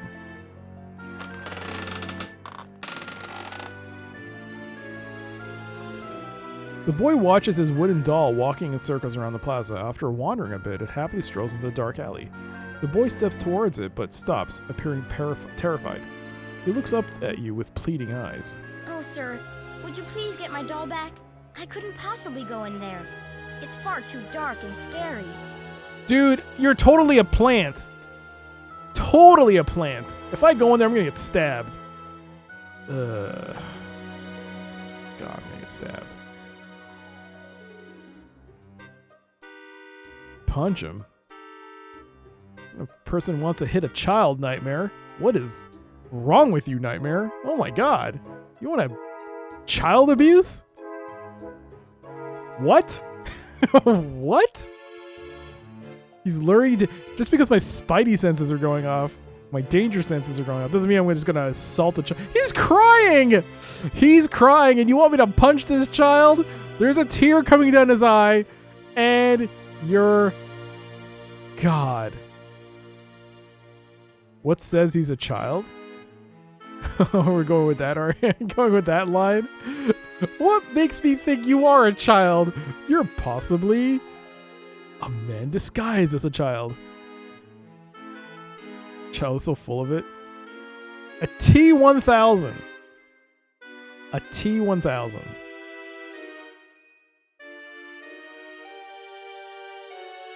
If that was a T-1000, I think we'd have bigger problems than trying to, like, get into that tower. It's such a trap.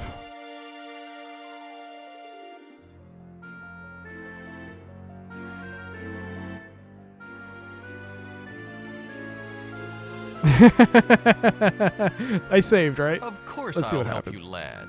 Wait here. The waif smiles and gives you a look of such gratitude that you feel you've made the right decision. With an intake of breath to bolster your courage, you turn towards the alley. Oh, the dark alley. It's such a trap. Yikes! We're dead. Oh my god, what is that? What's this check mark? You wander to the dark alley, chasing after the scuttling toy. Its tiny legs don't move particularly fast, so catching it isn't a problem. When you pick it back up, you catch a glimpse of rune markings carved into the wood. But before you get a chance to examine them further, a heavy rope net falls out from the shadows. The child, who not a moment ago was crying over his lost toy, jumps on top of you and beats you relentlessly with an iron bar until you collapse on the ground. He starts to rifle through your clothing, grabbing any object that he discovers. What the f... A dark, narrow alley runs between it. Yo, talk to the street rat. Shut up. I'm busy here, and I hate to talk while I work. The street rat is definitely talented in his field. In seconds, he has stripped you of all of your possessions. Well, well, well. Oh, canceled. Very nice doing business with Shit! you, sir. You decide against casting a spell. The street rat retreats a few steps and bows. Very nice doing business with you. He disappears into the shadows, and a few moments later, the net lifts away. That's not what I wanted to do. I was trying to... The Brotherhood... The Tower of the Brotherhood looms over a plaza flanked by a tavern and alley. You come upon the street rat sitting on the street, examining his newfound wealth, your possessions. He looks at you, up at you, smirks, and dives into the alleyway. Okay, let's do this again. Okay. Use magic on the street rat. Spell. Swap. Listen, mofo. You're about to get a real lesson in hurt right now. While the young thief paws at your valuables, you take the opportunity to hang the swap spell in the air and grab onto his searching hand. His eyes grow wide as the spell takes hold. With an implosion of air, you and the street rat switch positions. He crouches on the ground, trapped inside of the heavy net, while you stand above him. The street rat looks up at you in amazement, surprisingly unafraid, but a little desperate. You're a wizard! A wizard hasn't been seen in Skirvash since far before I was born. Why are you here?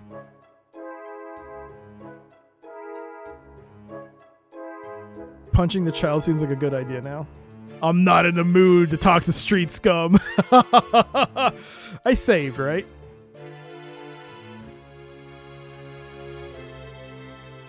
Never mind me. Who exactly are you? And don't give me the helpless waif story again. I'm not in the mood to talk to street scum. I'm not in the mood to talk to street scum. If you're in Skirvash for a job, though, I'm just the kind of scum you need. If you're looking for something, you'll need a guide. I can help. I know all of the dark and secret corners of Skirvash. If you're new to this town, you'll get nowhere without me. Let me go, and I'll help you.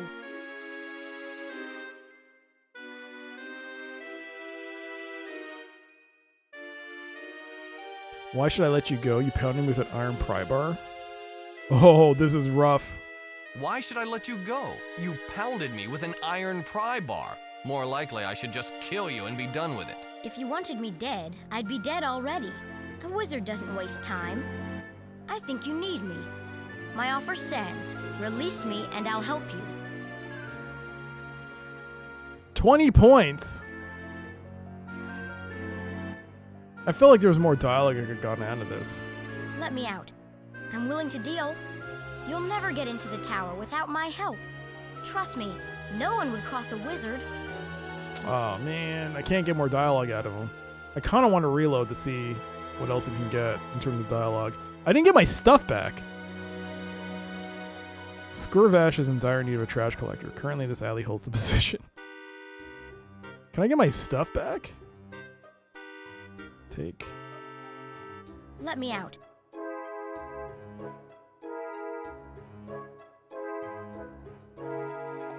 You lift the net off the child. Some hidden pulleys draw it up high into the shadows of the alley. True to his word, the street rat doesn't run off. Instead, he produces everything he stole from you. Then, shuffling down the alley, he flips aside a greasy blanket to reveal a hole in the wall. He enters and motions you to do the same.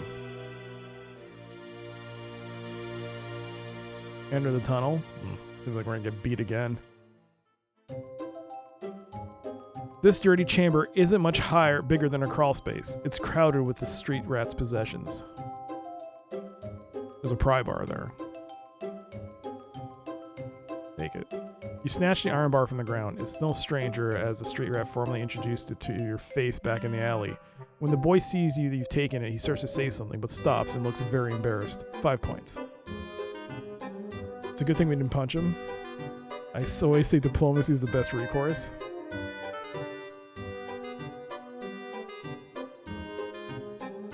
For shame, Nightmare. For shame. For shame. So the backtracking begins, eh? Can't say I'm surprised.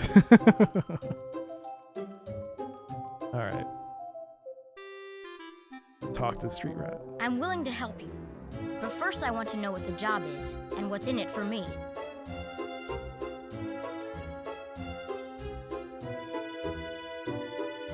In it for you? I just let you out of your own trap. Don't you think that's enough? No. I appreciate you letting me free, but if I'm going to risk my life on whatever job you have planned, I need a cut. And if you're going after what I think you are, there should be plenty to go around. What do you think this job is? It seems to me that there's only one target worth the attention of a wizard. You're intending to break into the Tower of the Brotherhood. You must know that no one has ever made it into the tower and back out alive. You might not know how many have tried. Rumors of the Brotherhood's treasure have spread throughout the realms. Thieves, from third-rate pickpockets to practiced artists, have attempted to steal it. Usually, the less talented ones are turned away at the front of the tower. There is no obvious way to get in. Only the members of the Brotherhood know how to enter. Some make it inside. Every few months, a new body is found in the town square, the result of another robbery attempt. Usually, the Brotherhood takes care of its own disposal, but these bodies are left as messages to every other would-be thief. In short, no one has ever succeeded. If this is your plan, you're going to need my help. Even a small cut of the tower's famed treasure would set me up for life.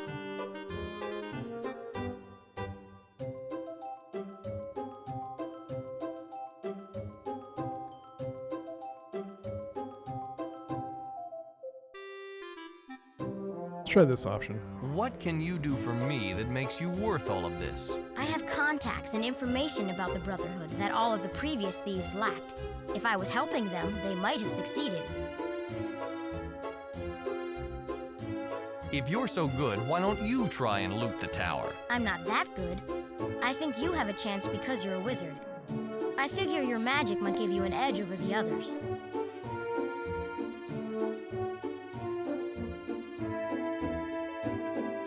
Is that all you want? Well, not exactly. You're not local, that's obvious. Therefore, you must have some way to leave once you're done. I want to go with you. I've lived too long on the streets of Skirvash. It's dangerous. We're on the borders of elven and human lands, and the war moves closer every day. I need to get out of here. What about the doll? The doll had a rune on it. How much of a cut do you want? Whatever you think is fair. I need to start a new life, and I'm going to need money to do it. Any portion of what I think your haul is going to be will set me up. All right, I'll give you what you want. What can you tell me about this town? How can you help? What do you need to know? What is the Brotherhood? What does it do? You must know about the Brotherhood. At least you must have heard about them. The Brotherhood is a guild, much like craftsmen or merchant guilds, only it is a fellowship of skilled assassins. Whenever you want someone dead, for sure, take out a contract with the Brotherhood. Their information network reaches into all the nations, human and elven. In fact, the Brotherhood is the only guild that employs all races without prejudice, even in times of war. Join the Brotherhood, kill the kid. Be a Fagin to the Artful Dodger.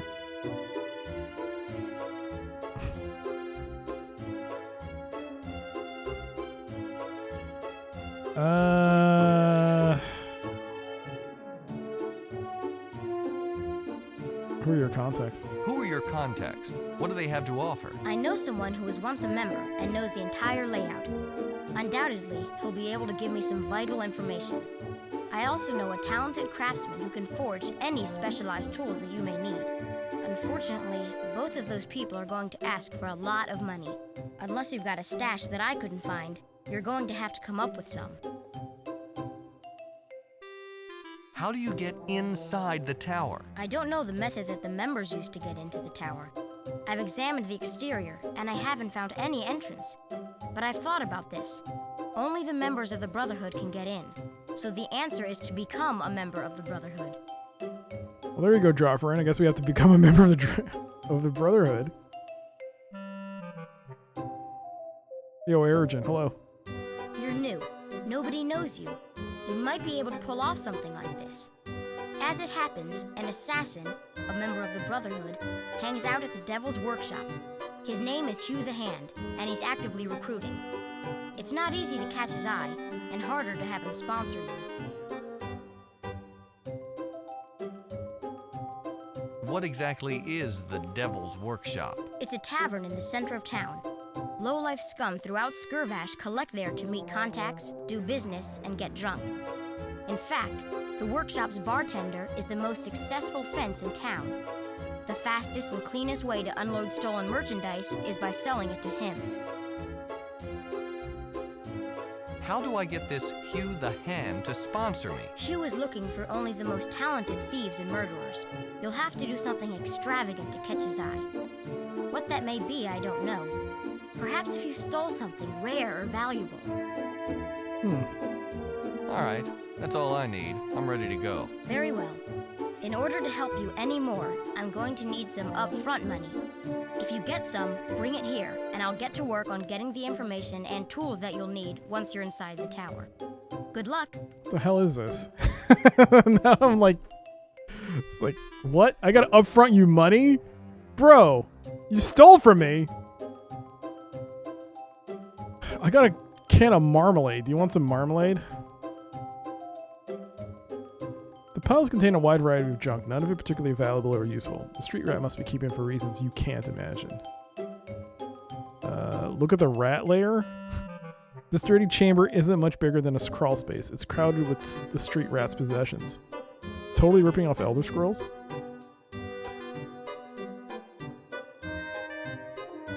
Is it?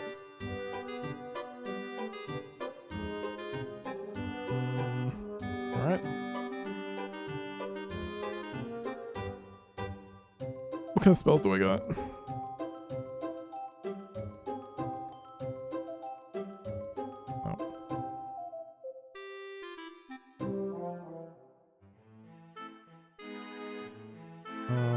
This way? Oh. That leads to... Okay. You start to wander down the alley, but end up splashing through progressively deeper puddles of some unidentifiable liquid.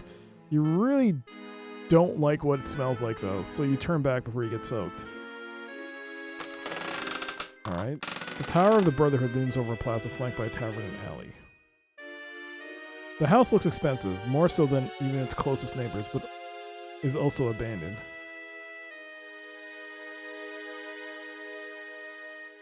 Look at the statue. Oh. The statue is the kind of lawn ornament that you'd expect from someone with a lot of money to burn. Then again, who else would have lawn ornaments in the first place? It's too bad Deathgate was delisted from GOG. Yeah. It's unfortunate. I wonder why. Then again, even Gateway's not available on GOG. It's a combination manor and fortress. It's just an owner who is both rich and paranoid. Yeah, it used to be on GOG. It got delisted. The merchant's door has been securely locked against people just like you.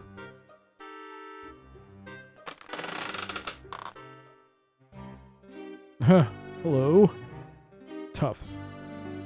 Tufts reporting. These two men are like most in the Devil's Workshop. Tough, dangerous, and mean.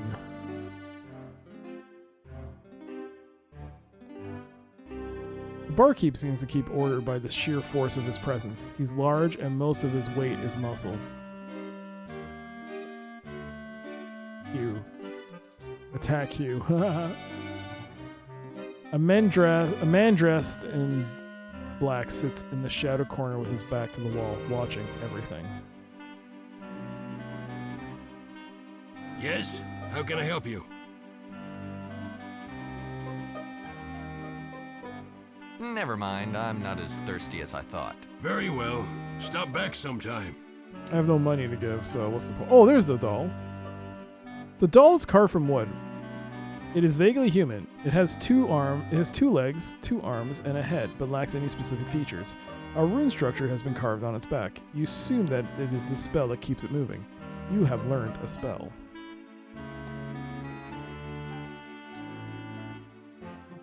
Motion.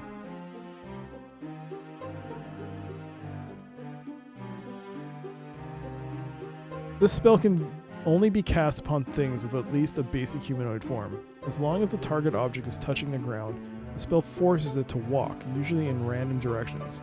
If the object is not suited for such activity, such as it has no movable joints, serious damage may result. Okay.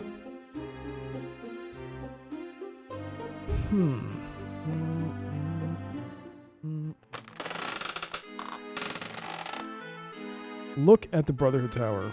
The Tower of the Brotherhood looms over the plaza. Much as the Brotherhood's influence is felt through this realm, there is no obvious way inside. Why does it say enter? You don't see any way inside. There aren't any doors at all.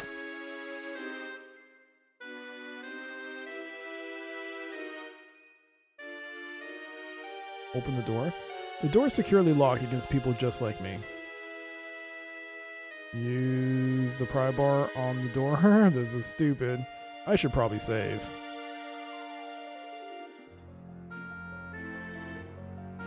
B and E.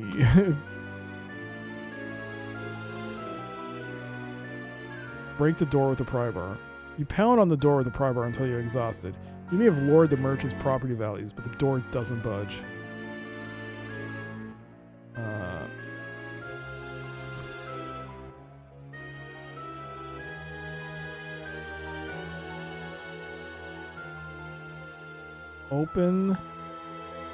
Open the window. The windows are not open, or as open as they're going to get, which is to say, not at all.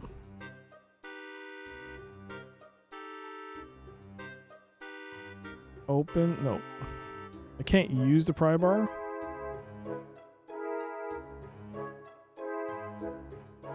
Give the pry bar to the window? The window's not interested. Put the pry bar on the window. You toss the pry bar against the window, but it just clatters to the ground. No one comes to the door either.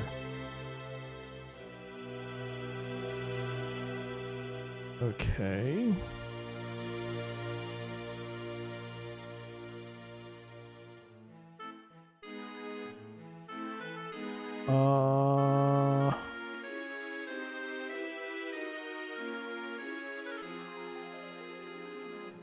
I can't go there. I can't go here. I guess that leads you inside the building.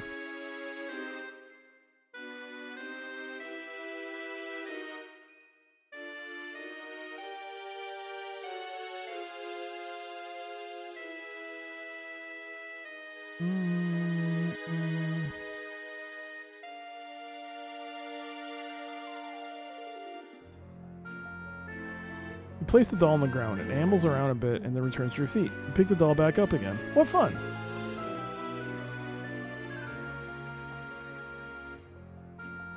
People just like you? Sorry? Another cartoon. This game rules.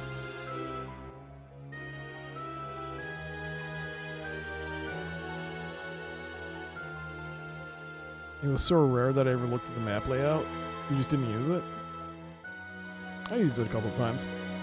Just to get my bearings straight. It's pretty nice though. I like the fact that it uses pictures.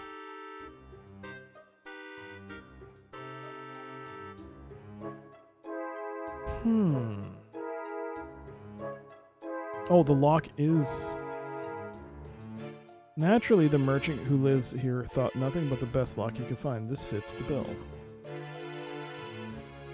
Unlock the lock with shear. Unlock the lock. With the pry bar.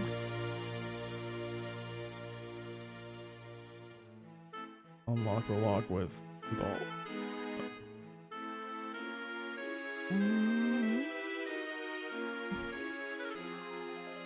We can't go back, right?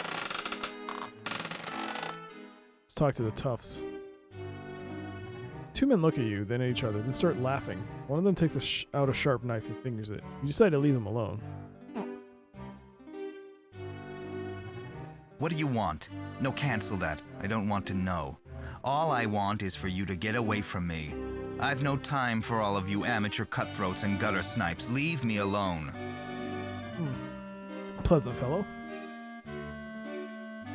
Yes? How can I help you? Nice place you got here. Shame if something were to happen to it. Nice place you've got here. Thanks.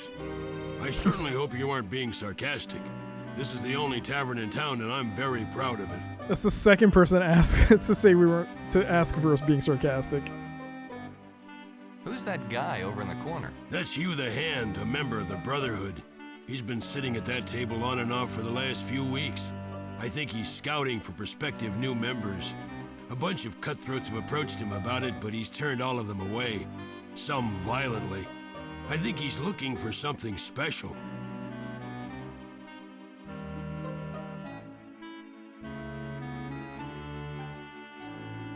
I'm looking for some information. Information, eh? That doesn't come cheaply. Do you have any money?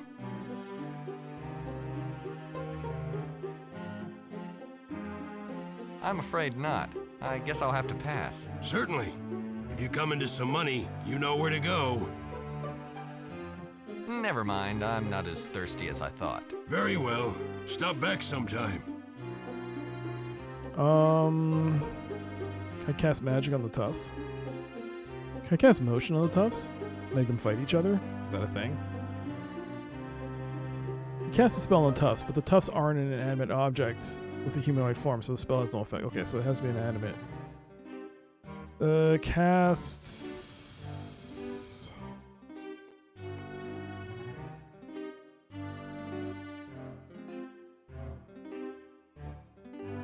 The spell's already on the doll. It's what allows it to walk on its own.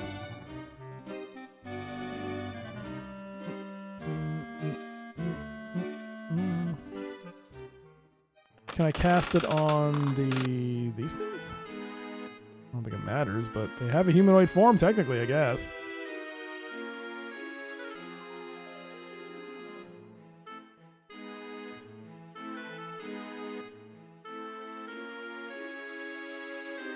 The statue is on a pedestal too high off the ground for this spell to take effect.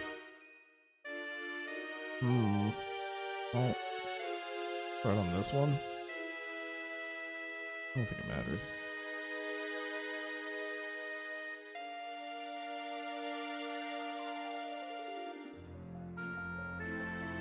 Yeah.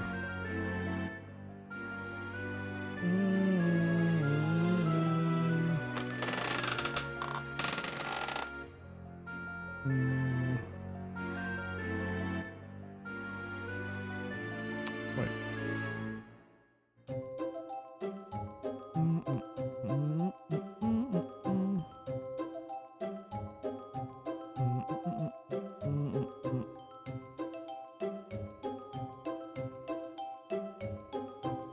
You want it?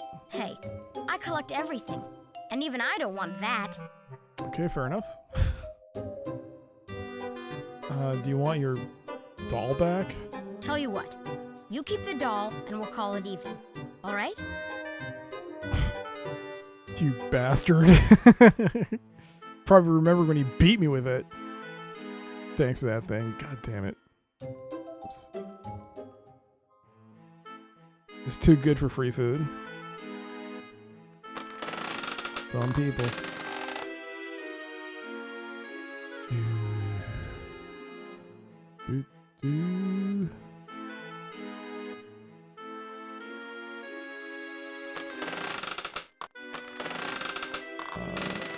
Put the pry bar on the sign. You hold the pry bar over the sign, and now it reads Vale's Shop. Okay. Okay. Huh.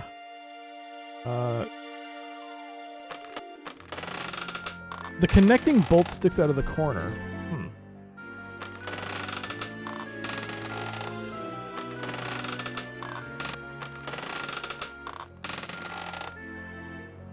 Can I take the bolt out?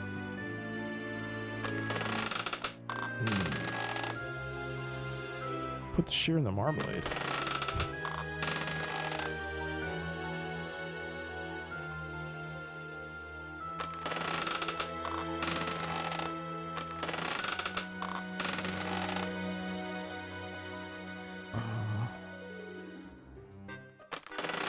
Where do I want to put this zinger?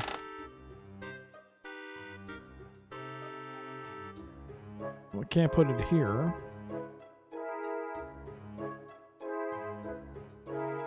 On the door? The zinger is no help in unlocking the merchant's door. You press the zinger against the door, but the door remains closed. Good try, though. Really? It was? Okay. Okay, it's a generalized message. I was like, what? Break the door with the pry bar.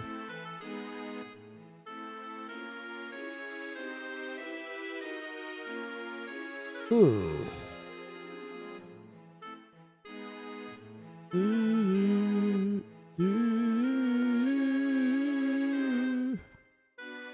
Open the pry bar. Nope. Open the window. Nope. Give the pry bar to the window. What? Use the pry bar on the window to pry it open. That's what I'm trying to do, but... I mean, it goes to break the door, so that actually works.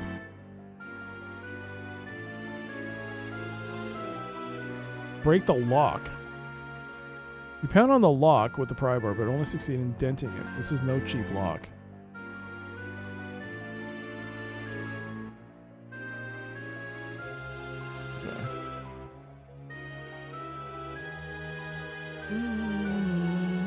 What time is it?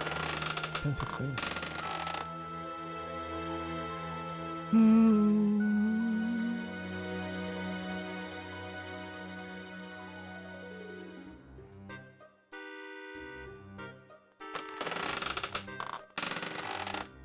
Okay.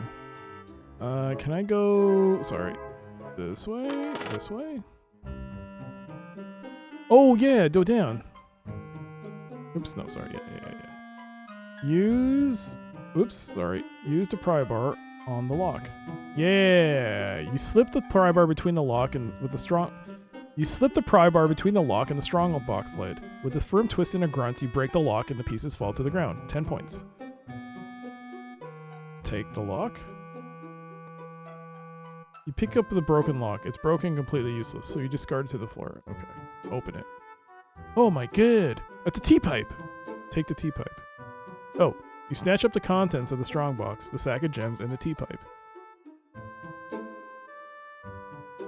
slam the heavy lid. Gems. Look at the jewel sack. A burlap sack holds a collection of cut and uncut gems, possibly stolen from the dwarves. Okay, so... This is interesting, because now I have the gems. So, do I use the gems for information with the bartender? I don't know how many uses you have out of these gems. I'm hoping that you can have multiple use. So, use the gems, and then you give it to the street rat to start the process.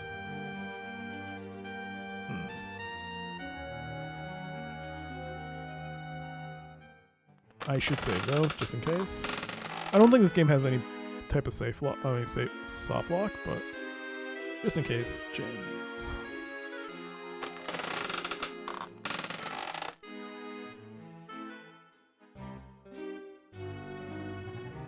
Let's try this first. Yes? How can I help you? Give me a drink. Certainly.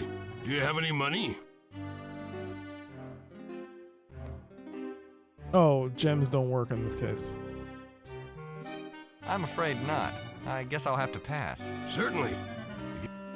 Never mind. Very well.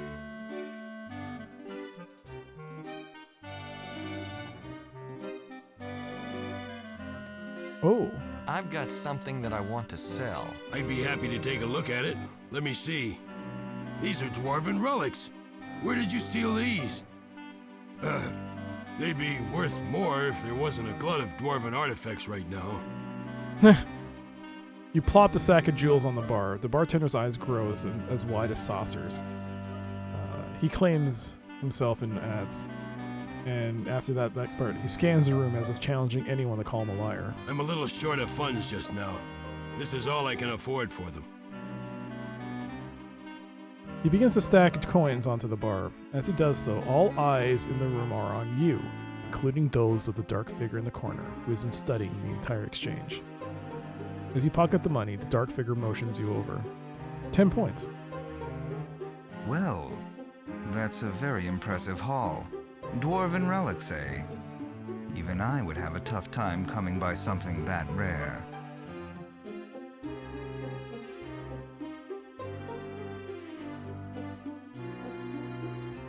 I didn't steal from the dwarves, just the elves that were transporting them. You must not be a very good thief then, god dang. I'll try this one. Well, I didn't steal them from the dwarves, just the elves that were transporting them. Those elves never come anywhere near Skirvash. You must have stolen them on Drevlin, or in the teeth of the Tribus Empire. Either is an amazing feat. Let me introduce myself. My name is Hugh the Hand. I represent the Brotherhood and I'm currently recruiting new members. I'm impressed by your style. Would you be interested in joining? What exactly is the Brotherhood?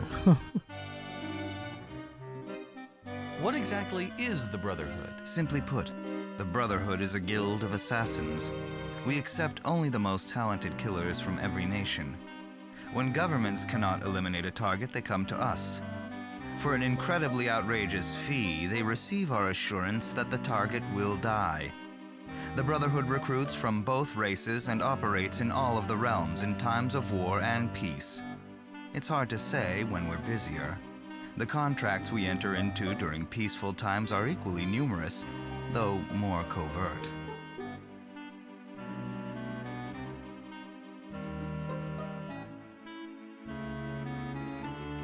I kind of want to quit the game, go to setup, switch to sound canvas so I can hear what it sounds like on the sound canvas.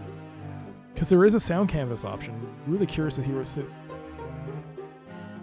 How do I just...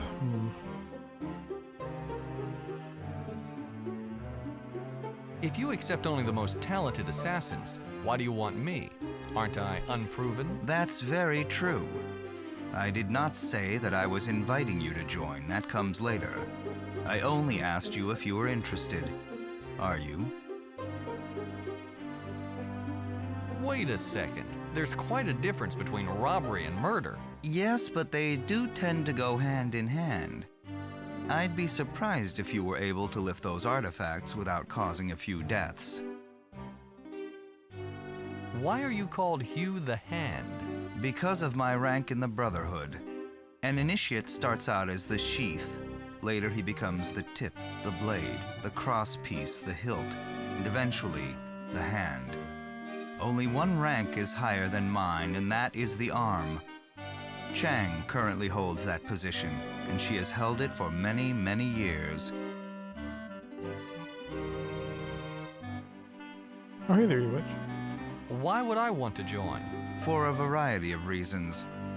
The membership provides quite a bit to its members. It assigns the contracts and makes weapons, information, and healing available. For that, the Brotherhood requires a stiff tithe. The alternative is to continue operating without a membership. But now that you have drawn the Brotherhood's attention, we will make sure you don't encroach on our business. Unfortunately, anything you do will probably encroach on our business. Therefore, we will be forced to kill you. I hope that makes your choice clear.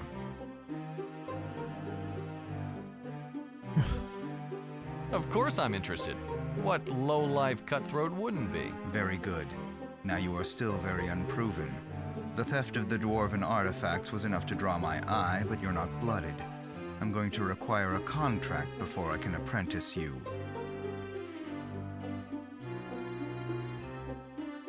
Contract? A contract? I don't know. This sounds dangerous. Dangerous? Of course. That's what we do. You shouldn't have agreed if you weren't prepared to follow through. What about the 20-some guys I took care of before? It's not... Who's the target? There is a merchant who lives on the edge of town. He has angered the Brotherhood. He's overstepped his authority and must be eliminated in order to set an example for the rest of his kind. Do you understand? I have to kill this dude? I have to kill someone? Uh-oh. Do you have any information about this man? Certainly. Most importantly, you should know that he wears an amulet. It is magic and protects him from all harm. Also, you should know that he knows that the Brotherhood is out to eliminate him. We've already tried once, unsuccessfully. Since then, he's taken some precautions. He's had the front door reinforced and the lock changed as well. We believe that he's currently holed up there in the house. A magic amulet that protects him from harm? Won't that make killing him rather difficult? Yes. The fact that he is never without it might hamper you as well. Consider this a true test of your skills. If he lives in such a fortress, how do you expect me to get inside? Isn't that what you do? Break in. I'm sure you've had more difficult jobs than this.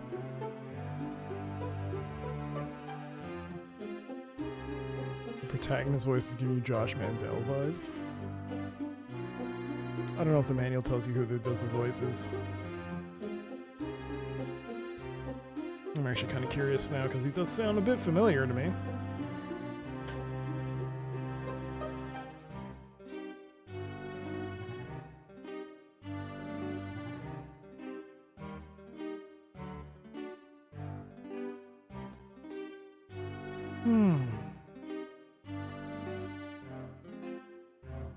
No.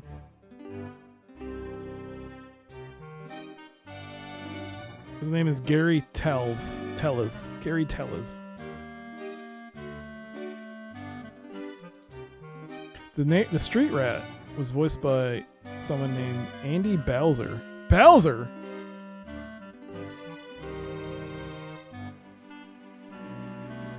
My God.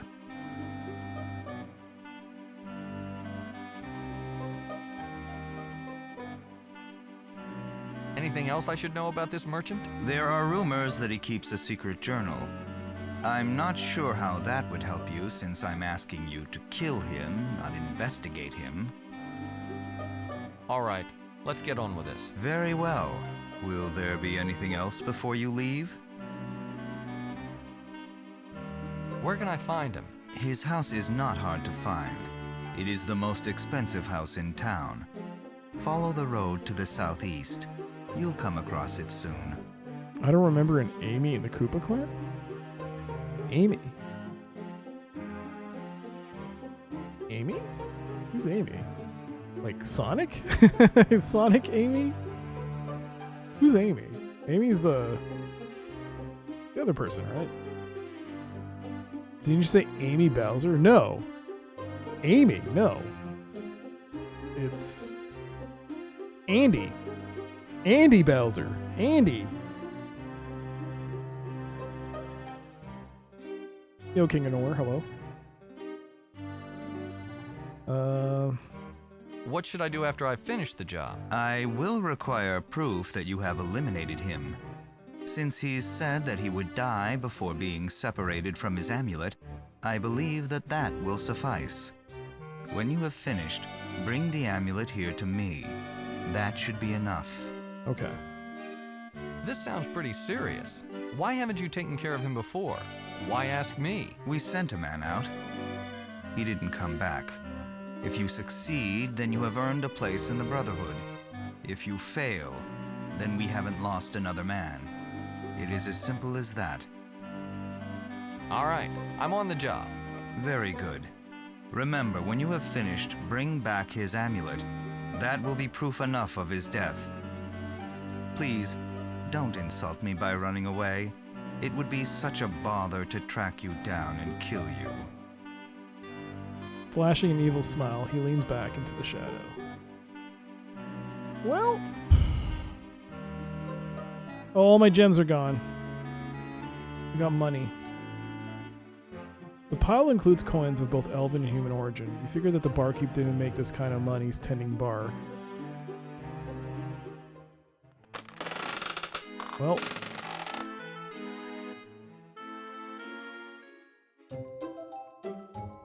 Give the money to the street rat. Let's save.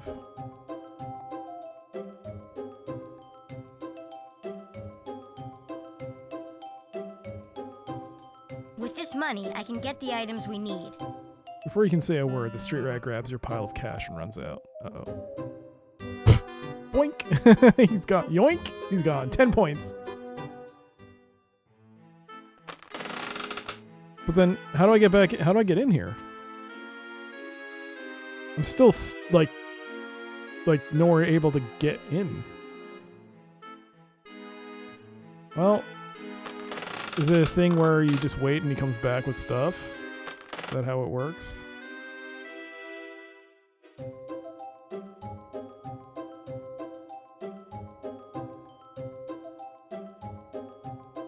I got him. The information and the lockpick. Tell me about this lockpick. Tell me about this lockpick. It's custom. There's never been another made like it. Look at it. The lockpick has been designed to open any type of lock, no matter how complex. You take the bizarre instrument from the street rat and roll it in your hand. Twisted prongs stick out from a rounded base. Only one of the prongs will fit into each lock. Once you've placed that prong inside the keyhole, you'll be able to move it certain ways. Each movement will make a specific sound. According to the locksmith, the lockpick will make a distinct sequence of 3 noises before the lock springs. He didn't tell me what that series of sounds was, but he said it would be the same for every lock. Hang on. I'm smelling a minigame here. Hang on. Oh, no. What can you tell me about the wealthy merchant on the edge of town? He was the most prominent and successful merchant in town until a couple of weeks ago. Then he just dropped out of sight. Rumor had it that he had a run-in with the Brotherhood. Maybe it had something to do with the stiff taxes the Brotherhood places on any transaction in Skirvash. I always thought that he'd be safe from the Brotherhood. He has a magic amulet that keeps him from harm, and he's never without it. That's about all I know, except I heard that he keeps a journal hidden away inside his house. I hope that helps, although I can't imagine how. Minigame. Yeah, there'll be a lockpicking minigame. As soon as you put the lock pick in, it's going to tell you to bump it. You should have punched the kid, but then we would go to the lockpick. Tell me about the information. I bought it from an ex-member of the Brotherhood. He claims that this parchment contains the codes to open the tower's treasure room. There's no way to verify it without actually getting inside the tower, so I had to buy it at face value. I don't really understand it anyway. I have no idea what the first line, "by their time to die," means. The second line is a list of continents above Skirvash that partially obscure the sun throughout the month. We can't see which one it is at this time of day because the sun is behind the tower. Overall, I don't know how to use this information, but it might come in handy. How much did it all cost? As I suspected, it cost everything I had. Sorry there's no change. He smiles innocently and shrugs. Right. Good work. Expensive, but good. I'll take it from here. Thank you. I think you'll find that in the long run, it will be worth far more than what you paid. And now I got the lockpick. Look at that thing. It's a strange-looking instrument with bulges and contours whose purpose you can't identify. With what you paid for it, it better be effective. Read the paper. There are 2 lines of text on the inside. The first reads, "Buy their time to die." Buy. B-U-Y. Huh. Buy their time. The second line reads, Sharthea, Hestia, Shegra, Uliandia, Aristogon. Perhaps it's an advertising flyer for the Brotherhood.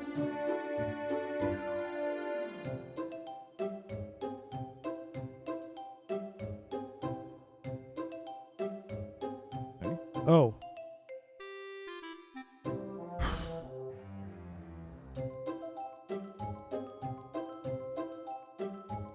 BSHSUA.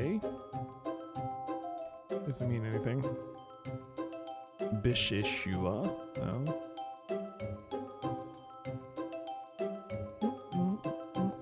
By Sharthea, there Hestia, Time, Shegra, Eulandia, Diastra.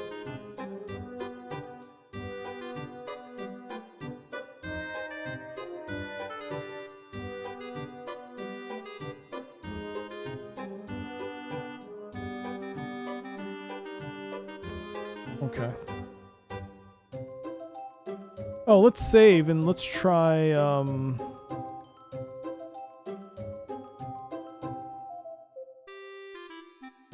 let's try, Sound Canvas.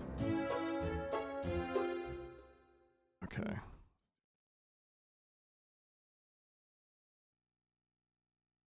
Should be 2.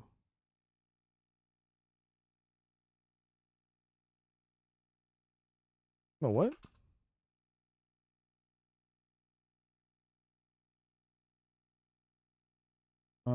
Install.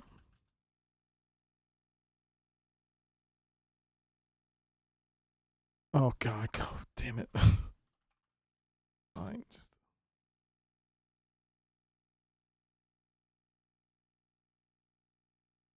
No.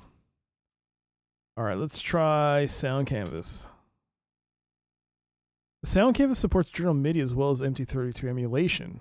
Deathgate includes music for both modes. Please select the mode you prefer to use and make sure your sound card's configured for. Okay, let's try journal MIDI. Sound Blaster 16. Okay. D-Gate.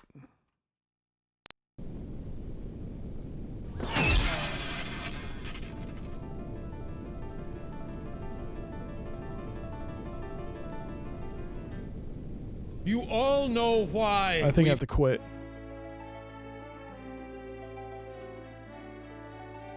Or maybe not.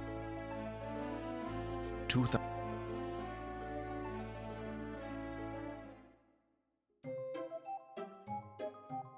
This is the Roland Sound Canvas now.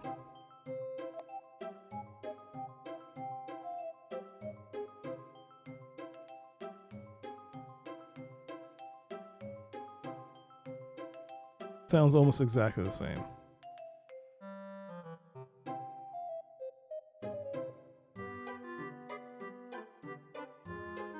Yeah, I don't hear a difference. Is there an earlier save that I have some more music?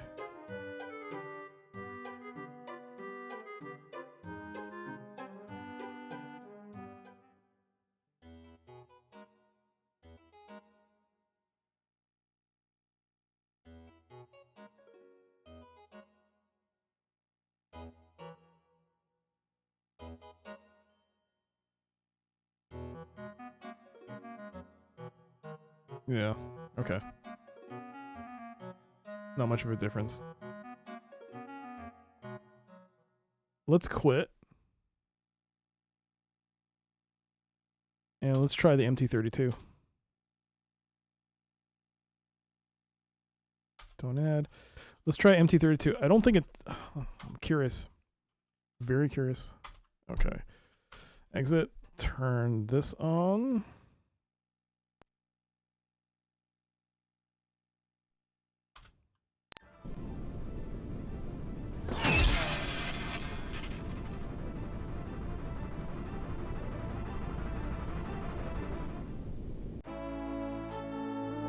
This is MT32 music.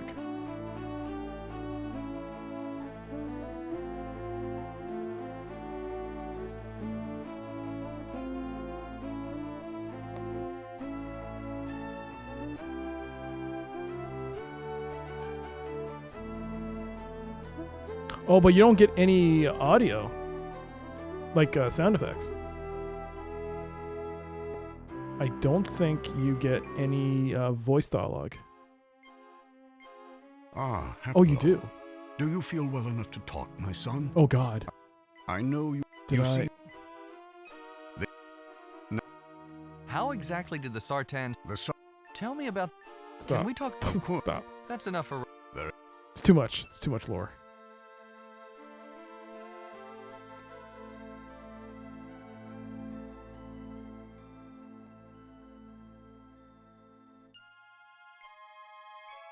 I will change the MU2000 to...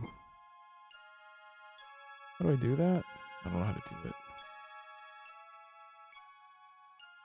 To XG. To the Yamaha, like their own instruments. Is that how I did it? Is that how you do it? Oops. Alright. Well, I'm going to go back to MIDI.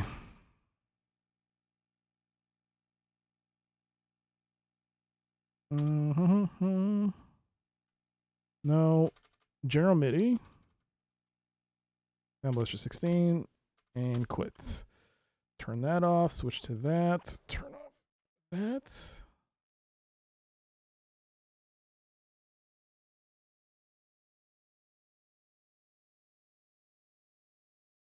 Okay. Let's try this. This is on Yamaha's XG.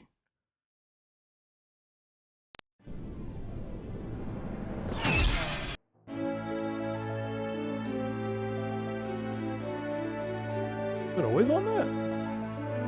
I guess it was.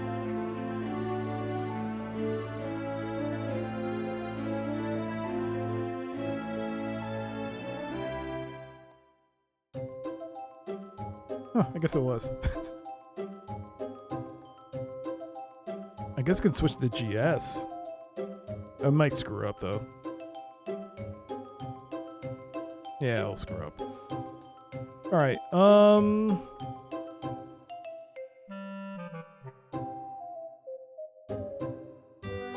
it all sounds nice to me. I honestly couldn't really tell a difference. Except maybe a slight difference between the MT32 and General MIDI, but the sound canvas and the Yamaha, couldn't tell a difference. It sounded exactly the same, which is interesting because sometimes you can definitely hear in terms of instruments. Like this particular unit, it has GS, has the Roland standard, like the sound bank in there. But sometimes like certain games, it will sound different. Certain games we've played has sounded, I think like for a long, ever since I got this has become the de facto way we've been listening to General MIDI in all our games, is because it's so good. The other thing I've noticed is that with one big difference, so the big difference with this ME2000 is that it has Toslink. It has a digital output. So unlike the other things, the other outputs, those are all analog, so you hear static because of the wiring and stuff. But there's no like interference. We're not getting any like feedback, which is good. And there's a gain within the device, which allows me to boost the music. What time is it? All right, you know what? I'm gonna take a small break. I'll be right back. It shouldn't be a few minutes. I'll put it on BRB so you guys can watch some clips. But yeah, it shouldn't take too long. Be right back.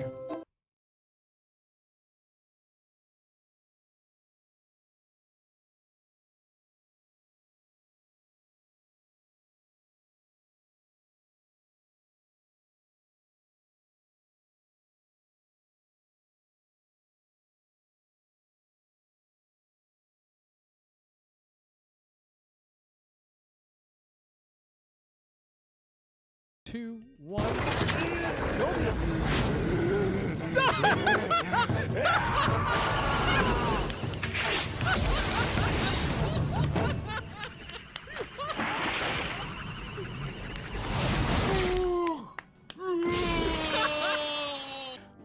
Who are we? Core, Talazia, Bane, Zorn, Hentai, Gentai, I mean. Which is kind of interesting. Oh shit! Oh shit! Don't crush it!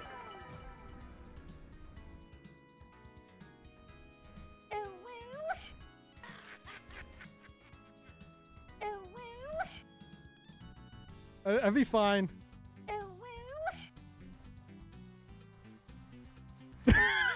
What happened?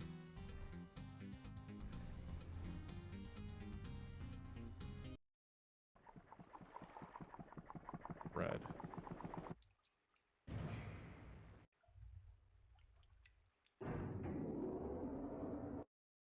What the fuck? Ah! Ah! I made progress! I made progress! Ah! Ah! Reset the timer! I made progress! Fuck you! I did it! Fuck! Ah! I told you! I told you! I told you! Oh, shit! Pause the timer! 2 hours and 8 minutes! 2 hours and 8 minutes!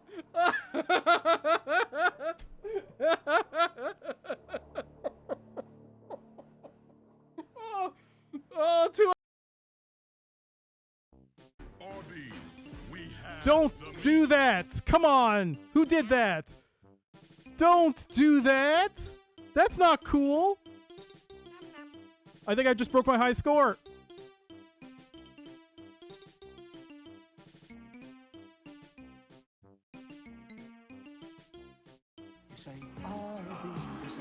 That's not cool, man.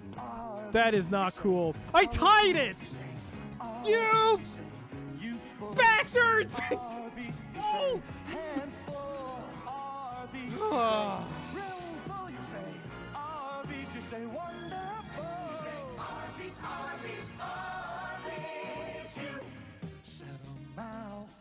Arby's great taste. You said a mouthful.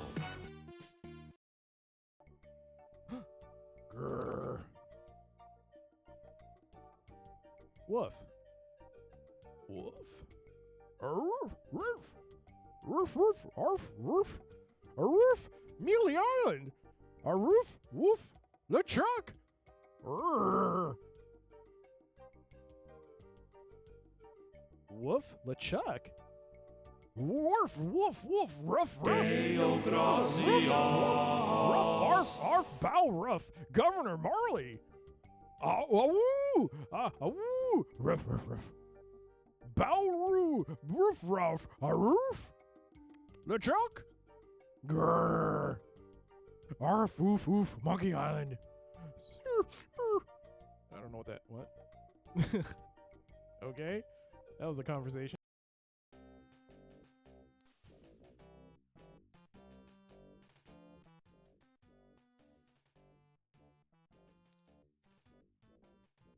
Freeze! Hands in the air. Keep them where I can see them. Drop the knife. Put your hands behind your head. Turn around. Drop to your knees. Now!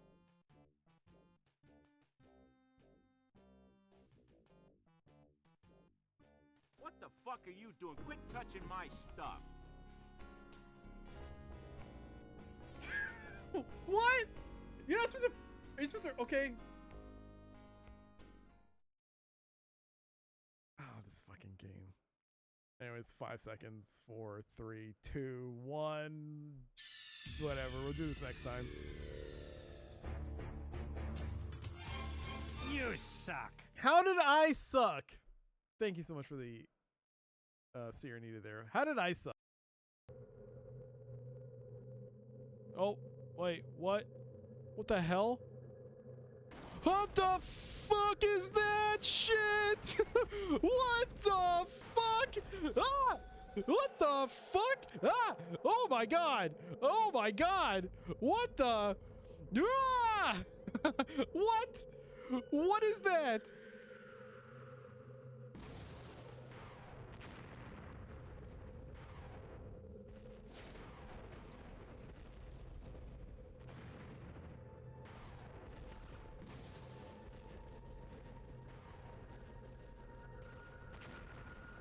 So this thing drops a kaiju. That's fucking amazing. Are they destroying my base? What the f... Okay, well, we reload. Ugh. We gotta reload. Hello. Sorry about that.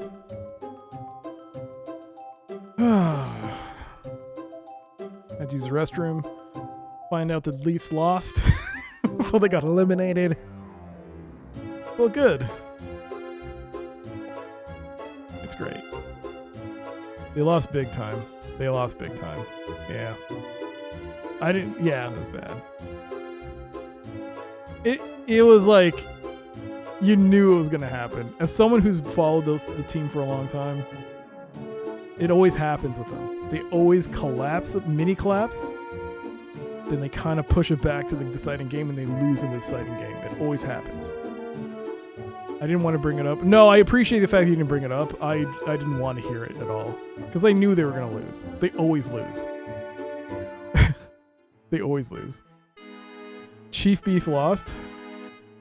Pretty much. They sure did.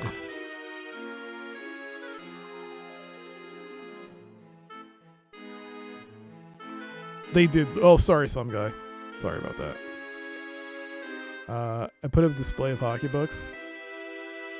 As an Atlanta Braves fan, I feel their pain. Yeah, I mean, the thing is, though, is that... But the thing is that the fans in the city don't deserve it. They don't. I've never seen such a group of awful fans. Like, I get it.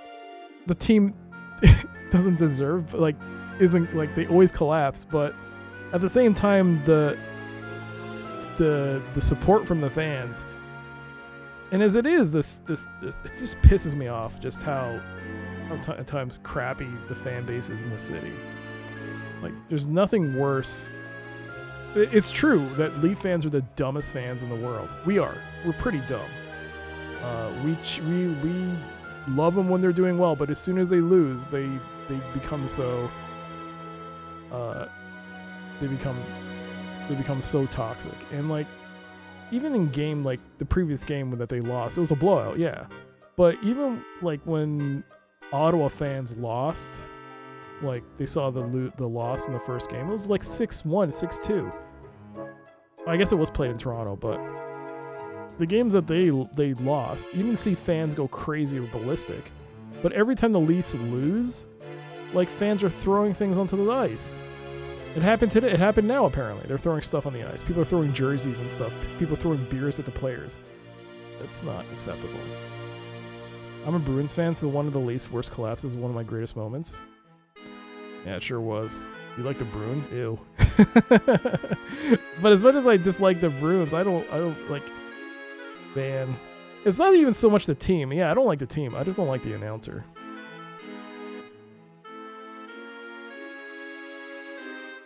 I'm disappointed because the Stanley Cup Finals might be the American South.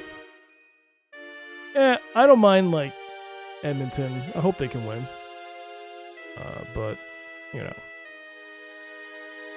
It sucks. I just, you know, it's another year of disappointment. I think our team is going to get blown up, though. I think it's inevitable that as much as this team has tried, like, on paper, they're good. I mean, they won the division for the first time in a long time. It just can't get the job done. Not with that core. Edmonton isn't the Canadian South. That city is actually called the Gateway to the North. Yeah, actually Edmonton is more center as opposed to the rest of this province. Alright, put the lockpick on the door. You gently slip the lockpick inside the heavy iron door. After if it slides solid into place, you carefully examine the lock, trying to decide how to manipulate the lockpick to unlock the door. So, let's go minigame. Oh wait, is there a minigame? Oh, here we go. Turn push. Okay. The lock produces a tick. Okay, now what?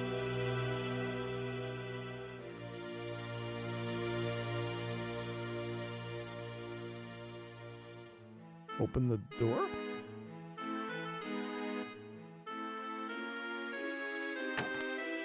The lockpick produces a thunk. The lockpick produces a clack. You must have done something wrong. The lockpick failed to open the lock. You remove the lockpick and contemplate the situation. Okay, so push, turn, so turn, push, jiggle. So I guess it's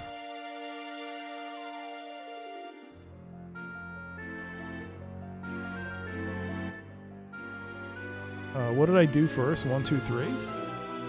Then I did 2, 3, 1. Then 3, 2. Oh, wait, hold on. Yo, Pork Chops, thank you so much for the ooh-woos. Thank you. That's very kind of you. Thank you, thank you. That is very kind of you to do so. The lock produces a tick. Wait. I did 1, 2, 3. 2, 3, 1. 3, 2, 1. 1, 3. 3, 1, 2. I should have written this down. Push. Wheel. Turn. The lockpick produces a thunk. The merchant's lock clicks and the door cracks open. You pocket the lockpick with a sly grin. 10 points. The house is all but empty. Its contents, save for a few spare items, have been taken away.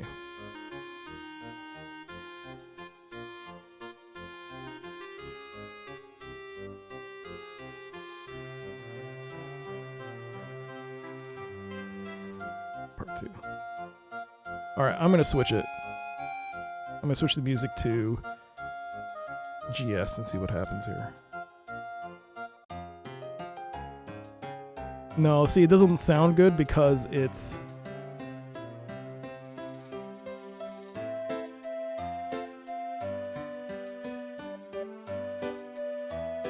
Hold on, let's quit.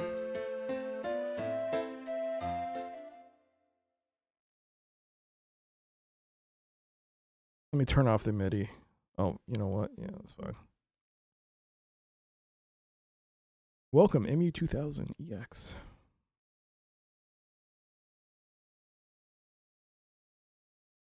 Okay, it's on GS. E-gate.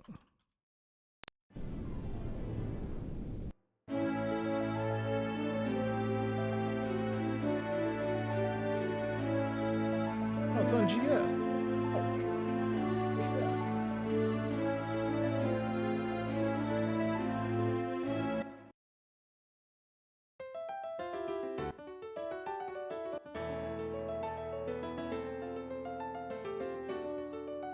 I think when I do that, it messes up the audio.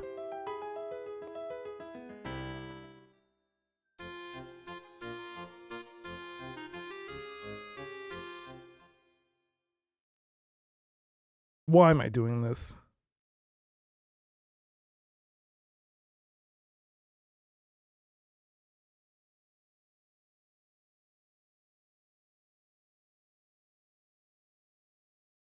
All right, D-gate.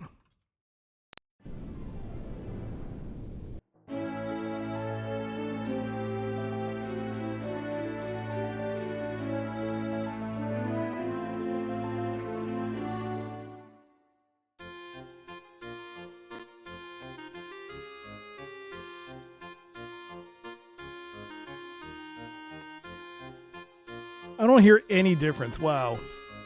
I thought with the instrument banks being different that the Yamaha XG standard would have... Is it different? Maybe.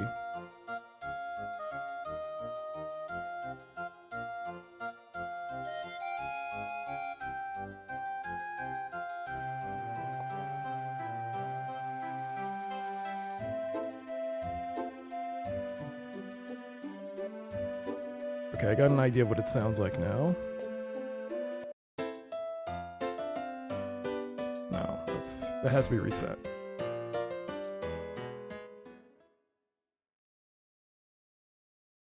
I don't know if I have to turn it off, but I'm doing it anyways.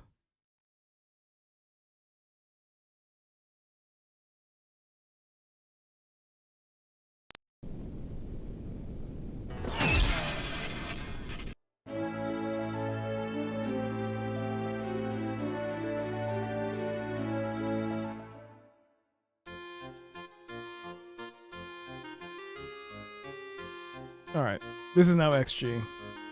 I thought there'd be more... Sounds exactly the same. Anyways, the house is all but empty. Its contents save for a few spare items have been taken away. Oh hey, there's a book. Take the poetry book. You take the poetry book, read it. Oh god, love poems?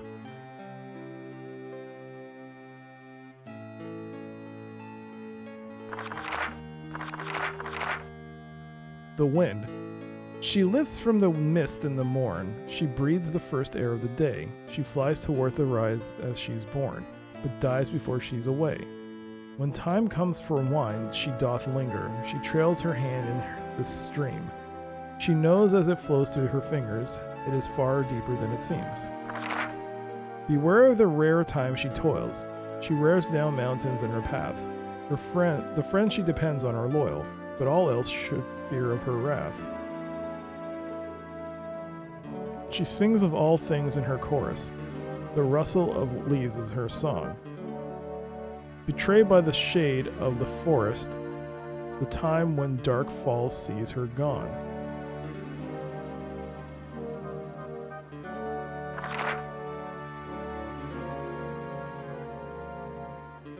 She breathes the first air of the day, but dies before she's away. Oh, it's called the wind. I thought it was a riddle. Okay. Sex, my love. What? She sings of all things in her chorus, the rustle of leaves utters a song. Betrayed by the shade of the forest, the time when dark falls, she sees her gone.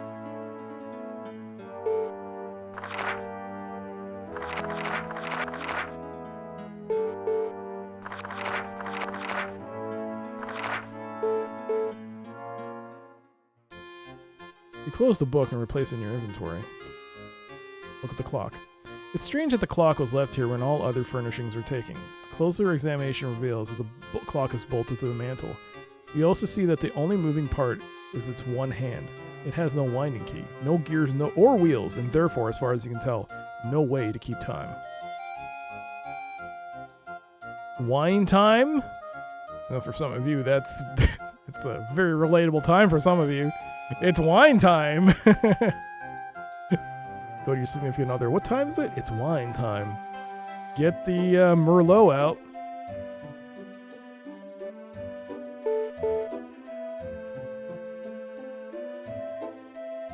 Object here is to select the correct sequence of the settings on the clock. When you select the setting, the hand on the clock will move to the corresponding tick mark on the clock face. You can set a you can select the setting by clicking on the area immediately clockwise of the tick-tock mark on the face clock or on the corresponding tick-tock mark itself. You haven't had wine in a long time?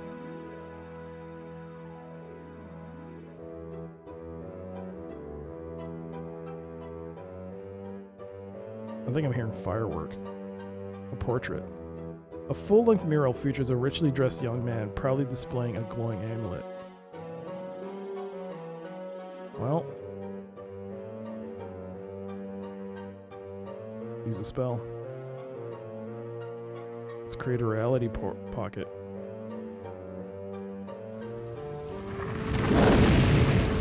You form the spell in the air. The glowing lines float over the mural and sink into the surface. An uneven circle, like a hole in the painting, pulls back from the center to the frame, leaving something like a doorway into the scene. A figure stands uncomfortably in the center of an artist's studio. I guess we're going in.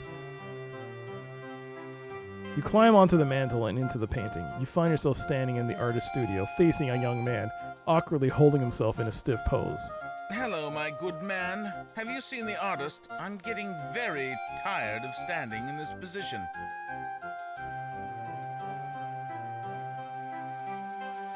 Yo, Atari, how you doing? Toilet time. How's it going?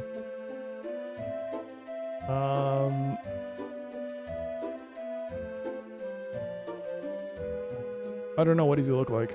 I don't know. What does he look like? It's not important. I'm going to rest now regardless. I'm positive that this activity isn't worth the trouble. I'm only doing it to fill time anyway. By the way, who are you?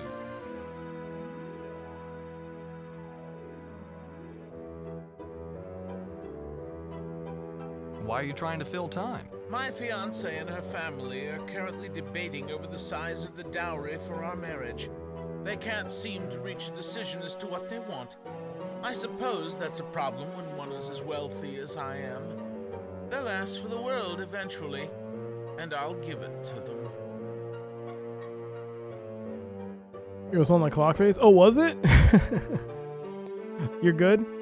Bang. Ah! I don't know if you follow hockey, but things are pretty down in Leafland right now. another failed year. Another failed year of many.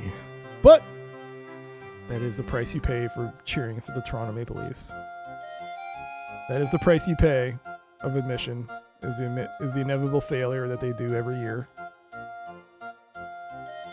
What was the name of that town? Mudsville? Was it Mudsville? Yeah, it's like that. Alright. I love my dear Drousseau. I'd give anything to have her.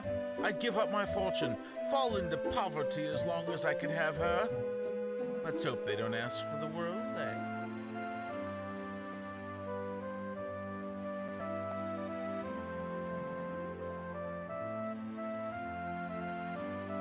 You saw all the dejected Leafs fans earlier? Oh, the silence. Yeah, I mean, I'm like, it's terrible, but I heard what happened at the stadium, and people shouldn't be throwing things. I get you're upset, but the first time I heard that, I was like, no matter what. I mean, I don't know if you remember the Harold Ballard years, but if you can live through those years, then man, you don't. I mean, yes, they're a disappointment, and for some reason they just, on paper they look good, but they just cannot get it together. But man, it's a far cry from what it used to be. So I'm gonna do what I usually do. I'm gonna avoid sports, anything sports related for the next week. I'm just not going on any of those sites. Just especially tomorrow. Just my feed is gonna be filled, absolutely filled to the brim of people who are just articles and ugh. Anyways. And you know what the funny part is? Florida winning gives Boston the first round draft pick. It gives Florida's first round draft pick to Boston because of the trade they did for Brad Marchand. So the Boston Bruins get a first rounder out of this. That's great. I'm a messenger from your wife to be. She sent me with the dowry information you've been waiting for. I'm a collector. I've heard about your amulet. I was wondering if you'd be willing to part with it.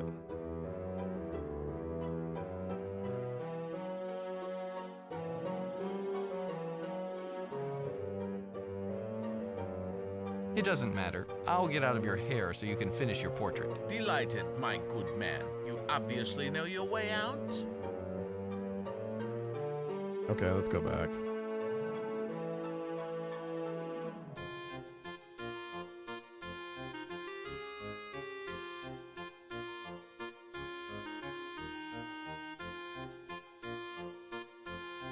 Hey there, Moosey. These fans live for the day they can get the cups and the yellow how they fan from the start. To be fair, I want to believe in them. Oh, it's so bad. Like, I knew things were bad when that guy elbowed the goalie, Stolars, and he couldn't play, and there was no penalty, no nothing. But I mean, it wasn't said that was because of that, but when that happened and nothing happened as a result, you knew something was bad. Then, yeah, there's so many things, so many clips of like just terrible refereeing. They say it's a conspiracy. And, I mean, sure, you could believe it, but also this team kind of sucks. I mean, it happens. It's part of being a fan of the team. Right. Can I not go in? Oh, enter. Hello, my good man. I'm the new artist. Try this. I am the new artist. Please, don't move. The light is perfect on you. New artist? I commissioned a mural from Leonard Bogash, not from some apprentice no name. Run along and get my artist before I get peeved with you. Go now. At any night, right? Any right night dot? Oh, what time is it? It's 11. We should stop. We should stop. You know what? Let's stop because we got to do post-stream stuff. We got post-stream stuff to do. Thank you, some guy, for the reminder. It is late. I didn't expect to be this late. I was supposed to stop an hour ago, but the game is good. It's a good game. But let's pause that timer. 5 hours, 8 minutes, and 25 seconds. Not bad. I'm enjoying this game. Next time we'll do that. That's cool. All right. So we got our post-stream stuff. We got our milestones. I still haven't decided whether or not to do this at the end, even though I did it doing it now. I haven't solidified whether I should do this at the end, but we'll do it yeah. I mean, it's fun. And we got Steam Clean. So who doesn't like Steam Clean? Steam Clean's a lot of fun. Let's do a marker. But happy Victoria Day to you, some guy. Have fun. Have fun on your day off. It is a day off. It is a day off here. It's a long weekend here. It gives time to all the people who still cheer for the Leafs time to like drown the sores for an extra day. They don't have to go in for work. Could cry under the covers. All right. Cool cover. It's a very cool cover, and the box is nice and big. It's a nice big thick box. Look at the size of this box. Look at that box. Look at that box. Look at the size of that box. It's as big as my head. It's a very nice box. Very nice box. All right, let's get started. Whoop, I've dropped that on the ground.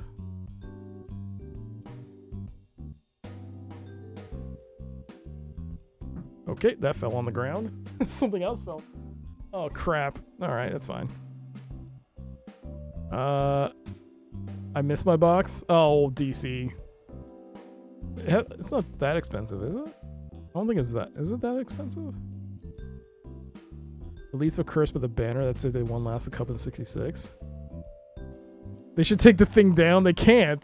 It was at 66 or 69. I can't remember when they won. Anyways. Let's do some Steam Clean.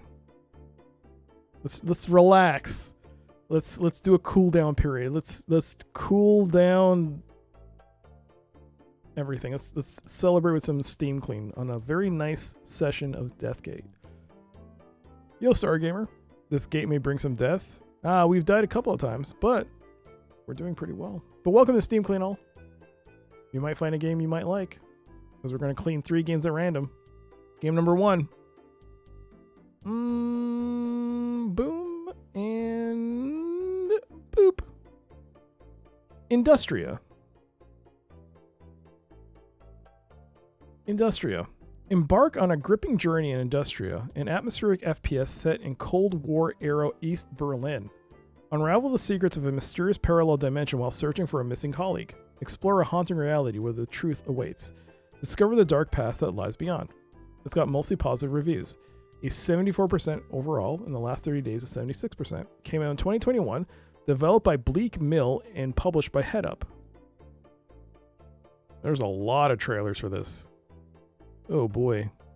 Release trailer? Sure, I guess we'll do that one.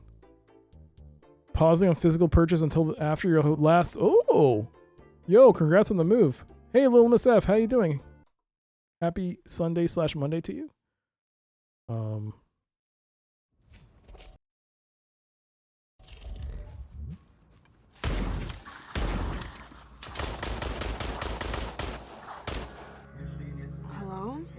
Nora, it's happening. Walter? Comrade Shabowski publicly said that the wall is open in a press conference just 1 hour ago. Wait, what? They closed down the office. The Stasi is already here. They're taking everything apart. I need to leave now.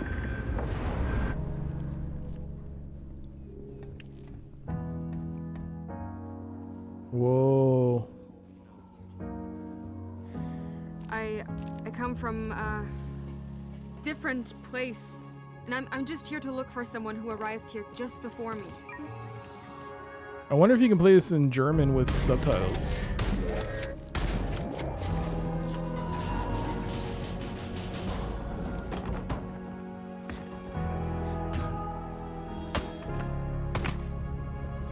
I don't know who you are, but if you want to live longer than 5 minutes, you should probably get the hell out of here. Oh shit. Oh my god. Walter! Our central processing unit Atlas is out of control. I just discovered parts of it all over our servers. But there is something else.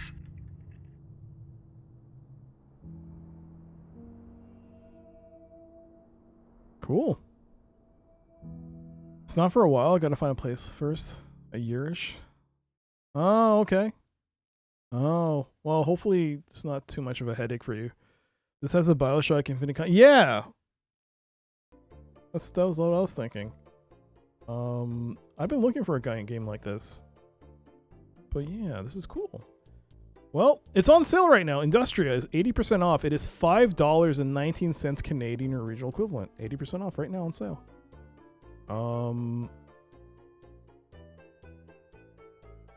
So about this game, it's got a 67 Metacritic. It's listed as Steam Deck playable. It's got an awards cabinet. They're making a sequel, Industria 2. Oh, nice. By the way, Bo, congrats on your first round draft pick. On the evening of the fall of the Berlin Wall, a young woman plunges headlong into a parallel dimension to find her missing work colleague who has disappeared under mysterious circumstances. While the checkpoints in East Berlin are still being overrun by crowds of people, Nora escapes from this world into unknown layers of time and unto an unknown fate. You have her PS5? Well, how does it play? It's an Unreal Engine game, right? They're making a sequel. Interesting. So I wonder if this ends on a cliffhanger or something. Profound story. Experience a classic story-driven first-person shooter with about 4 hours of gameplay. Tight atmosphere. Dive into a lovingly designed world full of mystery and Lynch-esque surreality. Oh my god. Surreality. Come on. Stop combining words. I can say surreal.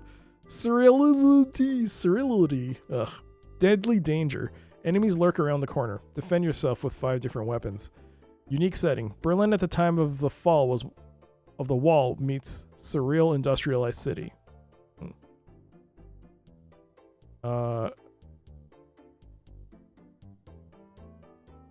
Oh geez, damn dude, sorry. A lot of luck in the playoffs. For who? It's not for anyone in Toronto. They're not going.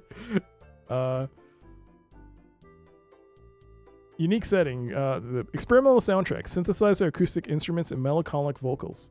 Story. Berlin, 9th of November, 1989. The streets are full of people. After 4 decades of division, thousands of cars are rolling across the inner German border. The wall is finally open. At the same time, a man disappears in his secret research facility in East Berlin. His goodbye message reaches you too late. You drive back to the office, where the state security has already destroyed all records of the research project. The complex is deserted and empty. The search for Walter takes you deep into the center of the facility, right into the heart of the universe, where time seems to stand still. The dark secret lurks, well hidden behind the curtain. In the end, it is horrible insights and the questions of responsibility that make you dive deeper and deeper into a strange, surreal, yet familiar world. All right, well, let's look at the reviews.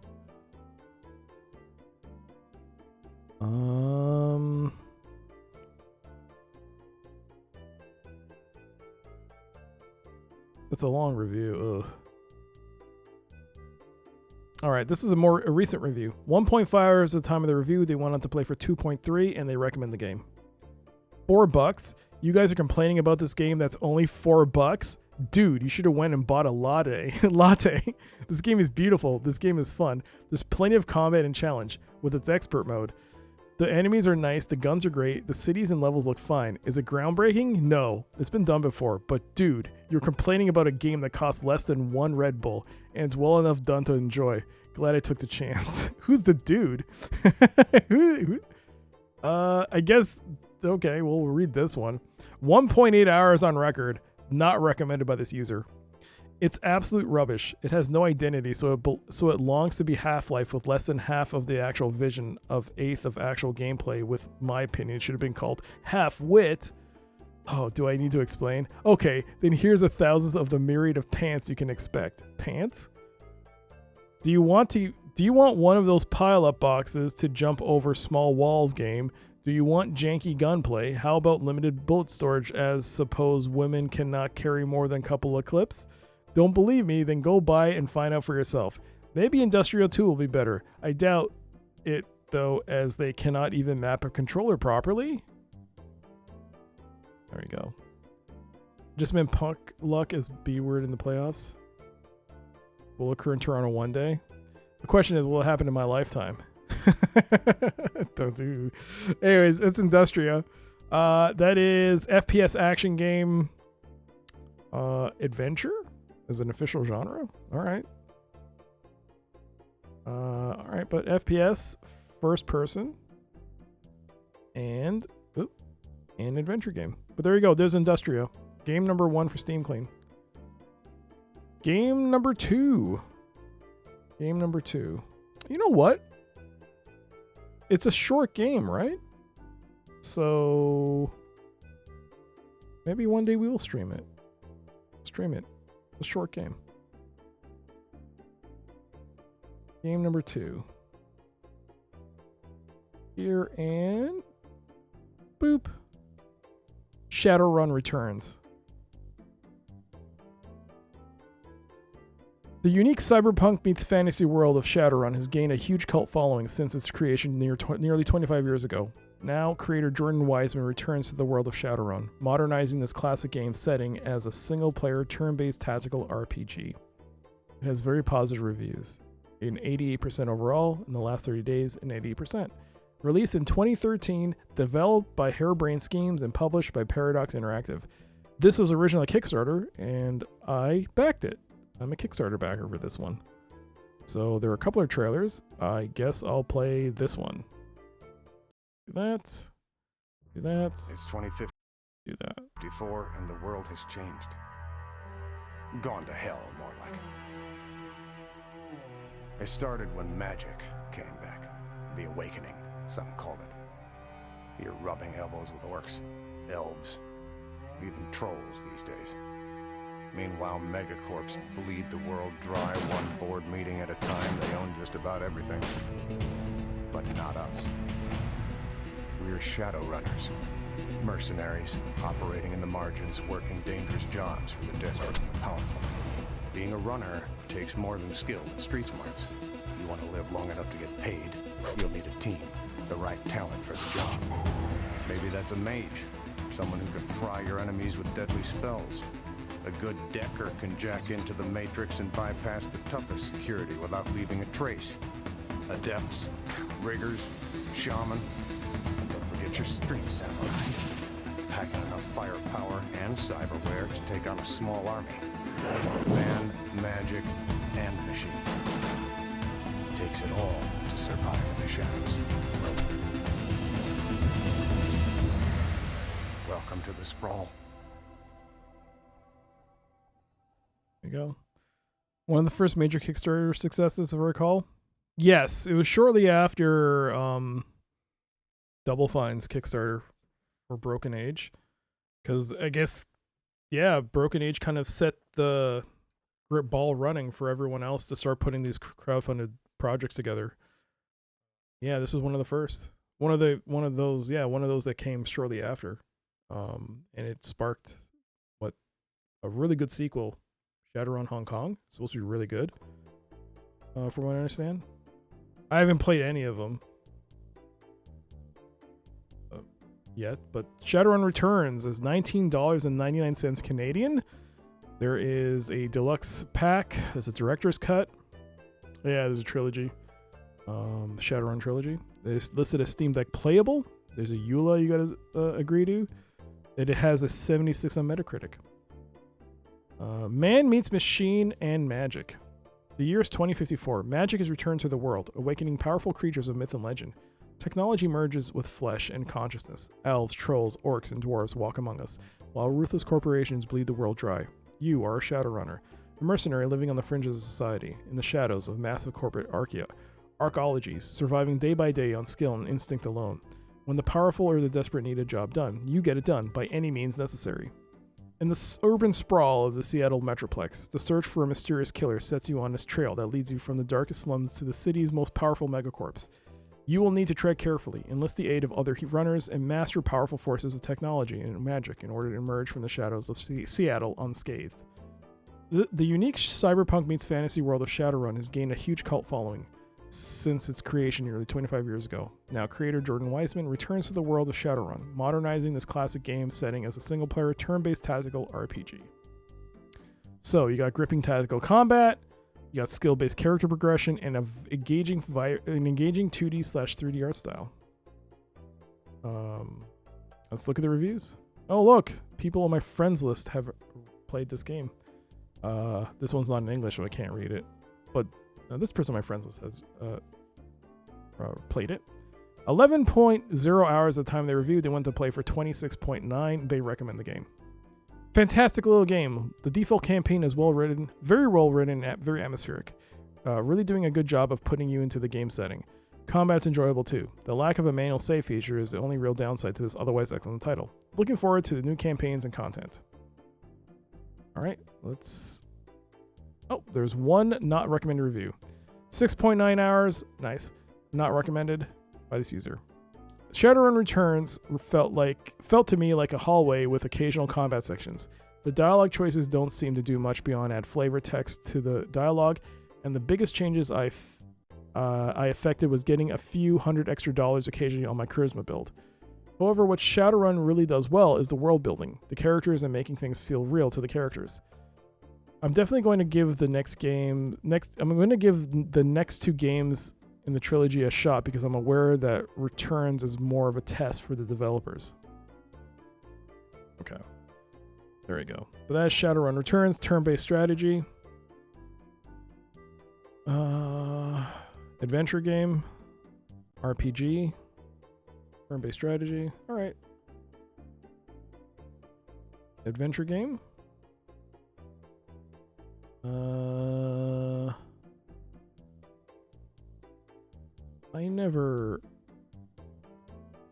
don't think I ever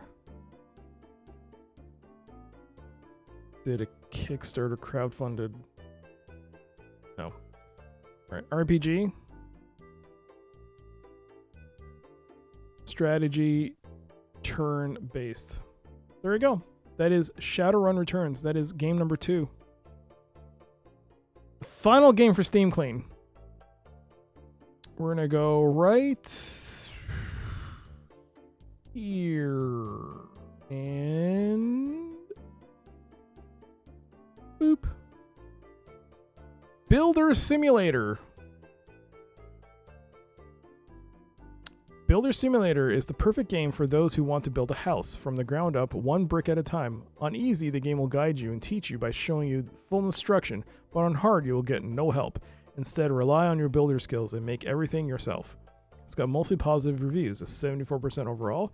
Came out in 2022, developed by Live Motion Games and Frozen Way, published by Live Motion Games, Frozen Way, and Frozen District. Alright, well, that's certainly music that's going to get flagged.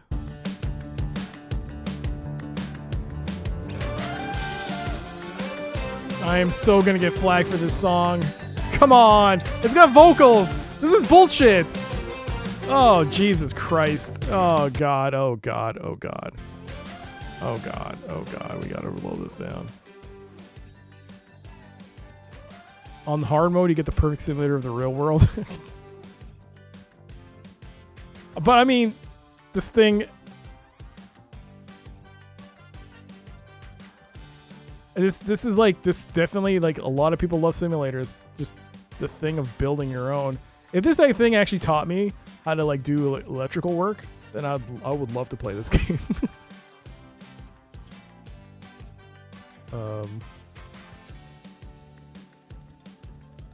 Come on, it got vocals. I'm sorry, it's damn vocals, man. It always gets you flagged. Every time it has vocals, you know this song is gonna get you. Even this like humming noise, man. It's like, okay, this is good. It's just like, you don't really need to hear it. I probably got flagged already. It doesn't matter. God. Yeah, it looks nice. Yeah, la la la la. It looks great. It looks great. Great.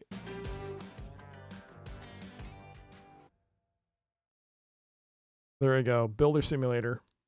There's a trailer.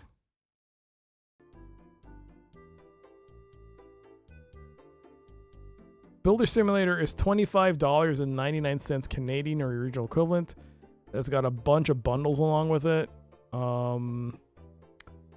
It's Steam Deck playable according to this. Yeah. This is what your roomie does, electrical contracting work, reviewing and improving electrical blueprints for business construction. Oh, dang, really? I want to just change some wiring around. Builder Simulator is a game for those whose biggest dream always was to construct your own house from scratch. Prepare your plan, buy needed materials, and build a perfect residence brick by brick. Will it be an easy task? At first, yes. But after all, you're just a rookie in the serious building industry. Especially made tutorial will guide you step by step through the twists and turns of construction work. However, the more experience you get, the more demanding the challenges become. Have you finished your little design? Good, now it's time to put it into place. Practice. Grab a bunch of bricks, take some cement and roll up your sleeves, and build, construct, and create. Are you afraid it'll be boring? No, nothing like that. You'll dig the foundation, erect walls, insert windows and doors, and many more. It will not only be exciting, but above all, it will be fun. Finish.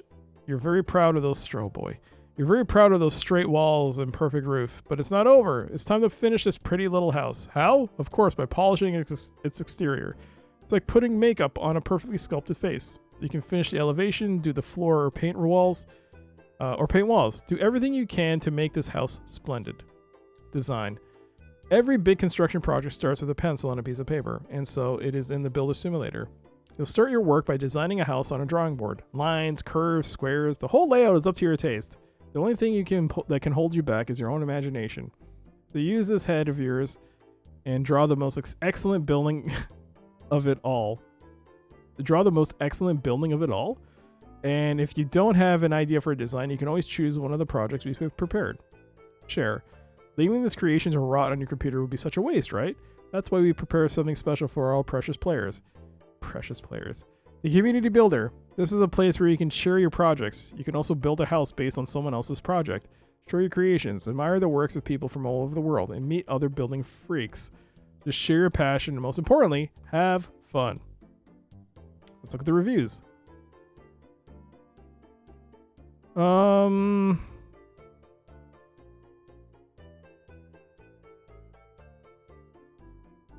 2.1 hours on record. They recommend the game. I wish we could give a star rating to games too. Out of 5 stars, I'd say 3. Yes, it's a good game and fun game. Not a bad for a builder simulator, but there are a few things that bug me, I guess. Maybe I'm alone, or maybe there are others, but robot coworker is out of place for this present day game. Why a robot? Why not just a foreman person? Maybe one that we can choose. And his voice is annoying. I looked in settings for an off button, but only found a voice slider. The other thing, the contracts. I think it would be better to have a home computer that I can choose the contracts on a board or computer. They don't feel like progress to me by always going back to the main menu.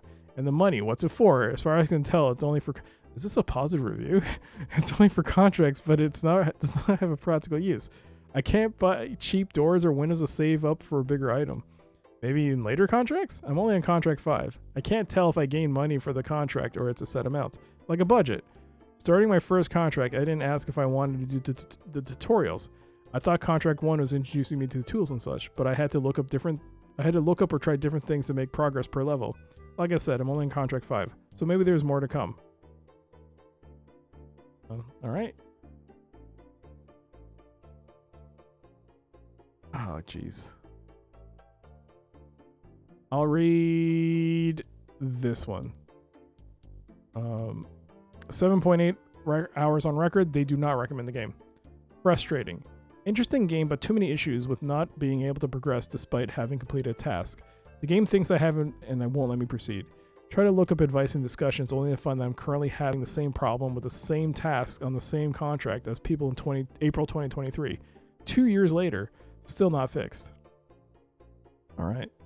Well, there you go. That is Builder Simulator. Whoops.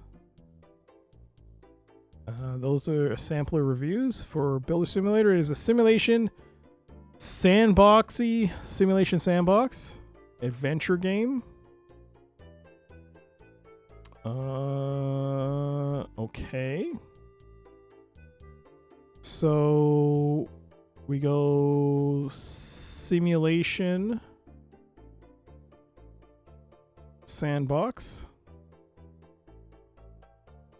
adventure game. Okay. Guess it's an adventure to build your own house, I guess.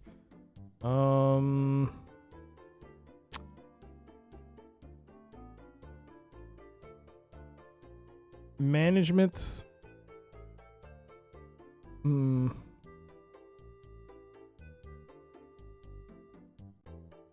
base builder, city town builder. I guess it's not a management game. Does this have co-op of any kind? No. But there you go. I guess that's it. That's it. That's Builder Simulator. That's our third and final game from Steam Clean. So today we looked at Builder Simulator, Shadowrun Returns, and finally, Industria. Hope you all enjoyed that session of Steam Clean. Bam. There we go. I guess enjoying building sim depends on your frame of mind. Well, speaking of enjoyment and frame of mind, it's been a while, but it was asked, and it is back.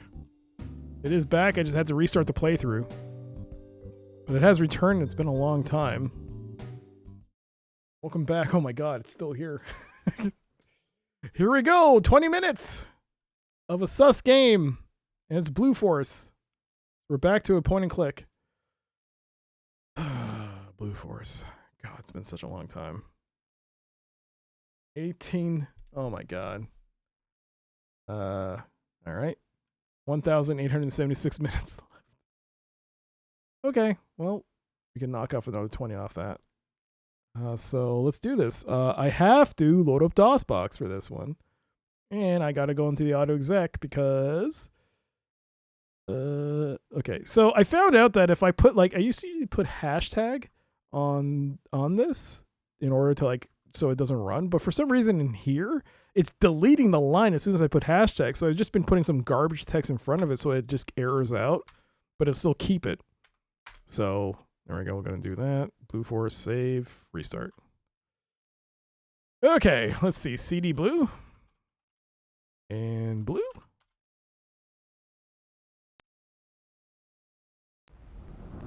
Okay. I guess I should load up the timer when we actually load up the save, but here we go. This is Blue Force. This is 20 minutes of a sus game. This is a game that I've played before, and I think in one way or another has flaws. But I'm willing to play it for 20 minutes. It is a 2,000-bit milestone, and it was chosen. And let's play. Let us play. I forgot how to load up the menu. This is no longer Scum VM, so I have to. So if in case you weren't aware, I was playing this until we encountered a bug in Scum VM, which wouldn't let me progress through the game. So I had to install this on DOS. So it should work. I'm not sure though. But it should work. No, it should be F1. Restore is F3. Next time. Okay. I'm going to start the timer now. Next time. 20 minutes. Oh my god, what? I left it here? I said drop the gun or she dies. No. You harm anyone here, and you're one dead punk. They'll need a bucket and shovel to pick up all that'll be left of you, scumbag. Just then, something clicks in the would-be killer's mind. He must have gotten a visual of the bucket and the shovel, because he suddenly gives up without a fight.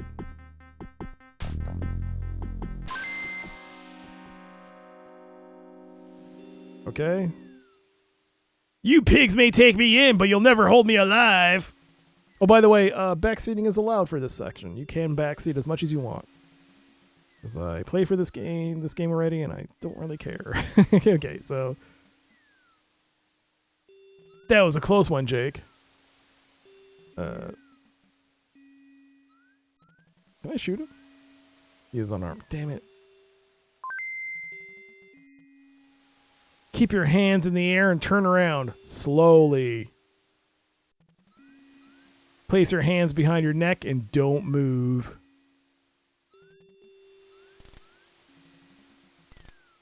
Your backup covers you as you secure the suspect.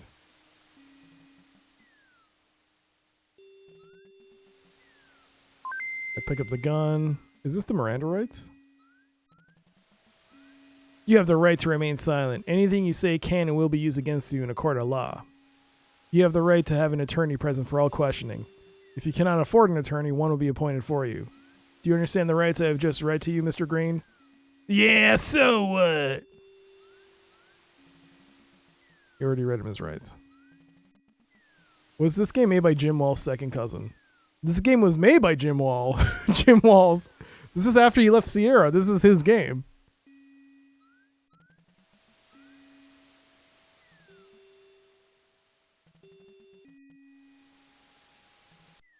You carry a 357 and a knife in your boot? You worry too much, Green. You pigs may take me in, but you'll never hold me. I have the switchblade. Okay.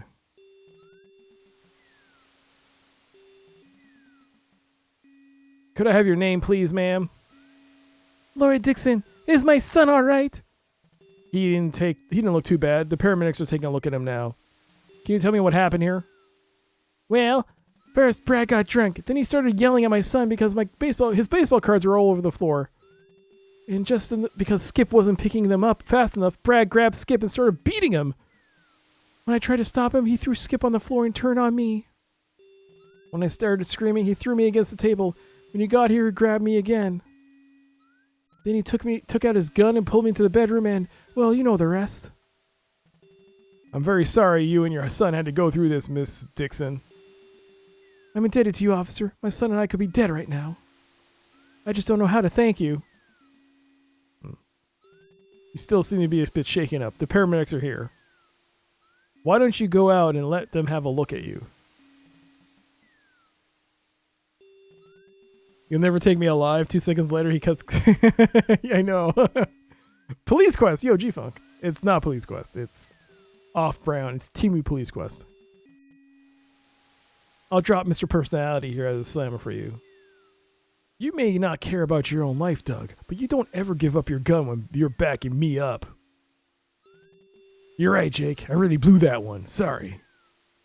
Let me tell you something, you slimy rent-a-cup. If I didn't have these handcuffs on, I'd make hamburger meat out of you.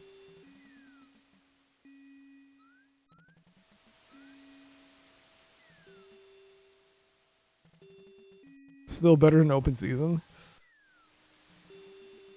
Yeah. Yeah, it is. Yeah, it is. This is the bedroom of the yacht. A small stool is pushed under the makeup table. Doors and drawers and cabinets rim the perimeter of the yacht? Of the room. There's no need to poke around here. Oh, of course there is. It's an adventure game. We take everything. Daryl Gates. Oh, can't steal.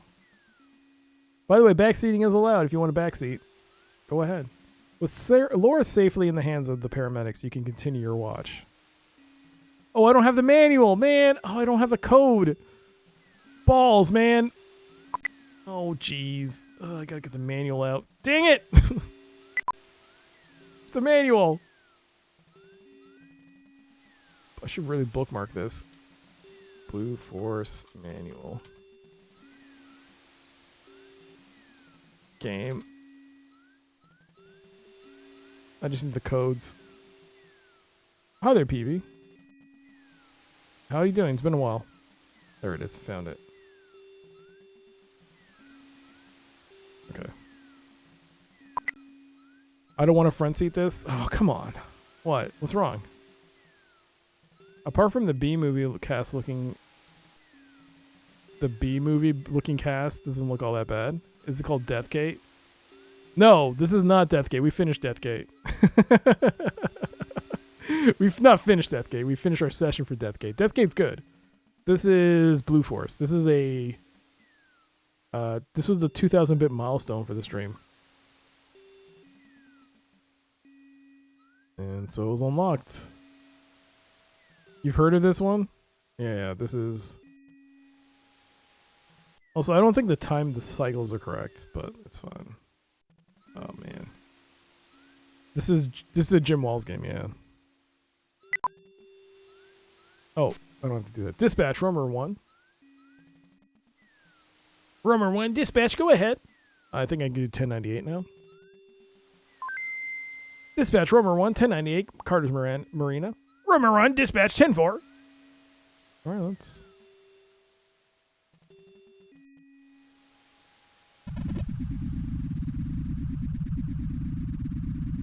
Oh, wait. Am I supposed to say 1015, prisoner in custody?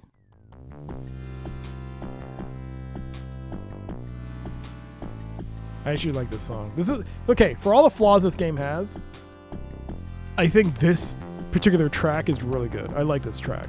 It's really good. It's nice, a nice chill beat. Actually, could I do this in general MIDI?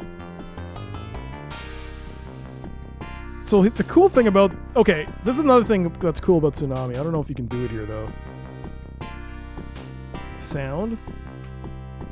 Yeah, you can do it in-game. You can change it to MIDI.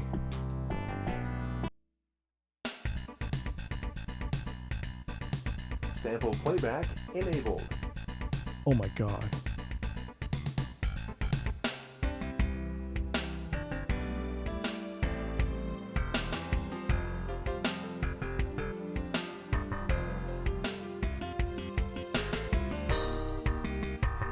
Oh my god, that... Oh, look.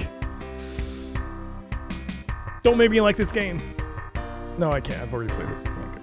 Okay. The music is good, though. Give me some Miami Vice. Speaking of which, Miami Vice is on Prime Video. I gotta watch that.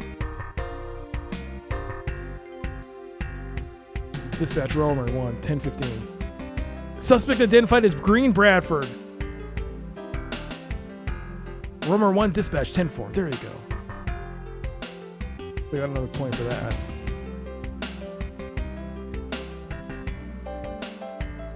Yeah, I saw it on, I hadn't logged into Prime Video for a long time, and I saw Miami Vice on there. It was like 4 seasons of Miami Vice. Like, holy crap.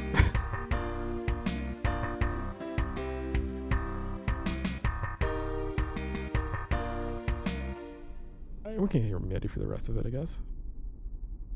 That's actually my favorite song in this game, is that particular track. Carter's Marina is good. I gotta get a rip of that. We're gonna go to jail.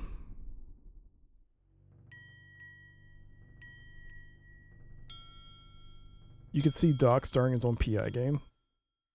Could you, though? Me? Me? Me? Whoa, what the? Tuigia, thank you so much for the raid. Welcome everybody coming from Tuigia's stream. Hope you like the next 10 minutes of stream, because that's how long I'm going to be on for, more or less. But welcome everyone. This was Deathgate. No, I mean, I finished my session with Deathgate. We're doing 20 minutes of a sus game. This is Blue Force. How dare me? What am I supposed to do? It's not my fault. At least you can listen to the game on MIDI.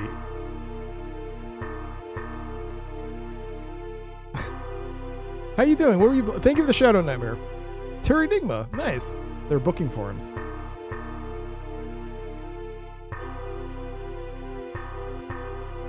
My name's Jake Ryan. What's yours? Name's Larry. Nice to meet you, Ryan. Filling out this booking form will require the suspect's name, address, and other personal information.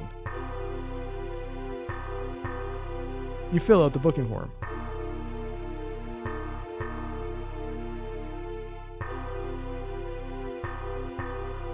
Here's his ID and booking sheet, Larry. He's all checked in. Thanks, Ryan. Here's your copy of the booking slip and your handcuffs. I think I got a point.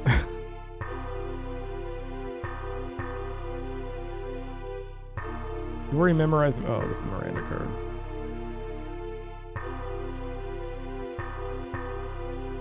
Hey, Downscale Games. Welcome to the chat. Enjoy your stay, Mr. Green. I hope it's a nice long one. I've got friends. They'll have me out of here before dark. All right. Welcome, Downscale Games. Here's a sandwich for you. The Lord of Terror will feast upon your fear, just like this delicious roast beef and cheddar sandwich. I'm sorry. Diablo ate your sandwich. My bad. Let's flirt with the lady at the clerk's office. Hello, lady. Hello, madame. Hi, you're new here, aren't you? I've been here a couple of months. So you can answer all my questions?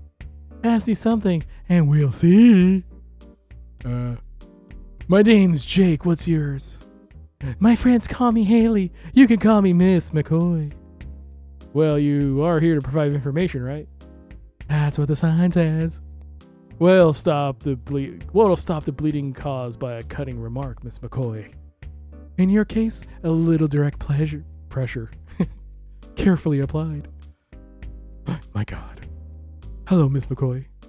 Hello, Officer Ryan. And that's all that happens. You want a roast beef sandwich when he's gone? Don't worry, Mom. They're eating Ryan and Harvey's. Enjoy your roast beef sandwich.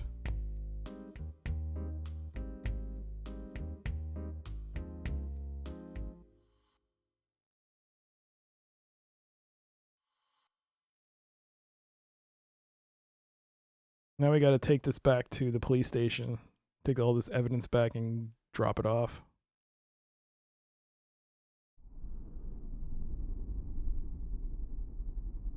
See, that was the other thing the Misty Scum VM version was missing. The mouse cursor was missing. That's another issue with Blue Force being played on Scum VM. There was no mouse cursor popping up. That was weird. Huh. It's a weird one. All right, we got 6 minutes and 5 seconds left in this 20-minute playthrough.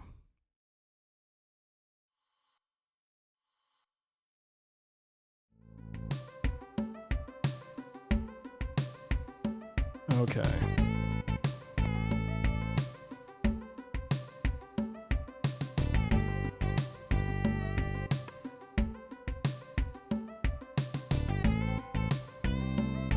This is a pretty nice item for a scumbag like Green. I hate to see him get it back. From what I heard about the bus, it's not likely you'll ever see it again. Give the knife. And I believe this booking form goes here. Give it to you. Come on, rookie. Booking slips go in Suter's mailbox. Sutter's mailbox. This is a bop? Oh my god. No, this is not the good one. RJ, you gotta go to Carter's Marina. Can we go to Carter's Marina? You gotta hear it. We gotta go. Am I gonna get loot? Did I lose? Did I lose? No, I didn't lose. Good. This is good, but it's no Carter's Marina thing is the best. Okay, let's save here. Whoops. Let's save the game. Music. So this is being played through MIDI right now. And Carter's Marina on MIDI. Oh my god. Hold on. We got to go there now. Like right now. I hope we don't get stuck. I hope we don't get like the next sequence here. Yes. Okay.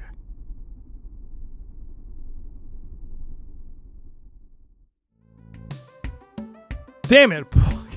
Damn it. I knew this was gonna happen. Passing through the tower district en route to your destination, you pull over a pickup truck. The driver has been driving recklessly and is apparently trying to avoid you. The truck idles at the curb. The occupants, wearing gang colors, steal a nervous glance in your direction.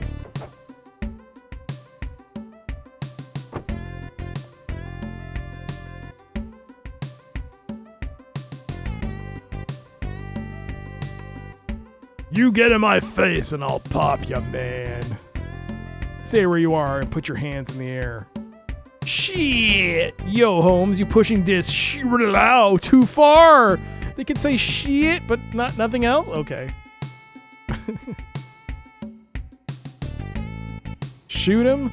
Alright, it is front seat fell. There's no need to use your gun here. Okay. I'm just gonna go on my phone here. I need to call the radio.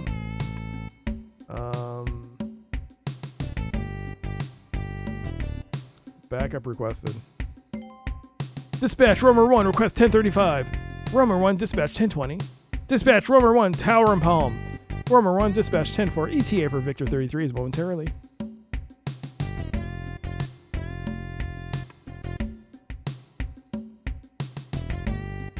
Oh! That car just clip arted its way in. What's the deal, Jake? These guys are acting pretty suspicious. Watch them while I check it out. You got it, Jake.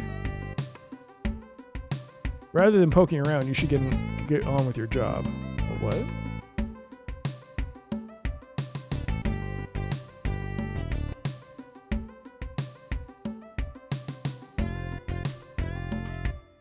All right. We got about 2 minutes.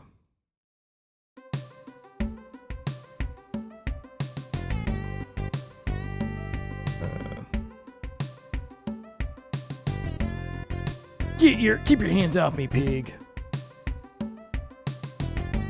Your handcuffs are official use only. Oh. I said stay where you are and put your hands in the air. Shit, yo, okay. Yeah. Keep your hands where I can see them. Damn, Holmes, why are you riding my jock, man? Watch the other guy, Doug. I'll deal with this clown. Go for it, Jake. I've got you covered. Why are you standing in the middle of the road? Won't you get hit by a car? That does not seem like a good idea.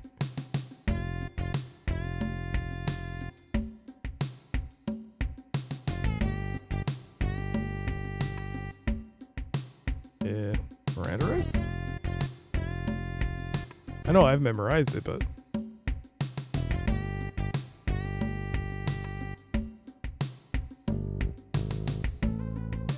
Why are you two trying to lose me? You hiding something in the truck? I don't gotta tell you nothing, man. I watch TV. I know my rights. Come on, hotshot. What's in the truck? I don't know, Holmes. You tell me. You the chump with the badge. Thanks for the invitation, Mouth. Mouth? I don't gotta take that shit from you, man.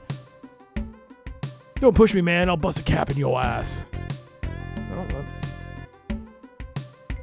assume the position. You like that, huh? Blab, blab, blab.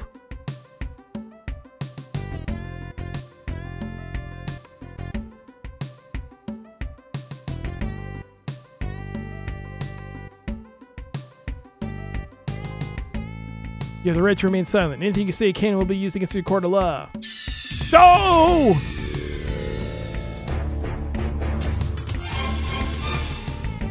You have the right to an attorney present for all questioning. If you cannot afford an attorney, one will be appointed for you. Do you understand the rights I have just read to you? Blah, blah, blah, blah, blah. Does your mother know you use words like that? Alright, I'm going to do this last bit because I'm never going to remember this. So I'm just going to do this one thing and search them. Search, search, search, search, search, search. Well, what have we here? Didn't your mama tell you carrying a concealed weapon is a felony? What you looking for is a little lower and to the left, chump. Well, we'll see if you're still such a wise ass after you've been booked for possession of a concealed weapon. Alright, so we got his IDs and all that. Okay, so this is where we save. Save. Stoppage. Next time. 2. And I'm going to switch it back to Sound Blaster.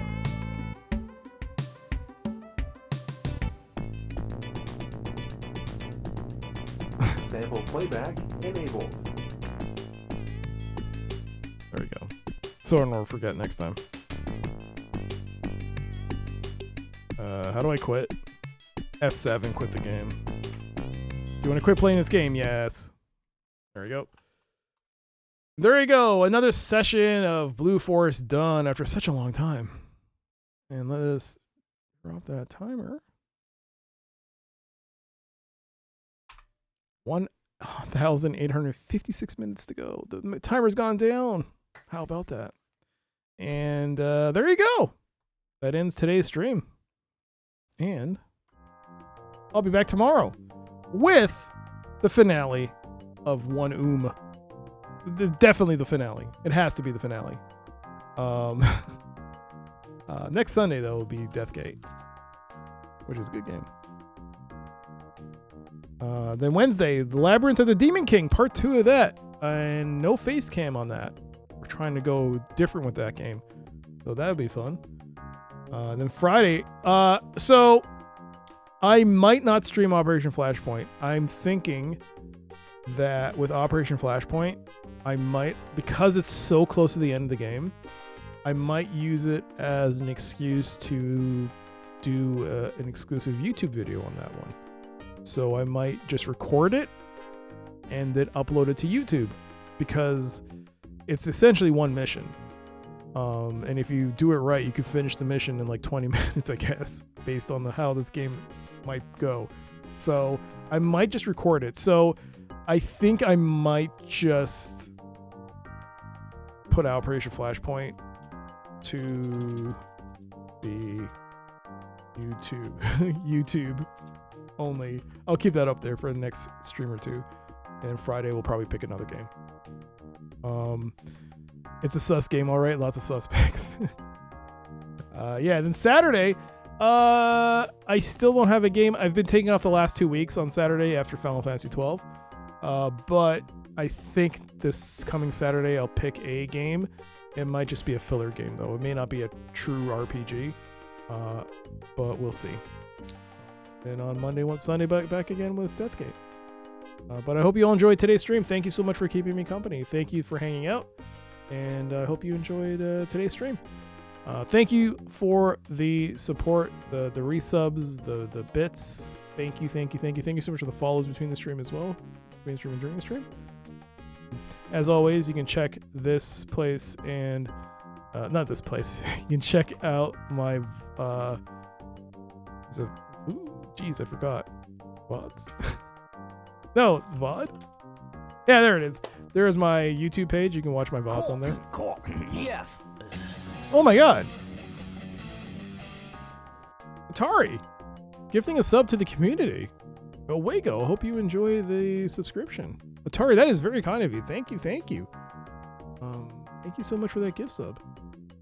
Yeah, Tuija, thank you so much for the raid, by the way. Thank you so much for the raid. And it was a pleasure to meet everyone who's new in the chat. Thank you for that. And yeah, I'll see you all tomorrow for One Master of Orion. Let's give someone a raid. I'm gonna have to bookmark the manual for Blue Force. I guess I'll do that right now. Do that. Not secure. That doesn't bode well. But let's see. Who can I raid? Whom can I raid today? Let's see. Raid a person. I will. Let's see. We should raid.